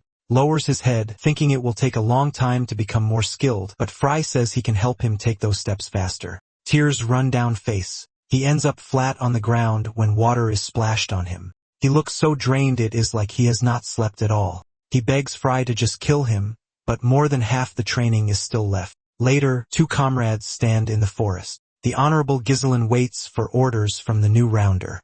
Fry hands him a dagger and tells him to use it. Camunal's dagger is an artifact from the Era of Light, made of mithril and packed with special powers. It is one of a kind. Ghislain laughs and says he is a mage. Even so, Fry knows he has used a blade for years and never stopped training.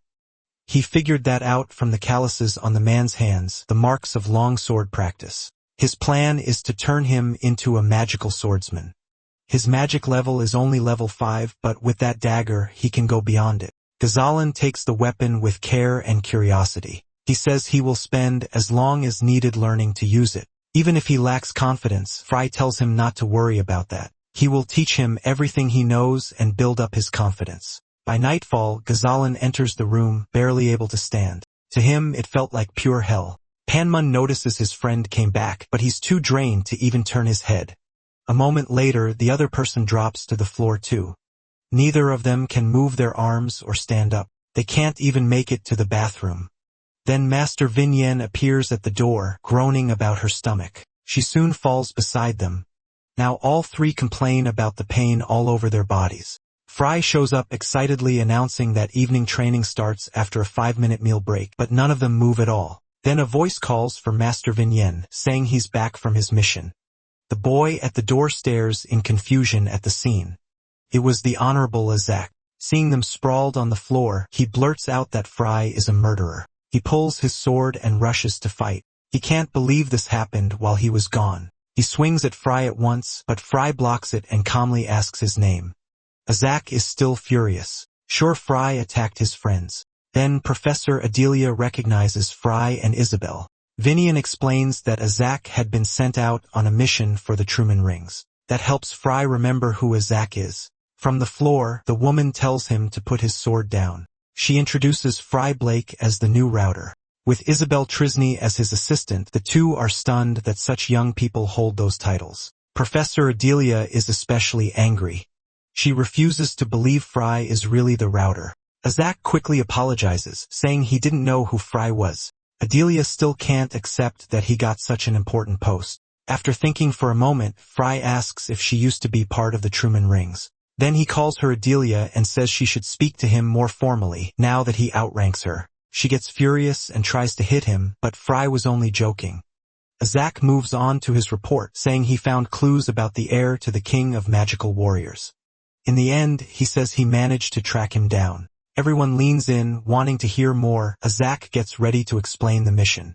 He says the king's personality was every bit as hard to deal with as expected. Then he lifts his shirt and shows a scar, shocking everyone.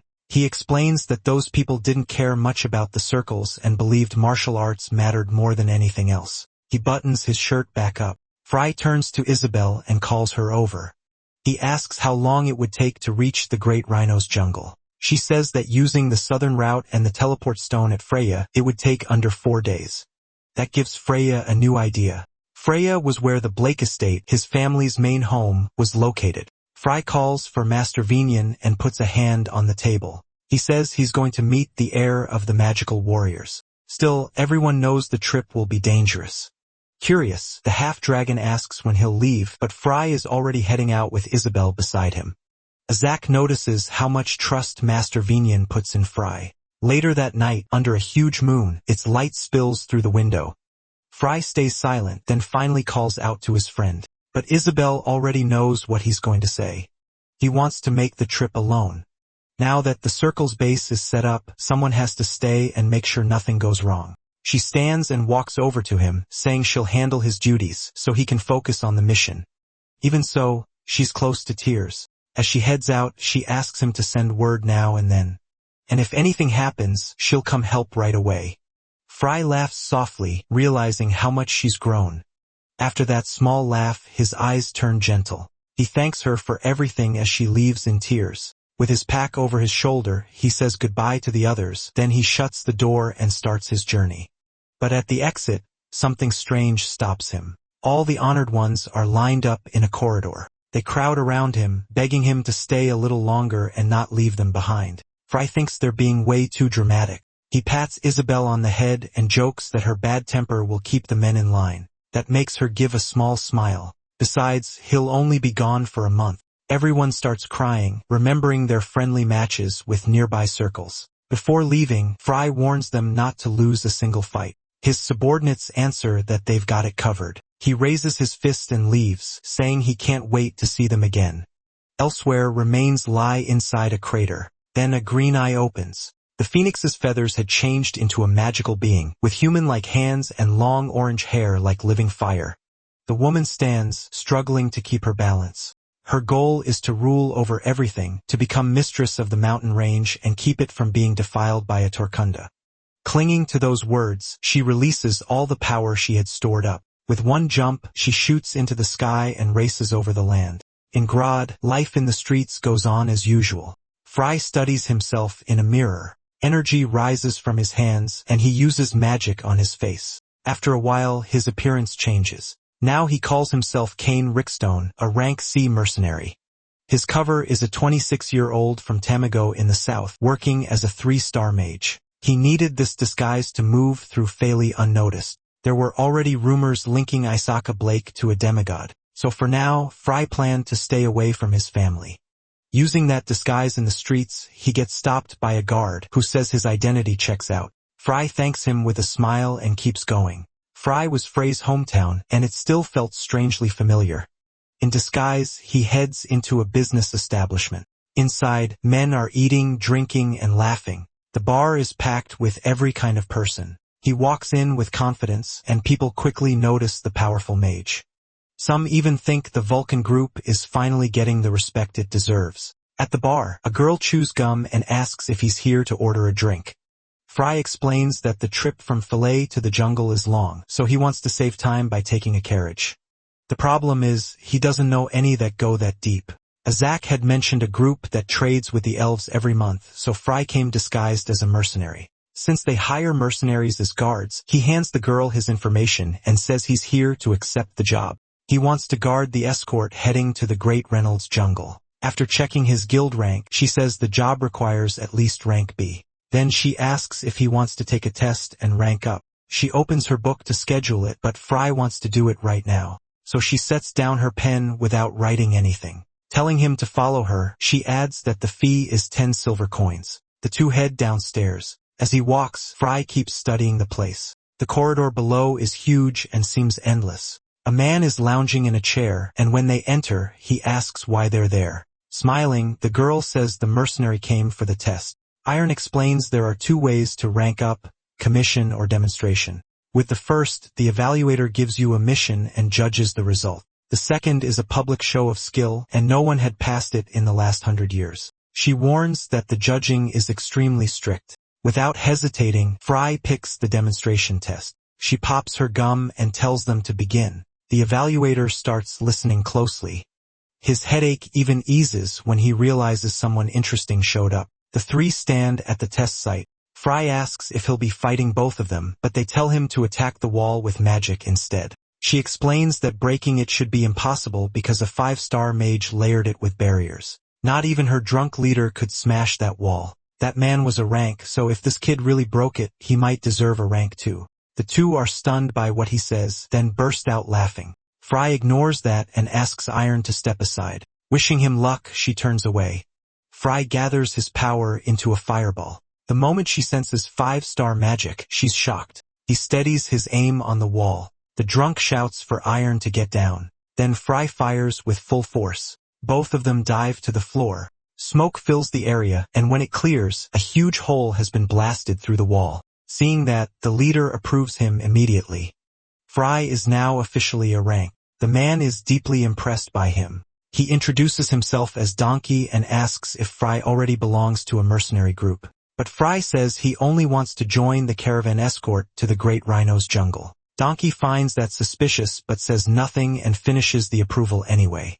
Later, rumors spread that Count Isaka may step down as master of the 5th magic tower. Over drinks, another man asks if he wasn't already fired. Fry greets them politely. He says he's new around here and wants to learn how things work. To get friendly fast, he offers to pay for everyone's drinks. At first, the men just see him as some brat. Soon, the table is loaded with food, and before long, everyone is talking comfortably. Frigg says he wants to work as a guard at the Blake estate, while one of the men goes on about how pretty the girls there are. Then he brings up the rumors. A friend claimed he saw several carriages enter the mansion, far too many for a simple supply run. That same friend also said he heard voices inside them that sounded like screams. Fury flashes across Frey's face. Later, sitting alone at the counter, he keeps replaying what he heard. The talk of sacrifices comes back to him, and he starts connecting the pieces. Then someone calls out for Kane Rickstone. Raising his bottle, the man introduces himself as Alcon, leader of the escort team. Alcon says Donkey told him Kane was a gifted mage, and praise like that almost never came from him. Donkey warns Kane not to relax just because this looks like an easy job. He says the last caravan bound for Renault was wiped out last month, and a mortal being caused the massacre, and monsters like that had been showing up all over the continent, so everyone needed to stay alert. Immortal beings usually move out of pure hatred for the living, but Kane pushes that aside and focuses on his own mission. Soon, the caravan sets out. For the moment, the trip is peaceful, with the soldiers riding inside the wagons. Still, Kane senses something off. An old mage keeps staring at him, and he has no idea why. After a while, the man finally looks away.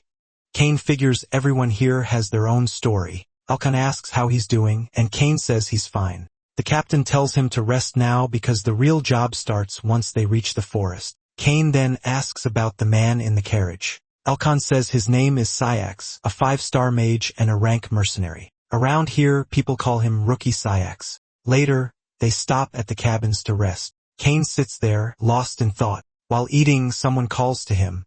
The old man walks over with his staff. Kane invites him to sit. The man introduces himself as Seals, and says he already knows Kane's name. He apologizes for bothering him during dinner, but Kane tells him it's fine. Still eating, he asks what Seals wants. The mage says he sensed the energy of a rare spirit from Kane and asks if he's a spiritualist. Kane realizes he's talking about his dark mane, but instead of answering, he asks if Seals is spiritualist himself. Kane admits he made a contract with a spirit, but says he isn't a spiritualist. He still wants to know how Seals sense that power since normal people shouldn't be able to. The mage nervously tries to change the subject, and Kane lets it go. He only asks why seals joined the escort, and the man says he's worried about the immortal being. An immortal appearing near the Great Reynolds was incredibly rare. It hadn't happened for at least 1,000 years. He says that like someone who had actually lived that long, Kane casually tells him to eat his soup before it gets cold. People use illusion magic to change their looks when they want to hide something. In Sakes' case, he seemed to be hiding his identity. With that fake face, Sakes was clearly concealing something. Then someone rushes in to warn Cap Alcavan that there's trouble. A group of undead had appeared in the southwest, and there was no way around that route. So they announce a reconnaissance mission. The two mages place enchantments on the team's gear. Kane feels a faint trace of divine power, but not enough for it to come from a demigod. Then the men head out. As they move into the forest, a rotten smell hits them. The undead were close. Everyone draws their swords and gets ready. They charge forward, bracing for whatever waits ahead. But when they arrive, something is wrong. Every undead creature is already dead, even though the team had only been moving for 30 minutes. Fry starts reading the scene. It looked like one person did it and needed less than 10 minutes to wipe them all out. The group is baffled until Fry notices a clue. He realizes he has found the successor of the Magic Warrior King. The men start to panic. Birds scatter overhead. Seeing how bad this is, Fry warns them to leave at once. Whoever destroyed the undead was terrifying and unbelievably strong. He had wiped them out with a single blow. Then a severed head lands near the soldiers' feet. Frozen in fear, they can't move. A man stands atop the pile of corpses and notices the outsiders. That brute had crushed all his enemies in one move. The captain asks why he killed the undead, but the man cuts him off, move or die. The captain goes silent. That giant was the successor. Fry says it's too dangerous to just leave him alone. Caravans use this road often, so they couldn't leave monsters roaming there. But they also couldn't fight him, so Frigg decides to follow him. He would track the man himself and judge whether he was truly a threat. His disguise should be enough. He heads after the stranger and tells the captain to continue the mission. Soon, the forest fills with noise. The slaughter of the undead keeps going. The big man refuses to stop. He tightens his fist, then fires off a bladed punch. Suddenly, something attacks from behind. One monster bites him, but its teeth break against his skin. He kills it with one strike. He doesn't look tired at all. Nearby, Fry watches while leaning against a tree. The big man finds it strange that someone is just watching him. Fry walks up and asks how long he's been learning the Magic Warrior King's techniques. The man gets angry thinking he's just another fool from the circles, and Fry says he's from Truman Rings. The man instantly throws another punch straight at Fry. Smoke bursts out between them. Just hearing the name of that circle made him furious, but Fry is protected by a barrier. Even then, he shows no fear. The giant grabs him by the clothes and lifts him up, but Fry stays calm. The man roars that he'd never have anything to do with those circle bastards. It was odd for the successor of the Magic Warrior King to reject all demigod matters. His anger is obvious. To him, the circles were pigs who only cared about eating well. He wanted no link to people like that. Fry explains the circles had no real plan to subdue the demigods. With a smirk, he says the man is being unfair to actual little piggies. His goal was something else, a reform to gather the scattered powers together. He wanted to unite the broken circles. That makes the big man let go. Now interested, he decides to test Fray's strength. The warrior attacks at once, but Fry avoids the hit. His speed is incredible. The giant rushes forward, smashing through everything in his path, while Fry calmly keeps taunting him. He combines two spells, Ice Spear and Windstorm. The two rush each other, but the man breaks through it all with shocking ease. He keeps charging without a scratch. That stubbornness reminded Fry of Cassadine. Then Fry forms a sphere and uses Icy Breath. For the first time, the man looks shocked as his feet freeze to the ground. The attack hits him head-on. He brings his hands together to block, using a powerful rock shield. After the clash explodes, Fry drops lightly back to the ground. He asks if they can talk seriously now, but the man is completely frozen. Even so, he refuses to quit and his eyes change color. With that, he shatters the ice around him and tears himself free from the ground. Then he leaps at Fry with a huge punch aimed at his face. But Fry is faster and appears behind him. Flat on the ground, the man is impressed by the bull hunting technique. Fry offers a hand, still trying to talk, but the man suddenly punches him. The hit lands on Frey's chin, and then he bolts into the forest. Shocked, Fry chases after him. They race through the forest at crazy speed. Before long, Fry catches up and runs beside him. Then he realizes the man isn't escaping, he's leading him somewhere. That made him even stranger. The technique he used was the Fool's Walk of the Magical Warrior King, and it was supposed to be taught only to the first successor. Fry had never learned it from anyone.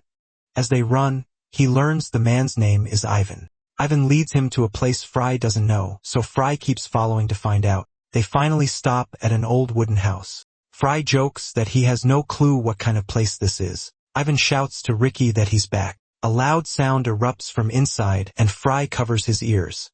Ivan says that's the only way to wake Ricky. Even then, Fry still doesn't know who he's about to meet. Then he realizes the truth. It was a demigod. Ivan grins at his reaction. For a moment, no one comes out. Fry can hardly believe it. A real demigod stands before him, asking who Ivan brought along. The figure yawns, clearly just awake. There was no mistake. He really was a demigod. Fry can tell his power is on par with that old man whose poisons were like an apocalypse. Ivan points at Fry and says he's from the circles. The demigod studies him from head to toe. Then he asks whether Ivan finished the task he was given. Thinking ahead, he tells them to come inside and allows the new guest in too. But Fry grabs Ivan's shirt and stops him. He demands to know why the successor of the martial king is working with a demigod. Ivan doesn't answer right away. Depending on what he said, he could die instantly, but Ivan shows no fear of Frey's power. Then he reveals the reason for their alliance. Ricky was actually a traitor, and he wanted to destroy the demigods. Fry doesn't believe him yet. Ivan says he should listen to the whole story before judging. So the two go inside. As Fry steps through, he notices a magical portal. Though the house looks small outside, the inside was enormous. Through spatial distortion, magic that twists space itself to expand a limited area, a normal person would never notice that magic, much less get inside. Ivan didn't know any of that. As Ricky peels a fruit, he tells them to sit. Ivan is surprised Ricky let that stranger come in. Ricky just tells him to look into Frey's eyes. That wasn't the look of some ordinary human with a short life. Fry starts by bringing up the betrayal. Still eating, Ricky calmly admits it. Fry asks why. Ricky says the reason doesn't matter to him. He brought Fry there because he wanted his help with the plan. If an apostle dies, their demigod is forced into hibernation. Cold sweat starts running down Frey's face. While they sleep, even a small knife to the neck can kill them. The undead are being made by an apostle, so Ivan wiped them out to draw his anger. That apostle is hiding in the great Renalawal jungle. Hearing that, Fry starts connecting the dots. He already knows who Ricky means. It's Odin Friedrich Wood, the apostle of the demigod of death, the same one from Apocalypse. So Ricky wants the two of them to kill him. Then they'd finish off the demigod during hibernation.